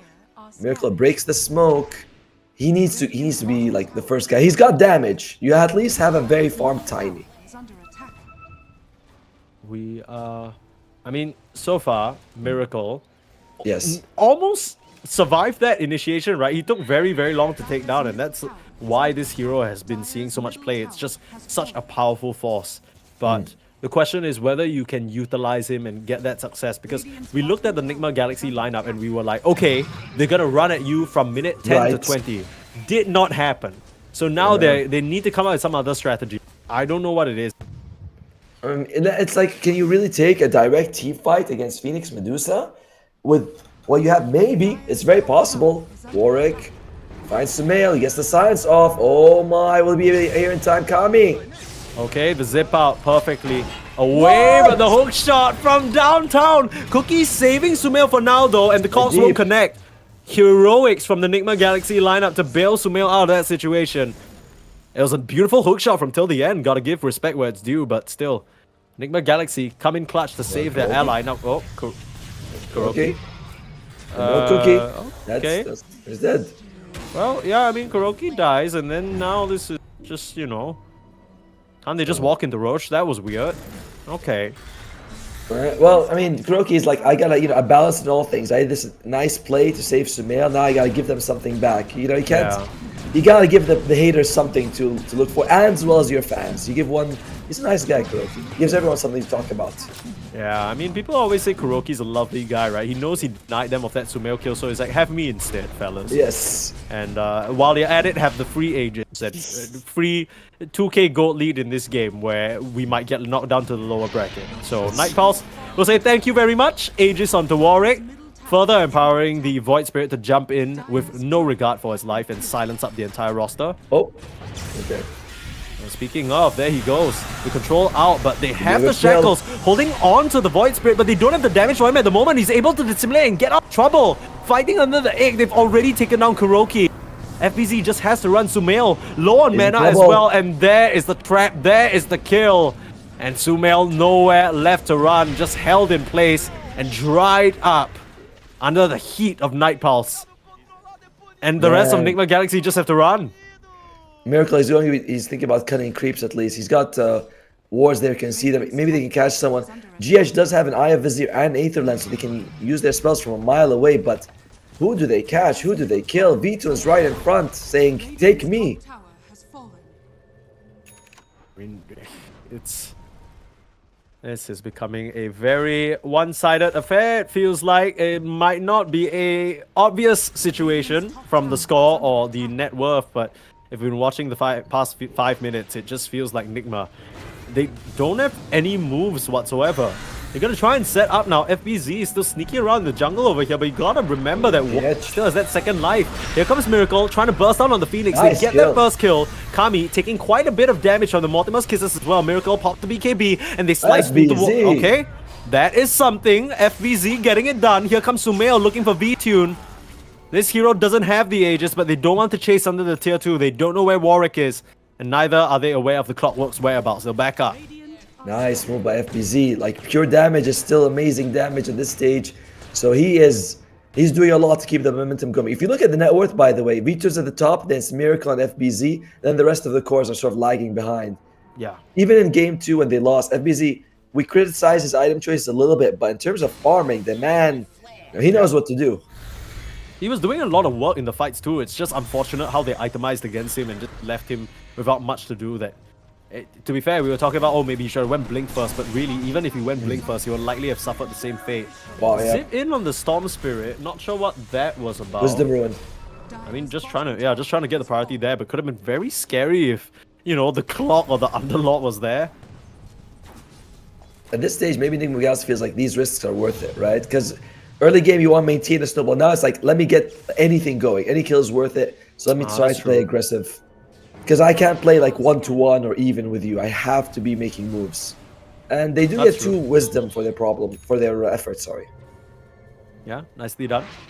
Clean escape as well. Uh-oh, tier 3 token left behind. They'll send a courier out to snag that one. Don't think Wait. Night Pulse. It's in their line of fire. So, should be Yes. just... Okay, You can do Retrieval. it. You can Yeah, do come it, on. Courier. Come on. okay. Courier's He's making got his it. way. He's got it. He's fine. Okay, ladies and gentlemen, Vindicators- the tier 3 item has been retrieved. Let's go. Beautiful. By the way, Vindicator's axe on the Phoenix. Slightly unusual to see this item actually on a Phoenix, but I guess if you get hit by Orchid, you get the extra armor, which is kind of nice. Yeah. I mean, you're expecting a bulk of the disables to come your way, I'm assuming. So Oh, maybe you just wait. didn't have any better options. Wait, no, so you only get armor if you're stunned. Okay, I mean, it's fine. Okay. I mean, if the storm silences you, you're punching him for 30 more damage, so it's lit. But now, good. silence up onto the poor Timbersaw, who gets a cluster clock out of there with the help of the Shadow Shaman. There's nice defensive plays here, but still poking away on the high ground. V-Tune, very comfortable. Trying to set up onto Warwick, but it's an easy resonant pulse just to silence Sumail. Miracle toss back. They got their eyes on V-Tune, but he still has the Stone Gaze that he doesn't even feel the Sumail. need to pop just yet. Here Sumail. comes Sumail jumping in. That's not what you want. Storm Spirit goes down. Oh, this has not been the game for Sumail. This has been the series. Game number 1 was fine, but game 2 onwards, it has looked rough for the King. And Warwick, very firmly in control and very firmly in the advantage on his Void Spirit. Just so many tools to play with. I mean, they've got this lovely bit of heals and saves from the back line, and feels like Vito he's like, I can go forward. I don't really care. This lack of mana, there were no real options, to be honest with you. Like, when Activate is gone, you really don't have that many choices for mana burn, and it's not working out. Miracle also throwing out V-Tune is very risky. He's the most durable hero. How are you really going to kill him? Yeah, it's tough. You gotta... Okay, what was the plan there? Because even if Miracle tossed him back, you're assuming that Yes. Nigma have enough control to stop him from literally casting Stone Gaze. Maybe they were banking on GH being able to get the instant hex into Shackles or something like that. That Yeah. could have been an option, but clearly it didn't go that way. And they'll just have to keep trying to find these Miracle plays, quite literally. Because Oh. that's really all they have. Well, Miracle has a DD Ruin. So, Ooh, okay. you like, maybe this can result in something. He's also not that far from a Daedalus. You finish your item, you go up. You know, big crits with big damage, with big, double Ds on you. It's not bad. That's true. Gotta keep the rack on you at all times. Nigma Galaxy. Everything's falling off though. It's starting to get dismantled. Might just get picked off again here. You got Sumail. I mean, if he goes down again, that will be It's fine. painful Let's to say Sumail. the least. Better Sumail than Miracle. Miracle is like what matters right now. I think the he two may prime have. targets. They spot Sumail. The silence up. The pullback. He is toast. And another beautiful pick off from Warwick. I mean, better Sumail than Miracle, but Yep. still awful overall. Someone's gonna. It's like at this stage of the game, you gotta give the Sharks something. They're gonna be eating someone, and you're like, well, better not be the most important player on our side. Yeah, someone's got to tank it, but I mean, You'd rather it be Kuroki or GH, but yeah, that's the thing. I mean, GH is farming safely. Kuro's on the other side of the map. I get it. These supports aren't really the best split pushing supports who can shove lanes by themselves, but I'm surprised 2 games in a row, none of the supports on Nigma have gotten 4 staff against an Underlord and a Clockwork. yeah, same. I think like- that's a big hit scratcher for me as well. That's because me and you, sir, are not 10k MMR. If we were, we'd be like, now Yeah, we we'd get it. We'd get it. Yeah. But GH is thinking of the 4 staff. He's already got everything else he needed, right? The Blink, the Aether, and I think he's got the Shard as well. So he's like, I suppose I'll get it for you guys. Yeah, it's like, I guess at this point. Butterfly, Disperser, and Daedalus complete for the Medusa. Gee, she is hitting now, and VTune has spent most of this game in the very advantageous position. It's cool to see that Miracle is still keeping up though. Level 21 Yes. on the Dusa and the Tiny, so there still is that option like you mentioned, but it feels like the rest of Nigma have so much work to do in the fights to set up for Miracle. FBZ can probably contribute a lot as well. We've seen him do the damage, so I'm not ruling him out. But the rest of are the support staff. As Warwick pauses. Okay. Might be some DDoS shenanigans. Oh no, he's fine. No. Nope, Just none take of some that. moments to compose themselves, right? They're about to knock out Nigma Galaxy into the lower bracket. That's pretty hype. I mean, I'm sure Atmosphere is great on Night Pulse right now. They've really come together. I think you were mentioning their performances in some other tournaments as well. That was before Kami They're switched pretty over good. to position 3. But now with VTune, we saw what he was able to do when he stood in for Talon at Elite League, right? So very clearly a strong carry player finding Kuroki, and this is a dead Snapfire. Like you mentioned, you gotta feed the shark something, and a Snapfire isn't too bad of a loss comparatively to the rest of your team. I would have loved if he turned around and killed the Centaur, though, right? Because it's like you're running away, you're dead anyway, just pop it there, get yourself 60 gold. Instead, it goes to V-Tune with the snake bounces. Amplify damage. More gold. The AD ruin right there. Janter picks it. No, sorry, he's just hovering over it. Just guarding it. All right, so what? Oh, and Lotus Orb finished up on the Phoenix, going to go for that scythe after, not too far away. You can see his net worth starting to climb up. Oh, no. Poke shot cancelling the BKB TP. Miracle going down. And Night Pulse, I'm starting to think you might have to expend a ban on this unlock because Kami Yes. is looking a bit too monstrous with it, right? Like 2 games in a row we see Night Pulse. They know exactly how to play around this Underlord and his pits and his timings and his Atos. It's resulted in Enigma always being outnumbered in the fights and out-controlled, really. And right now there's a mid without Miracle. Will Night Pulse decide to go high ground? There's no Roshan. And they might think it's up by, you have rocket spam. You're like, oh, we know it's not there. Is under attack. They do have Glyph, but look at V-Tune. He is shredding this tower. Yeah, he knows that's his duty for the squad. He spent most of the game Whoa. farming away in peace. They didn't use a Glyph. Huh. Huh. I know it doesn't refresh on tier 3, but surprising. Okay, Maybe they want to hold it for... Yeah, but it would have refreshed on the melee barracks. Wait, bottom's actually already gone. Yeah, they already got that one, so maybe they were holding on in case Night Pulse continued to push the issue. But yeah, I mean, just at that point when you lose your Tiny like that, you're basically... Yeah, one lane of Rice is going to go down. Now Roche is up in 25 seconds. Very convenient for Night Pulse to just waltz back into the pit, grab a second one, and just put an end to this game and put an end to this series. Put an end to Enigma's misery at this point. Way, that was lucky. TP out by GH, good timing. 1 lane left. Yeah, It's gonna, okay, either GH catches someone, you have great lockdown, but even if you catch someone, unless it's Kami, the rest of the squad can show up because you can just see like the Fiend's Gate and everyone will be able to help him out. So you have to catch the Underlord, who is no easy target. Yeah, it just feels like that 70-minute first game must have taken the wind out of them or something because Feels like they it. have not played the same since. Roshan dropping very, very low. Night Pulse Ready in to a go. great position to take Ready it to down. go. In comes FBZ trying to steal it. They're able to get the kill on the Roche, but not the SV snatches that first life. They kill off the clockwork to start. Pretty good stuff. FBZ on the front lines taking a lot of damage. Still able to Timber Chain away. Kami. The Underlord has entered the fight, but Kami, not enough damage to work him down. Miracle needs to start punching away. Threatening Warwick for now, but still able to escape the fight. The silence wears out, and now Nigma Galaxy have to run. Sumail out of mana, out of hope, and will get worked down. 3 members left for Nigma Galaxy.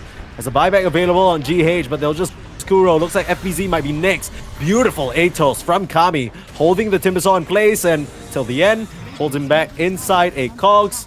There's a Timber Chain though. FBZ can bring them on a nice little joyride, but decide to focus on the objectives because they know. I mean, there's nothing that can stop them. It's just Miracle in the base. Potentially 2 buybacks. support buybacks, but Under attack. at best, it's a 4v5. Already on the high ground.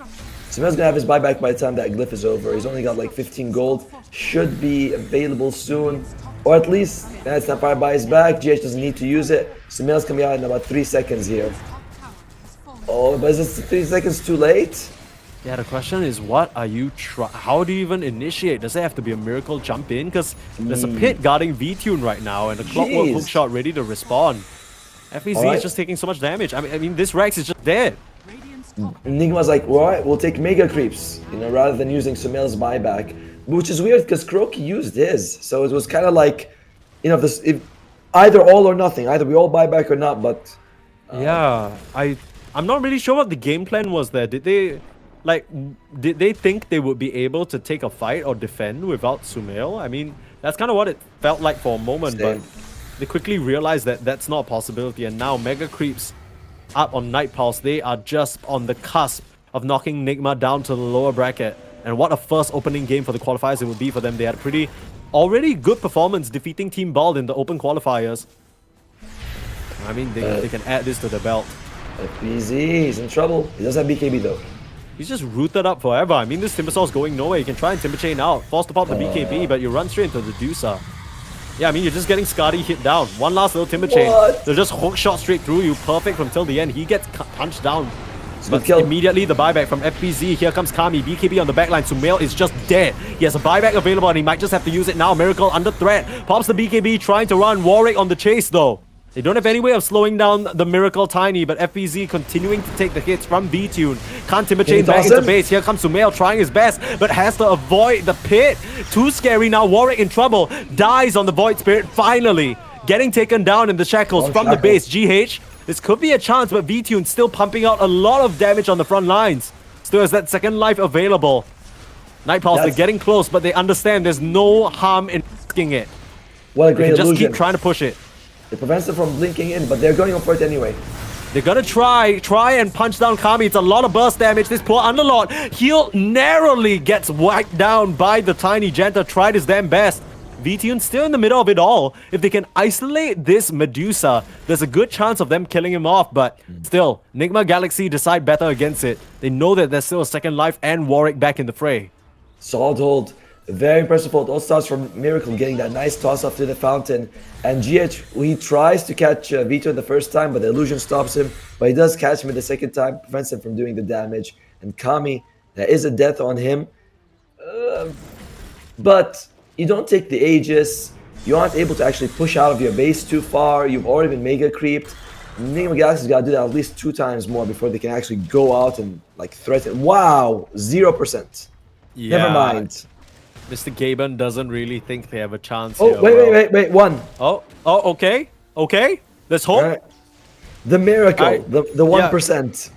Get your copium tanks out, everybody. Nigma can still do it according to the whatever computer logic defines the win probability. But of course, for those of us watching at home, and even me and Natomo, I think, we're looking at this series, and the story of MENA is very straightforward, right? You enroll yourself in the region if you think you're good enough to take down Nigma and PSG Quest. And as it stands right now, it seems like Night Pulse, they're at least right about the former because they are so close to being able to take this series 2-1. Game number 1 was a bit of a weird strategy, but ever since they picked this Underlord for Kami, it's looked amazing. And now Miracle, the lone defender here up against V-Tune, you can't stand up against that. Ancient under threat, they'll jump forward. They can't even afford to commit because there's a hit right under him. Here's FBZ trying to Meteor Hammer the Deucer. What am I watching? I mean, he'll chase them back for now, but it's momentary. V2 can just swing back in and keep things going. Meteor Hammer? On on Timbersaw? Wow. Okay. Well, they're going in now, trying to end the game. Here comes till the end, controlling onto GH. That foul play isn't going to help him there. Miracle dropping low. Miracle is out. Has a buyback available. There's the Meteor Hammer. Like we mentioned, FBZ in the middle of it all, but he's into an egg. Healing up everybody on Night Pulse. They are completely fine. Sumail, he's trying to wipe them out. They managed to get V-Tune. How have Nigma Galaxy found that? Just running out of mana, I guess. And now, looks like the Clockwork is in trouble as well. Sumail, back with a vengeance, ready to punish. And this time it seems like Night Pulse may be a bit too confident that they could put an end to the game there, didn't respect the buybacks, and they get just slapped back home. To be fair though, these were expensive buybacks on your carry and the guy who's bringing most of your control on the squad, but you still got them. FBZ is close to level 25. It's signs of life for Nigma. If they can come back from this, it's more impressive than if they win it outright, if you ask me.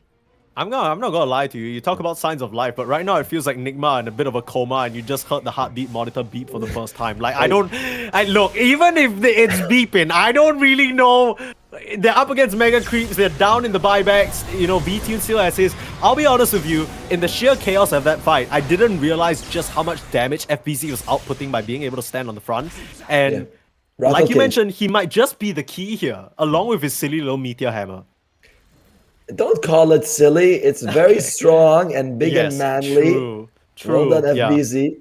But check it out. They went from a 0% to 5. That's an infinitely higher chance to win for Enigma Galaxy. So true. You know.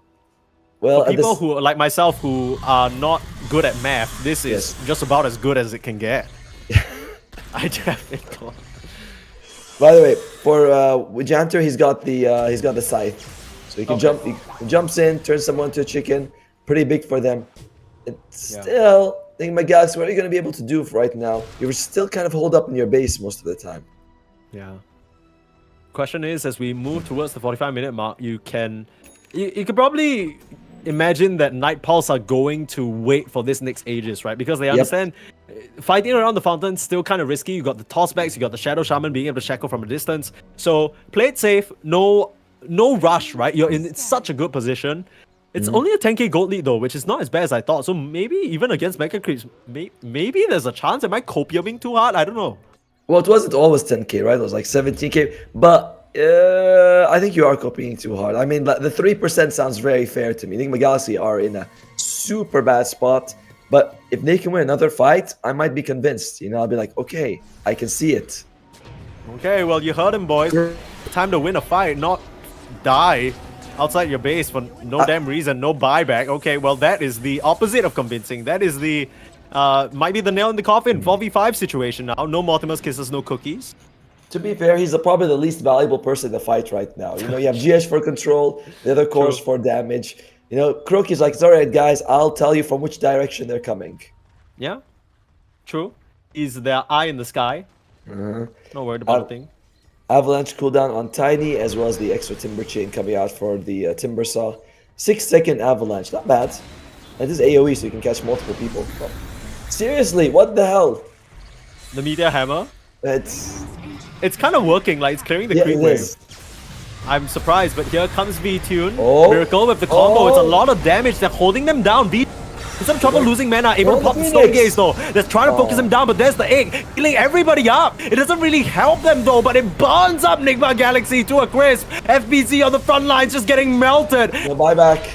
Island Sumail off spin. Poor Storm Spirit can't do a thing. All the members of Enigma Galaxy save Miracle are out, and Miracle looks to be the last one to fall. Insurmountable, mounted on Galaxy. Kuro will come back just to watch his allies die, and his hopes that of him, Night Pulse able to take down the Titans in this region and really cement their place here. Very nicely done. After what was looking like an amazing, like, disciplined performance in Game 1 by Enigma Galaxy, in Game 2 at 3, Night Pulse like, all right, we know what we want. We want this global presence from Kami, we want Clockwork moving around, and we're just going to be fine. And we're going to lose the mid lane. And they'll be like, let's worked out for them. So really nicely done by Night Pulse. V-Tune complete free farm this entire game, just moving around the map and doing what he needs to. I was hoping Enigma Galaxy would be a bit more active with the draft they have. I feel like they could have started snowballing, but they just didn't really, I don't say try, but they didn't really put that much emphasis on it.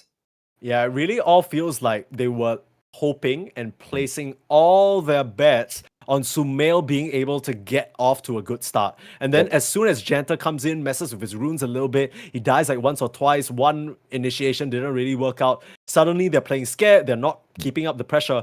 But maybe that's something that Nigma need to work around in the draft, right? Because 2 games in a row, they've opted for drafts that are supposed to play up-tempo, but they clearly aren't so comfortable with it. So maybe it's a bit back to the drawing board. Now, Nigma are not out just yet. They still have a chance climbing out from the lower bracket. They'll be facing Elevate in our game later tonight. That'll be in about, if I'm not wrong, 4 hours from now.